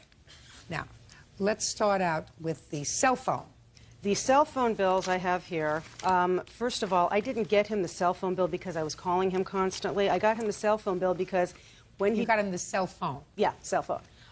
The time he claims I was calling him constantly, he didn't want my number showing up on his cell phone bill. So he said, you know, should we get another cell phone? I said, I'll put another one on my account for you. And I told him, I said, but you're going to have to pay. I said, you know, there's no reason for me to go ahead and you know. Is that what happened, Mr. Zuniga? No, that's not what happened at all. I have phone bills here from my phone company that'll For your show cell you. phone? Right. That'll show you all the times that she did call, and they were all calls within 1 minute to 2 minutes apart. But you took a cell phone from her. Yes. Tell me why. Because I told her, once I got my first phone bill, I told her that there were too many phone calls, that this all had to stop. You know, this whole relationship had to stop because of all these phone calls. She didn't agree with it. So then she offered to get me a cell phone bill. She said she was going to buy me one, and then she proceeded to take her boyfriend's cell phone and give it to me. Why in the world, within the very short time of starting to have a relationship with her, if you saw that she was behaving in an inappropriate way by calling you that number of times in a 1 or 2 day period, why did you continue the relationship? Because I thought that maybe she would change if, you know, I would tell her that this was becoming a nuisance. Maybe she would change it a little bit. Maybe she would stop the phone calls. Now, where did you tell your wife you were when you were with her? Actually, me and my wife were separated for a while. But not all the time, Mr. Zuniga. So when you weren't separated, where did you tell your wife you were? I would just leave. I wouldn't tell her anything. Sometimes I would tell her I was with friends, but the majority of the time I would just walk out the house. Oh, okay. Now, you took money from her. The only money that I took from her was the money that she used to pay my cell phone bill, which was this one. How much money did you take? She made a payment of $100. All right, so what other monies, Ms. Aviton, do you claim you gave him? Well, I have here from August 2004, on the 17th of August and the 23rd of August, we had been together that particular evening, and we had decided to go to Hollywood to get tattoos. So I had said to him, you know, I'm going to go ahead and get one. He says, well, you know, can I get this and that, and I'll repay you for it. I said, fine, no problem. Well, because of the fact that we were in a relationship, I took him at his word. Okay, so tattoos, joint tattoos. What else? They weren't joint. Then there's a diving mask and the leather phone case and charger for the cell phone that I got him. The phone case and the diving mask were September 15th and September 24th. Then in December was the remote control battery for the car and the satellite radio. And then in November, he asked me to buy him a CD burner. Then there is, in November again, there's window tinting on his truck that I spent $100 for as well. That was supposed to be reimbursed. And then we have the... okay, so you gave him the first money in August. Is that right? Yeah. Did he pay back that money? None of it. You gave him money in September? None of it. Shh, listen to me. You gave him money in September? Yes. Did he pay you back? No. And you gave him money in November? Yes. And when you gave him money in November, he hadn't paid back the August, September, October money? Right. Huh. So let me explain to you what happened. You gave him a lot of money. Yeah, I did. Right. So you have to cross it off. You made a mistake. Put your hand down. I didn't ask you a question. I'm not pleased with you either. We understand each other, sir? Yes, sir. I mean, yes, ma'am. Good. Because as far as I'm concerned, if what you did was, if you were living with your wife, and for at least part of this time you were living with your wife, and you were accepting gifts from her. Right, but if I could... I'm speaking. Try looking at my eyes. And if you were accepting gifts from her, that doesn't make you a nice person. Doesn't make her a nice person, doesn't make you a nice person. And it makes me the victim because I got to listen to this baloney. Right. You made a mistake. You had no legitimate expectation that he was going to pay you back. Maybe you thought he was going to leave his wife and you were going to be together, but you had no legitimate expectation of being paid back for a tattoo in August. In December, when you loaned him yet more money. And they weren't separated at the time. They were still living together. They lived with his sister and whoever else. And according to you, the reason that you gave him the cell phone was that you agreed that his wife shouldn't see when you called him. Right. But if you'll notice on these bills, he's called his old, used it for everything else. I don't care. I'm talking about your character, not his. Okay. I'm talking about your character. It was a mistake. I'm talking about your character, not a mistake. Judge Judy continues in a moment. Get over it. He's got a kid from another woman, and he's 3. I mean, she cheats all the time. Are you trying to justify to me the fact that you're an idiot? And later today. I'm sitting there for about 10 minutes or so, and he just came up out of the garage and started hitting me in the back of the head, in the face. I don't remember. You don't remember? Well, that's the problem when you drink too much, sir. Real cases, real people. Judge Judy. Susan Avitan says ex-boyfriend Carlos Zuniga owes for a loan and a cell phone bill.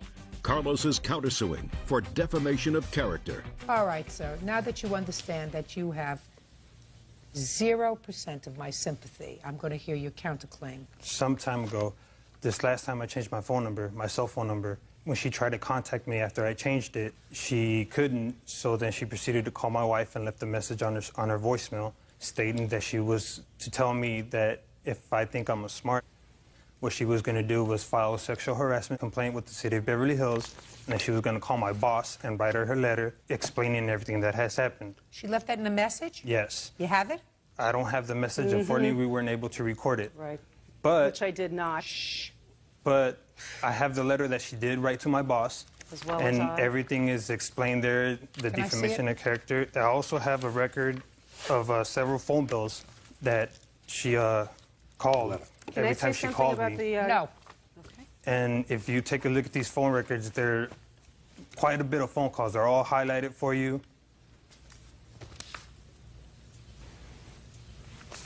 Why did you go to the police? Do you really want me to go into the gory details? Well, I want to know first, why don't you tell me when you went to the police? I went to the police in April. Shh.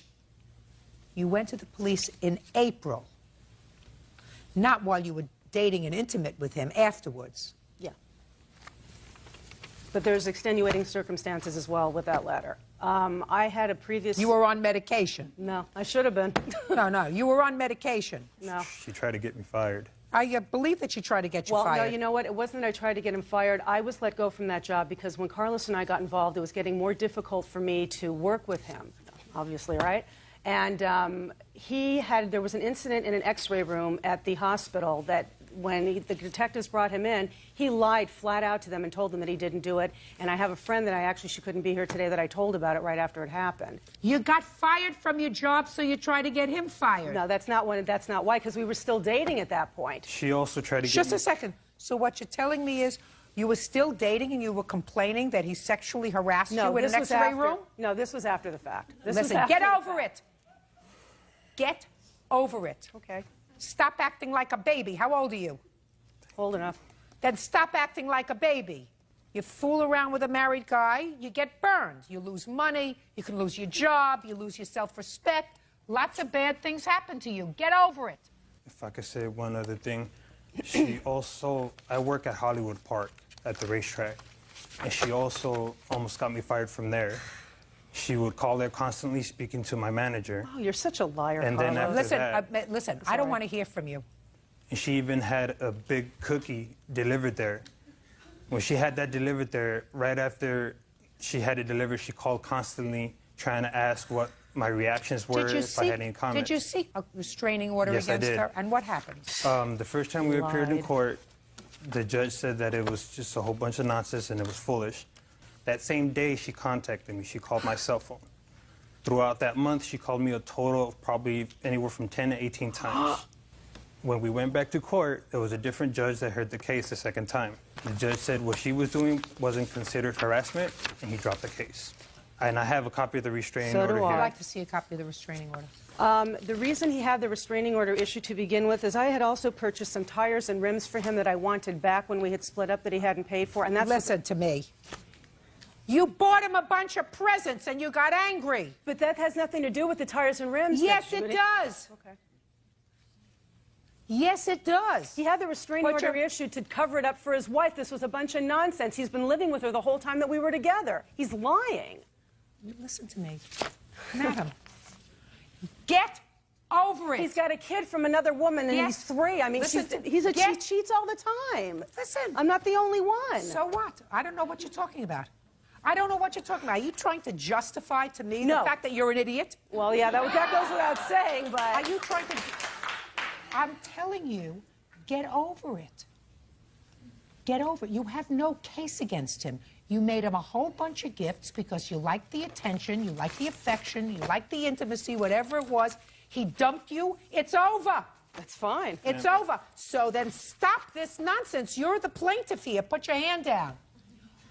Mr. Zuniga, you play with fire, you're going to get burned, sir. Don't come here asking for a court to take up time when you did the wrong thing. If you broke her heart, Mr. Zuniga, because you took advantage of her, you allowed her to buy you gifts, you allowed her to buy you rims for your car, you allowed her to buy you a CD burner, you allowed her to pay for a tattoo, you allowed her to indulge you. And all the time you knew that this was just a temporary thing. You were still living at home. You were lying to your wife. Remember what I told you 5 minutes ago? Right. Zero sympathy for you, sir. Courts don't help people like you. I agree. I mean... Goodbye. Parties are excused. You may step out. He came after me. He's a liar. He's got a child from another woman that's 3 years old. He's been married for 5 years. He's been cheating on his wife since they've been married. He worked with me. She knows my wife worked there. All the gifts that she gave me, I've asked her to take them all back, and she never did. He would cry to me that his wife was mean to him, and I mean, he's a liar. He's just one of those types of person that wants to buy people's feelings. Believe me, I wouldn't do this again for $1 million. And now the next case. All parties in the matter of Clapp Miller versus Walker. Step forward, please. 17-year-old Lisa Clapp and her mother, Laura Miller, are suing 22-year-old Tim Walker for medical bills. Lisa says during a St. Patrick's Day party, Tim attacked her, breaking her nose. Lisa, how long have you known Mr. Walker? I really don't. He was a friend of my boyfriend's friend, and so like I only saw him a few times. Did you ever have any bad words with him? No, never.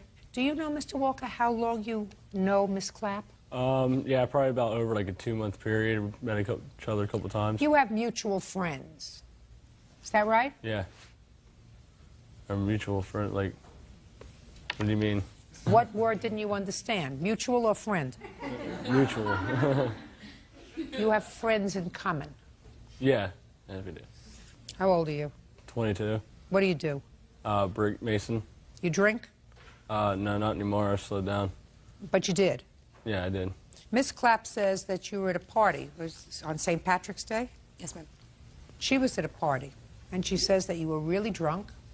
Are you Irish? Mm-mm. What are you? Polish and Indian. But you celebrate St. Patrick's Day by drinking. Well, I've always celebrated St. Patrick's Day. Good. But... And she says that while you were drinking and pretty drunk, you broke her nose. You assaulted her and broke her nose. And Mr. Walker says that drunk or sober, because he acknowledges that he was pretty drunk that day, right, Mr. Walker? He said drunk or sober, he would never hit a woman. He doesn't know why you would, in the world, you would accuse him of that. So why don't you tell me what happened? Well, we got to the party, my ex-boyfriend and I, and we went in and everyone was drunk. Tim was the drunkest person there. There was like 2 guys there I didn't know, a girl I'd met maybe twice.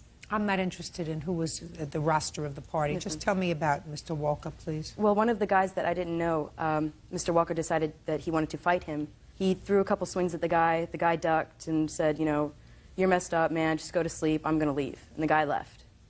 He was in the driveway. He had kind of just walked off after that, and everyone else had gone into the garage. And he was still in the driveway, and it was pretty dark, and so nobody really knew where he was. And we were all sitting in the garage, and like I'm sitting there for about 10 minutes or so, and he just came up out of the garage and started hitting me in the back of the head, in the face.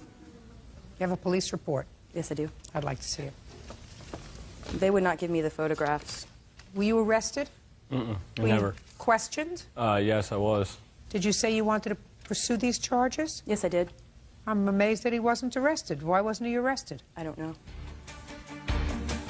I don't understand why I would do something like this, because I've watched my mom when I was younger get beat by boyfriends.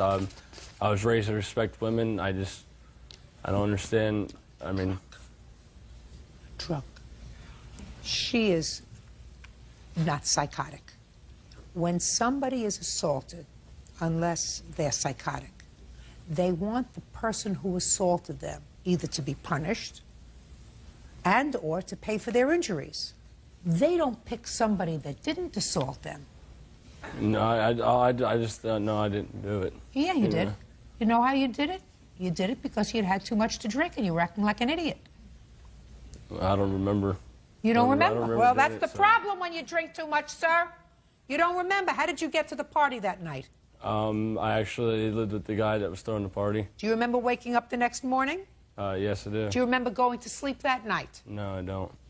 Do you remember where you slept that night? Yes, I do. Where? At a buddy's house. How far away? Like across the street, another neighborhood. Some distance away from your regular home. Yes, ma'am. How did you get there? Another buddy drove me.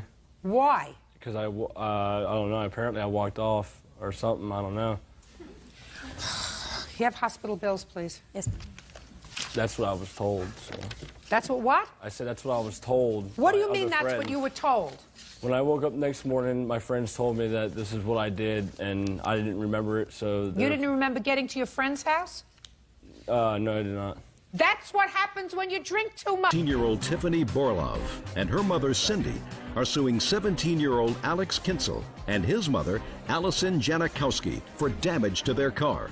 Tiffany says Alex jumped through the sunroof and assaulted her boyfriend.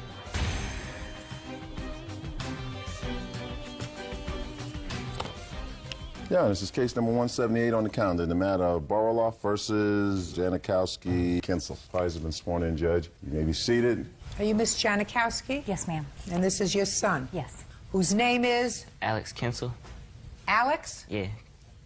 Yes, ma'am. Good. Did you give him a good poke? Yes, I did. Perfect. I saw that. It was subtle, but he got it. I'm impressed.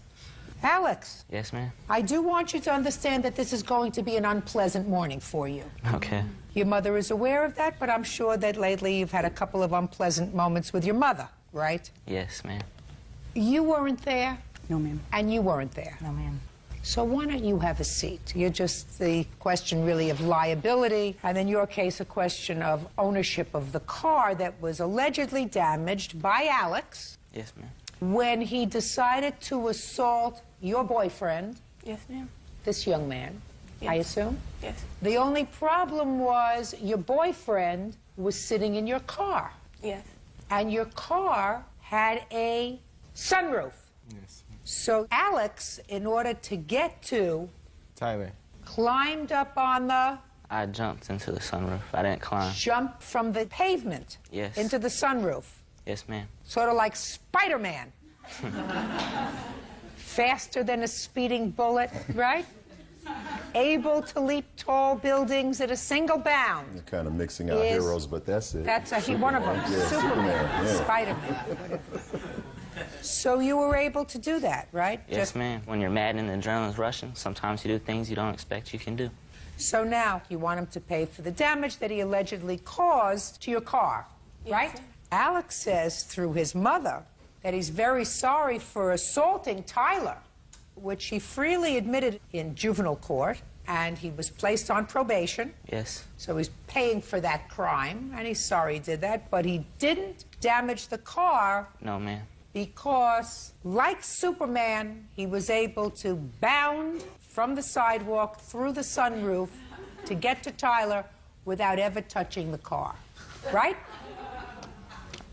So now, Alex, what? I'm sorry. What? Just picturing it. I want you to, I tried to draw a word picture to you to get you interested in what's going on. I'm very interested. Good. So, why don't you tell me why you decided to assault Tyler? Almost a year ago, my friend Kevin was killed, Kevin Farrell. And it was due to the fact that Tyler had robbed someone and placed the blame on Kevin. A year before this happened? Yes, ma'am. Who killed your friend? Lee.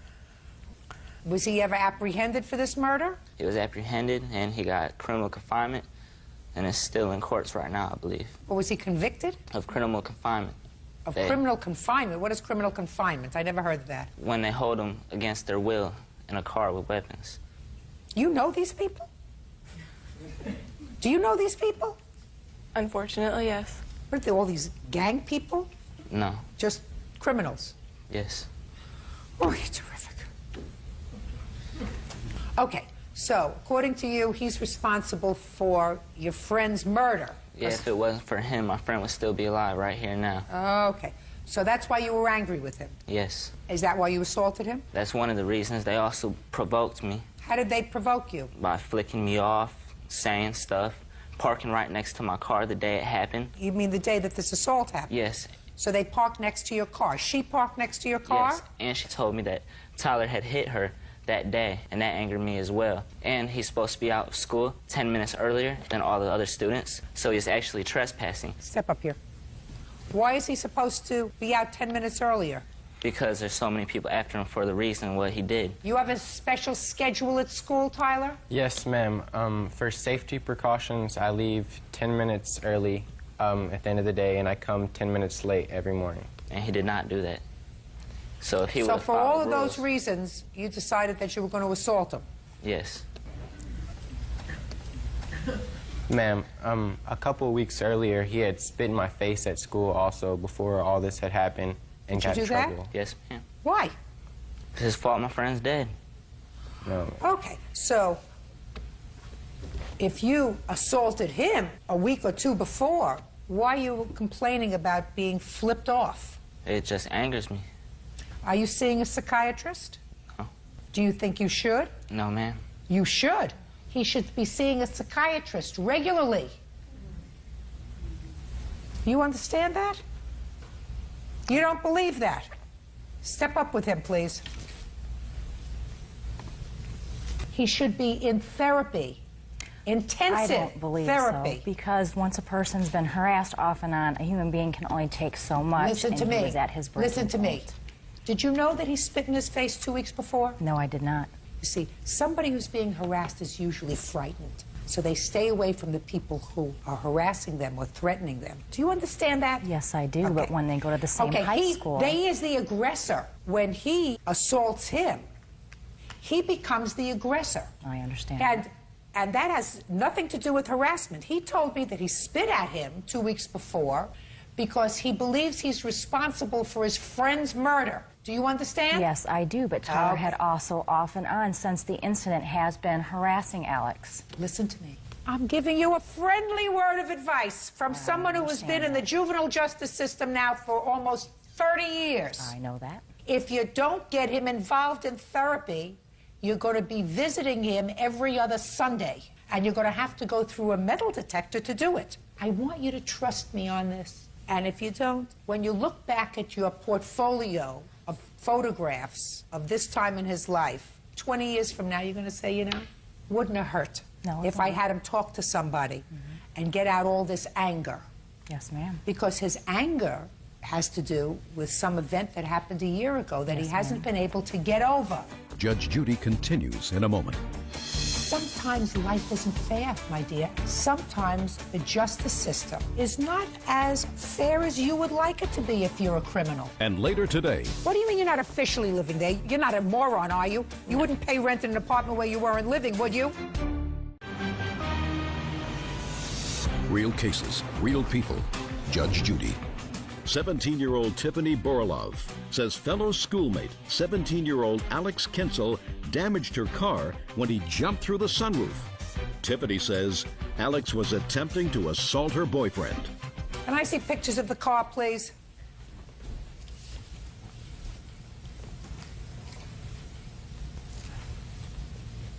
I see a lot of damage to this car, Alex.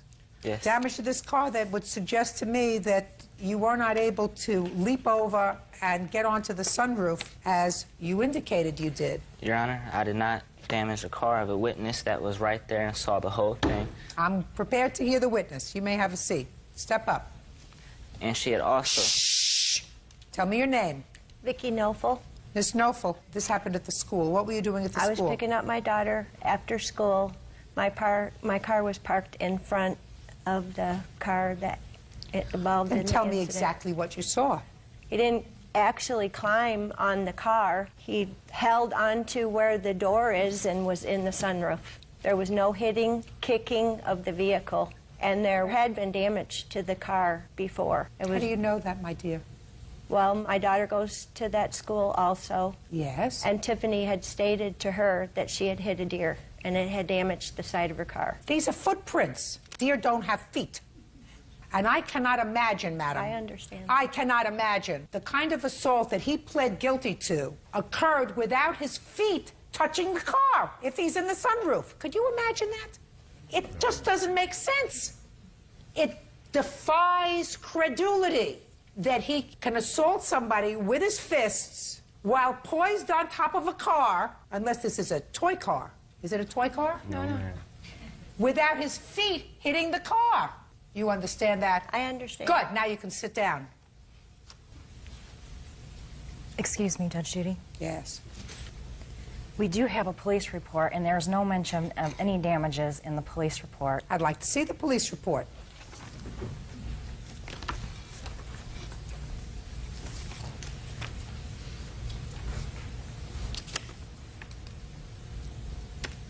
This only has to do with the damage to this young man. Well, I assume that it should have been in there. No, it does refer to another number that you didn't get.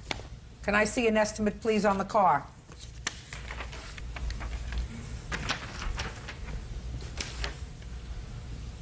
What year car is this? A 97. 97 what? Toyota Avalon. Did you have it fixed? We don't have the money to fix it. Excuse me, Your Honor. Yes. In court on March 26, 2005, with the juvenile hearing for the attack, Mrs. Borloff was asked if she had any estimates for the damages, and she had said no, she did not, that she just had the car fixed, and she wanted to be reimbursed. Really? Yes, ma'am. Okay, now you can step up. Nope. And she said she had it fixed by Peterson's Garage in Michigan City. Is that right? I mean, that's easy for me to call. She's lying, Judge. No, She I did brought state that estimate with me. She did not have that estimate that day in court. Are you telling me now that you did not have the car fixed? No, ma'am. Then why would she state that she did? You have a copy of those minutes? I asked for them at our court. Do you have a copy of the No, minutes? ma'am, I don't. Oh, okay. They said they were not available, otherwise I would have had them. Okay. Whether she had the car fixed or she has the estimate, your son's got to pay for the damage. Stop making excuses for him. I'm not trying to. I'm just trying to state the facts. First, you tell me that your son caused no damage, because that's what he told you. Yes, and you ma'am. brought a witness to tell me that Superman didn't cause any damage when he assaulted Tyler. Then you tell me that he shouldn't be responsible because she already had the car fixed, and all she wanted to do was be reimbursed. I'm telling you that you better start thinking about accepting total I responsibility understand that. for his bad behavior. But he told should me there not was no damages, so. Well, Your Honor, what? there were tons of people around the car. How I'm not on the side of the car or nothing, you know. I jump into the sunroof. I'm Too not bad. kicking the Listen car. to me, Alex. Yes. Sometimes life isn't fair, my dear, and sometimes stand up on your own 2 feet and take your hands off the table. Sometimes the justice system is not as fair as you would like it to be if you're a criminal. 17-year-old Tiffany Borlov says fellow schoolmate, 17-year-old Alex Kinsel, damaged her car when he jumped through the sunroof. Tiffany says Alex was attempting to assault her boyfriend. When you're a criminal and you commit certain acts of vandalism and you say, well, I did that, but I didn't do that. Courts are going to say, listen, I don't have time to figure this out. You jumped up on her car. Common sense suggests that when you jump up on a car and you assault somebody to the extent that you plead guilty to an assault, so it's a serious assault, And according to you, my adrenaline was flowing so that you're able to do things. That's what you told me. So I was able to do things. You never know what your strength is. I don't have to say to myself, well, maybe a deer caused one of these dents, and maybe you caused one of these dents.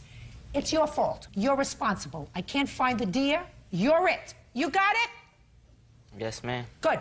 Judgment for the plaintiff in the amount of $2,700. That's all. Parties are excused. You may step out. That person in there thought that my friend died. His friend was my best friend. So I think he deserved everything he got. He's like my brother. I do not believe that he needs therapy. I don't know. I don't think I'll never rest over it. Maybe a little bit of counseling to help deal with his anger. Seeing his picture in the obituaries. I don't really know what to say to it.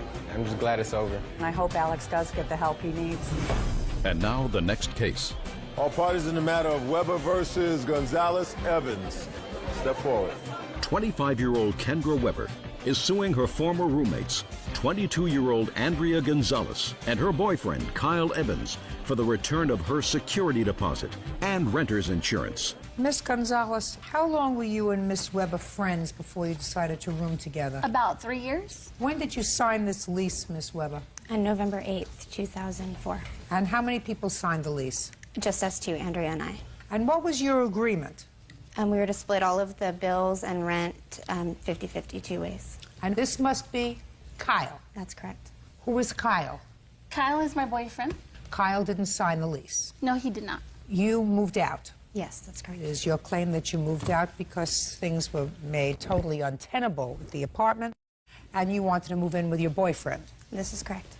And you want some of your security deposit back and some renter's insurance. That's correct. Several $100s. And Miss Gonzalez and Mr. Evans say that you're not entitled to it. You moved out and you knew that you were going to forfeit any monies that you put into the apartment. Did you move in November of 2004? Yes. When did you move out? April 30th. And you had paid your rent up until that time? Yes, I had. And for my own information, when did Kyle move in? It was just about a week or two after we moved in, so still in November of 2004. And what was the rent on the apartment? $12.75 for the first 6 months, and after that, $13.75. And how much were you paying? The first month I paid half, and then after he moved in, we split it three ways, $4.25 apiece. And how much security deposit did you put in, Kyle? I didn't put any in. Why? I wasn't on the lease. Well, you were living there. For the majority of the time, I was living there. So why didn't you pay security deposit? Because the security deposit was worked out between the defendant and plaintiff. Are you still living there? Yes. You are? Yes. How much security deposit did you put in now? Nothing. Nothing. Well, now you're going to put in her security deposit, Kyle. Do you understand? Yes. Good. So you're going to give her $285, and then when you move out, if you keep the place nice and clean, you're going to get your $285 back. Doesn't that sound fair to you? Yes. Perfect. See how easy this is? Now let's deal with the renter's insurance. Did you pay the renter's insurance? I paid half of it, yes. You paid half. How much did you pay, Kyle? None. Why not, Kyle? Because I wasn't officially living there. I was in What do you between. mean you're not officially living there? You were living there, Kyle, because you were paying a third of the rent after 1 month of them signing the lease. You were officially living there. You're not a moron, are you? You wouldn't pay rent in an apartment where you weren't living, would you? No, I was helping my girlfriend out. Well, where else were you paying rent, Kyle? Nowhere else, but I was also with my mom. You weren't paying any rent to your mom? No. He was not living with his mom. Just a second. Of course he wasn't living with his mom. He thinks because I'm older than he is, I'm stupid. You think all old people are stupid? No. Very good. So, you wouldn't pay rent for a place where you weren't living. What do you do for a living? Loan setup. I work in the mortgage industry. And how do you get to work every day? I drive. A what? A car. In whose name is the car? That would be in my mom's and my name. Is it in your mom's name because you're too young to have a car in your name? No, it's just I needed a cosigner on the car. Oh, but your mom doesn't drive in the car? Not usually, no. It's your car? For the most part, yes. And how far does your mom live away from you? I'd say about 15 miles. So how long does it take you to drive when you go visit her? 10 minutes. So she doesn't come on the weekends to take your car, does she? No, but I visit her on the weekends. You do? Yes. And the rest of the time you live where? I live most of the time over there. There are nights where I do go over there. What a moron. All right, listen to me, Kyle. You're going to give Miss Weber $313. $285 of that represents her security deposit, which you have now taken over. Do you understand? When you're neat and clean and tidy and you and your girlfriend decide to move out, you'll get the $285 back. Doesn't that sound fair to you? There was also damage I'm done. speaking. Does that sound fair to you? Yes. Then you have renter's insurance. Now, renter's insurance covers any property that may be in the apartment. How much property does she have in the apartment? At that time or right now? Now! None. How much property do you have in the apartment? A good amount, I believe. Good. Then the renter's insurance is going to help you out. Judgment for the plaintiff in the amount of $313. It's been delightful chatting with you. Thank you. Suing her ex-boyfriend, Thomas Moses Jr., for bail money and a loan for attorney fees. Brenda says Thomas was arrested for allegedly assaulting his wife. All rise. Yeah, this is case number 220 on the calendar in the matter of Jones versus Moses. Parties have been sworn in. You may be seated. Ma'am, have a seat. Miss Jones, you and Mr. Moses were in a relationship for a brief period of time, and according to your complaint, you made 2 loans to him. That's right. One involved some criminal restitution, and the other was a loan for an attorney so that he could start divorce proceedings.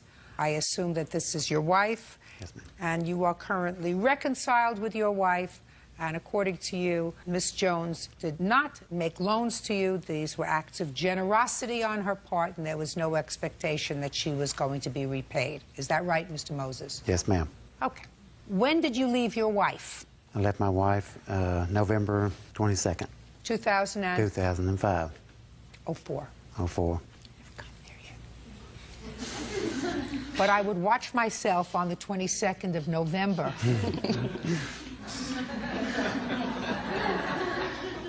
And when did you meet Miss Jones? Met Miss Jones January the 2nd. January the 3rd. Where? I actually met her off the chat line. So you started to communicate with each other on the internet? Yes, ma'am. That is not true. Where did you meet? My car was broke down when I was coming out of the tanning bed at a strip mall, and he was coming out of a little place called Deals. And I asked him, would he give me a boost? He said, yes, I don't have jumper cables. I said, I do. And he asked me, was I married? I said, no. Are you married? He said, no. And it kind of So took that's off. how you met? That's how we met. And then you started to communicate on the internet? No, we started communicating on the telephone. Is that right? Telephone come from the chat line, yes. And we actually met. That was our meeting place at Deals parking lot. Did you first meet her at Deals parking lot, Mr. Moses, when she asked you for a jumper? I met her there, but I've talked to her on the chat line. Before? Before. Really? Yes, ma'am. And when did you start speaking to her on the chat line? Probably December 30th. That is not true. So you're telling me 3 days later you met her at Deals? That's when she wanted to meet. Right, it's interesting. Okay. Now, when was the first time, Miss Jones, you gave him money?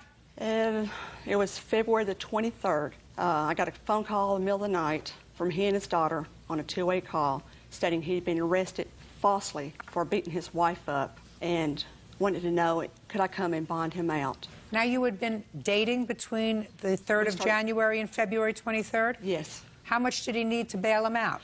Initially, it was $10,000, so I needed $1,000. So I went to the bank and drew the money out. And when I got to the bondsman, they cut him some type of deal, and it was $837. Well, you have to tell me about the conversation that you had. What did he say to you, and what did you say to him? On that particular night at midnight, he asked if I indeed would come and bail him out. He would be able to pay me that Friday. I believe that was on a Sunday. And he makes pretty good money, and, you know, so I knew he could afford to give the whole $837 or a whole $1,000. I thought it was going to be $1,000 at that point. Did he say, I'll give you the money on Friday? Friday, yes. Did he give you the money on Friday? He said he was having some financial problems. He could give me half of it. He gave me $400. Did you give her $400, Mr. Moses? Yes, ma'am. What was the $400 for? It's for getting me out of jail. So you acknowledge that this was a loan?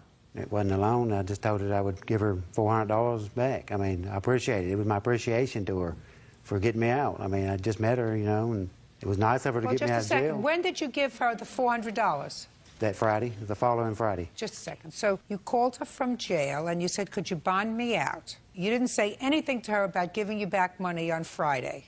No, ma'am. It just happens to be that on that Friday you gave her $400. Yeah, out of generosity, because she was generous enough to get me out of jail, so I told her I'd give her what I could Friday, and I could give her $400. Oh, now your story's changed, Mr. Moses. No. Now you said that you told her you'd give her what you could on Friday. Yeah. Well, that's different from not saying anything to saying, I told her I'd give her what I could. And what you could give her on Friday was $400. Is that what you're telling me? Yes, ma'am. When was the next time Mr. Moses needed money? It was about 4 weeks later. He told me he had a... Just a minute. Between that Friday and 4 weeks later, you mean he didn't give you any more money? He gave me $150, $50 increments. When? Actually, the first payment was $517. No. Just answer my questions. Now you say that he gave you money in $50 increments, another $150. Was that over the next 4 weeks? No. There was no money exchanged between the initial loan and the second loan. That's what I want to Yes. know. So tell me what happened 4 weeks later. Well, when I met him, he told me he was not married, okay? Or make that clear. Then I find out that he's got a lawyer that he's dealing with his no count, okay? So he says he's not helping him. He's not helping him to get his kids. His wife is not taking care of the children. He needed his kids desperately. And he knew I had some money saved up, okay? That's my first probably major mistake. And he asked me if I would help him get this new lawyer, put the $1,000 retainer fee. Once his divorce was final, his kids was in his home and they were stable. His financial situation was stabilized. Everything would be on target and he would be able to... The check's in the mail. Right. So you gave him $1,000? I wrote the $1,000 to the lawyer. Is that right, sir? Yes, ma'am.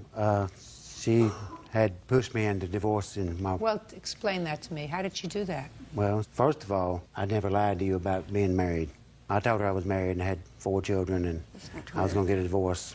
That was my goal, to get a divorce. You were going to get a divorce because your wife was a very nice person?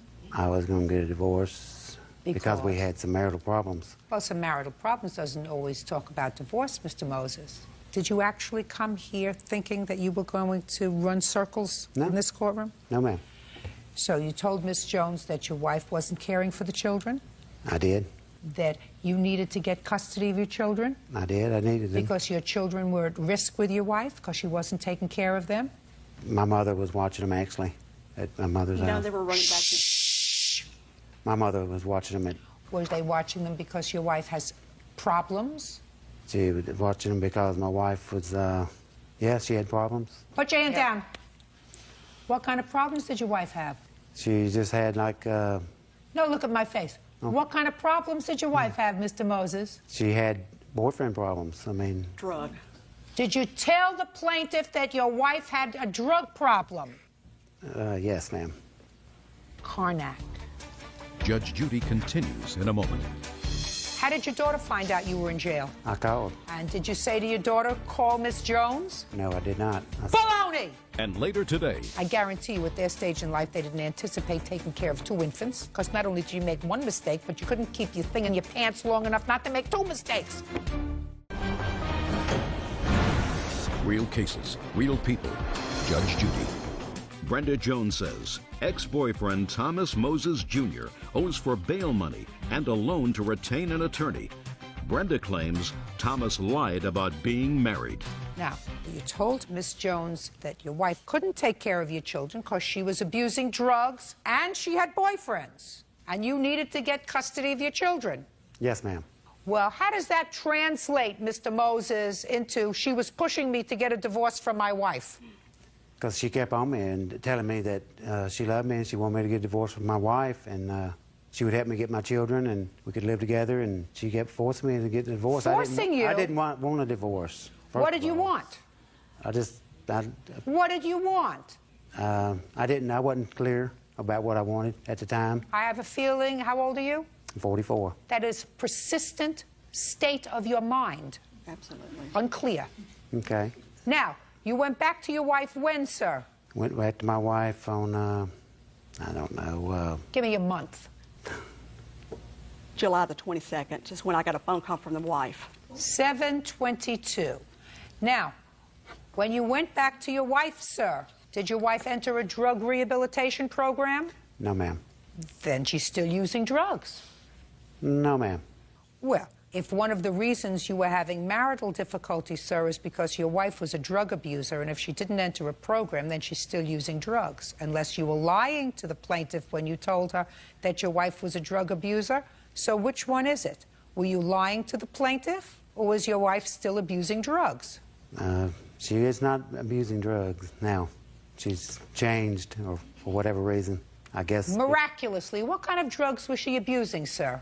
Just marijuana and stuff. No, what kind of stuff? Marijuana and what kind of stuff? And, hydrocodone. And what? Hydrocodone. What is that? Lortabs. Lortab. What is that? He told me some type of nerve pill. It's a pain pill because she has lupus and she has a bunch of stuff wrong with her. So she's not taking those pills anymore? She's not using marijuana anymore? Is that what you're telling me? Not to my knowledge. Not to my knowledge. So how come you decided to go home, sir? For my kids, because things wasn't happening fast enough for me. So you're home taking care of your children? Yes, ma'am. Now, you gave her $50 increments 3 times after the loan to the lawyer. What was that for? It was for the jail. It was for the jail? For get me out of jail. So you were just being a nice guy then? That wasn't a loan? There was never a loan. I never asked Miss Jones to get me out of jail. Yes, you did. Yes, you did. You asked her to get you out of jail because otherwise she wouldn't have known that you were in jail, sir. No, my daughter called her. How old is your daughter? 18. How did your daughter find out you were in jail? I called. I called my house because my house... You called your house and you spoke to your daughter? And did you say to your daughter, call Miss Jones? No, I did not. Baloney! I did not. Listen, what's your first name? Tommy. Thomas. Slick Tommy, let me explain something to you. You don't take advantage of people and then just walk away. You clean up after your mess. You made a mess, you clean up after it. Bad enough that you involved this woman in your muddled mind, your 44-year-old bouillabaisse that you got going up there. But to take her money is unconscionable, sir. Unconscionable. You owe her $1,287. That's the remainder on the bail and the $1,000 for the lawyer that you, for some reason, decided that you didn't need because your children needed you, which is a very nice thing. You decided to go back to your wife for your children's sake. Very nice. I would suggest to you that it doesn't serve your children well if your wife is abusing drugs to live with her. And if your wife isn't abusing drugs, then you told this lady a fib. Because unless somebody gets into a program, if they are drug abusers, they don't stop. Goodbye. $1,287 is what you owe her. All these are excused. You may step out. She really didn't give me a chance to talk like I wanted to talk. She knows a piece of you know what when she sees one. She still calls me all the time and tries to get me to meet her places. She just psycho. I should have never left my wife. He took advantage of me, took advantage of my heart, and you know, that's the most harmful thing, I think. And now the next case. All parties in the matter of Thompson versus Frost. Step forward, please. Tracy and Steve Thompson are suing Tracy's son, 22-year-old Terry Frost, for a loan to buy a motorcycle, bail money, and impound fees. Mr. and Mrs. Thompson, this young man is your son? Correct, my son. Your stepson? Yes, ma'am. I gather you feel he's been a little bit irresponsible. A lot, yes. You co-signed for a motorcycle for him a couple of years ago. Correct. He stopped making payments on the motorcycle. Correct. You took it into your custody. You have the motorcycle. Correct. It was going to be repoed. So you made all the payments on it so far? Correct. When the bank called in regards to being repoed, our credit would be, you know, in bad jeopardy? order. Exactly. And so I asked TJ, you know, why aren't you making payments? So then he said at tax time he'd be able to make up what I've already paid and take over payments at that time. But he didn't? Correct. Oh, so now you took a motorcycle back over a year ago? 04, correct. It's been sitting in my backyard. Okay. Who has the title to it? I actually got the title. I got it last month. It's actually in his Great. name. Great. I have pictures of the bike, too, if you'd like to see it. I assume you've kept it in good condition? No, he actually didn't. He laid it down, and then it's like all dismantled, and apparently he blew out second gear. I don't know what all damage is to it, but... Okay. Have him sign this over to them, please. Your Honor, I really don't want the bike. Then you shouldn't have signed for him. You shouldn't have taken it back over a year ago. When you took it back over a year ago, madam, what you should have done is gotten it, sued him, and come to court immediately. You know, now what you have to do is you have to sell it, and if there is any shortfall between that and what you owe on the bike, you may be able to sue him again. But right now, you have to take the bike and you have to sell it. Now let's talk about the bail. You bailed him out again over a year ago. Yes. Tell me how that came about. He called one night. He had gotten a DUI, and I went down the next morning and bailed him out of jail. When was that? Late of '03. In 2003? Yes. So 2 years ago. Yes. When did you co-sign for this bike? In 2002. And what was he driving in when he had a DUI? Another car of his. Did you call them? Yes. Did you tell them you were going to pay him back for the bail? I just asked him to bail me out of jail. And they did? Yeah. Were you working? No. How'd you expect him to pay you back? Whenever he got a job. There are loans, and then there are what we call great expectations. I would assume that when he called you and said, I'm in jail, come and get me out, you said, I'll be right down. Right? Not quite, but What did you say to him? I reluctantly went down. Right. Because you love her. No, actually, I was not going to bail him out because that was Oh, his that would have been second very time smart. out. I wouldn't have bailed him out. Well, and then he Maybe- felt sorry for him. And this then was in he bailed him out. 2003. How old are your children? 2 and 8 months. Oh, at least he might not have had one. He makes a lot of bad choices. Correct. Isn't that right, sir? I guess, yeah. What do you mean you guess? How old are you? 22. You're 22 and you have 2 children. Yep. And how old is the mother of these children? 21. And where does she live? With her mom. And where do you live? With my aunt. That sounds like a wonderful family. Now, you hesitated for a moment, Mr. Frost, when I said you've made some bad choices. Let me explain to you what you've done. In your short period of time, you've probably screwed up their credit. Are they rich people? No. Well, you stuck them with a motorcycle loan, right? Right. You stuck them with your bail, right? You stuck perfect strangers with taking care of 2 babies. That's your girlfriend's parents that she's living with. Mm-hmm. Right? Because I guarantee you at their stage in life, they didn't anticipate taking care of 2 infants. Because not only did you make 1 mistake, but you couldn't keep your thing in your pants long enough not to make 2 mistakes. And you say to me, you have a question as to whether or not you made mistakes? Yeah. You have a question? No. So you could have avoided the whole thing by saying, you know, I was a dumb kid. Okay. Dumb kids make dumb kid mistakes. They don't make babies. Right. Not 2. Who do you work for now? That's not a question that requires a lot of thought. You have 2 babies. For Thompson Tile Maintenance. You work full-time or part-time? Part-time, and I go to school full-time. Where do you go to school full-time? Davenport University. What kind of school? I'm going for medical. You want to be a doctor? Not a doctor. A nurse. Do you see your grandchildren? I do now. There was a period that with this loan, I didn't see him for about 7 months or something like that. And then he had his second baby, and I ended up going to the hospital and seeing the baby. And, you know, he has since told me, you know, him and his fiance are paying off her parents some money. And I think he owes me this money for this bike because I don't want this bike. I want him to pay me for this bike because I didn't want the bike I think that morally he should do that. Yes. I just told you the legal result of what's going to happen here today. Right. If your son chooses to take the moral high road, that's up to him. You paying the maternal grandparents of your children some money?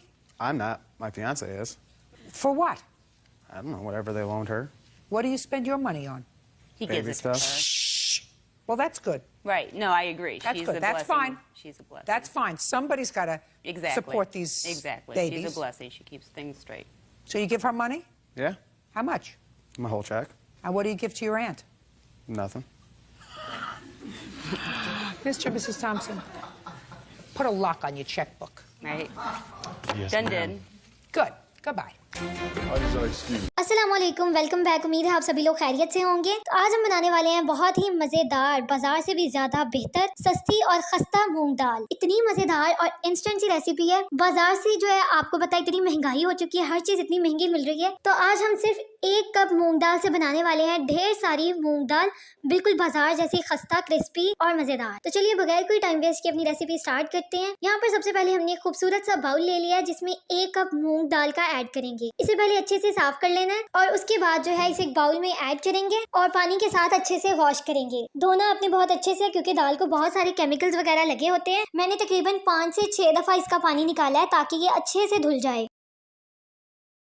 अच्छी तरह से आपने हाथ की मदद से इसे wash करना है और जो है इसे तकरीबन 8 घंटों के लिए भिगो के रख देना है और इसे कवर करके रख देंगे। मैंने तकरीबन रात को इसे भिगो कर रखा था, तो अभी यहाँ पर सुबह हो चुकी है। तो ये देखें जी, हमारी दाल जो है वो अच्छे से फूल चुकी है। इसे तकरीबन 8 घंटे हो चुके हैं। उसके बाद जो है इसका पानी हमने निकाल देना है और यहाँ पर मैंने एक मोटा कपड़ा ले लिया है। ये देखिए, यहाँ पर दाल को मैंने अच्छे से छान लिया था, पानी इसका निकल गया है। और कोई भी कपड़ा लेके आप किचन टॉवल भी ले सकते हैं, उसके ऊपर हम इसे अच्छे से फैला देंगे और इसे कवर करके तकरीबन 1 घंटे के लिए रख देंगे ताकि इसमें जो भी नमी या जो भी पानी है वो अच्छे से खुश्क हो जाए। एक बात का ध्यान रखना है कि गीली दाल को डायरेक्टली हमने बिल्कुल भी फ्राई नहीं करना। इससे जो है फौरन से ऑयल के छींटे निकलना शुरू हो जाते हैं जो आपके मुंह पर जाएंगे, तो वो बहुत ही डेंजरस होते हैं। तो इस चीज से अवॉइड करना है आपने।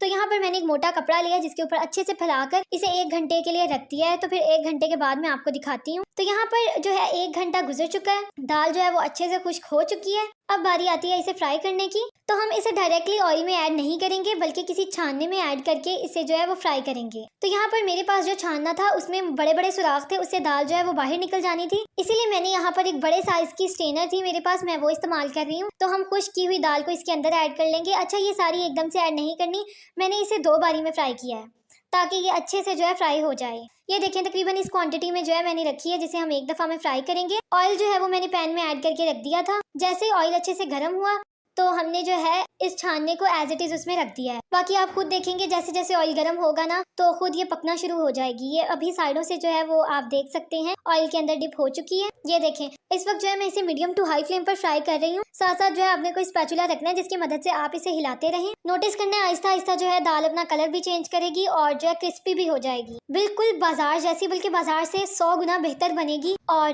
जो है बाजार की महंगी दाल लेने से बेहतर है कि आप घर में हेल्दी तरीके से बनाएं, अपनी सेविंग भी करें और अपनी सेहत का भी ध्यान रखें। तो यहाँ पर ना 5-6 मिनट पकने के बाद जो है दाल बहुत खस्ता हो गई थी। टाइम जो है वो कम या ज्यादा हो सकता है। जब दाल अपना थोड़ा कलर चेंज करेगी तो आपने ना इसके 2-4 पीसेस निकाल के चेक कर लेना है। अगर तो ये कुरकुरी हो गई है बाजार की तरह तब आप इसे निकाल लें, नहीं तो आप 1-8 मिनट के लिए मजीद फ्राई कर लें। उसके बाद इसे निकाल लेंगे। मैंने एक टिश्यू लिया है, उसके ऊपर स्प्रेड किया है ताकि ऑयल अच्छे से निकल जाए। इसी के साथ मैंने फिर दूसरी दफा भी इसका टिश्यू चेंज किया है ताकि जो बचा कुचा ऑयल है वो भी निकल जाए। 2 दफा टिश्यू चेंज किया है। उसके बाद जो है बाकी की जो दाल थी मैंने उसे भी फ्राई कर लिया है और उसको भी टिश्यू पर ऐड करके ना उसका भी ऑयल जो है वो अच्छे से निकल चुका है। इसी के साथ फिर मैंने एक बड़ा बाउल लिया है, जो हमारी सारी दाल जो हमने फ्राई की थी उसे उस बाउल में ऐड करेंगे और इसमें 1 टीस्पून नमक शामिल करेंगे। स्पाइसेस में सिर्फ नमक जाएगा इसमें और इसे अच्छे से मिक्स करेंगे। इसके अलावा जो है आप चेक भी कर सकते हैं, अगर आपको नमक कम लगे तो आप मजीद शामिल कर सकते हैं। तो बस हमारी मजेदार से कुरकुरी सी मूंग दाल सर्विंग के लिए बिल्कुल रेडी है। इसे एक बाउल में ऐड करेंगे और बहुत ही क्रिस्पी है, इतनी मजेदार बनी है ये और बहुत इंस्टेंटली बन जाती है। सिर्फ आपने इसे भिगो कर रख देना है, उसके अलावा जो है इसके फ्राई होने में बिल्कुल भी टाइम नहीं लगता। तो बहुत ही मजेदार क्रिस्पी और कुरकुरी मूंग दाल अब घर पर ही बनाएं हेल्दी तरीके से और एंजॉय करें। ये थी हमारी आज की रेसिपी। उम्मीद है रेसिपी आपको अच्छी लगी होगी। वीडियो को लाइक और शेयर जरूर कर दें और चैनल को जरूर सब्सक्राइब कर दें ताकि ऐसी मजीद मजेदार सी रेसिपीज आपको मिलती रहें। मिलते हैं नेक्स्ट किसी अच्छी मजेदार और इंस्टेंट सी रेसिपी के साथ। तब तक अपना बहुत ख्याल रखिएगा। अल्लाह हाफिज।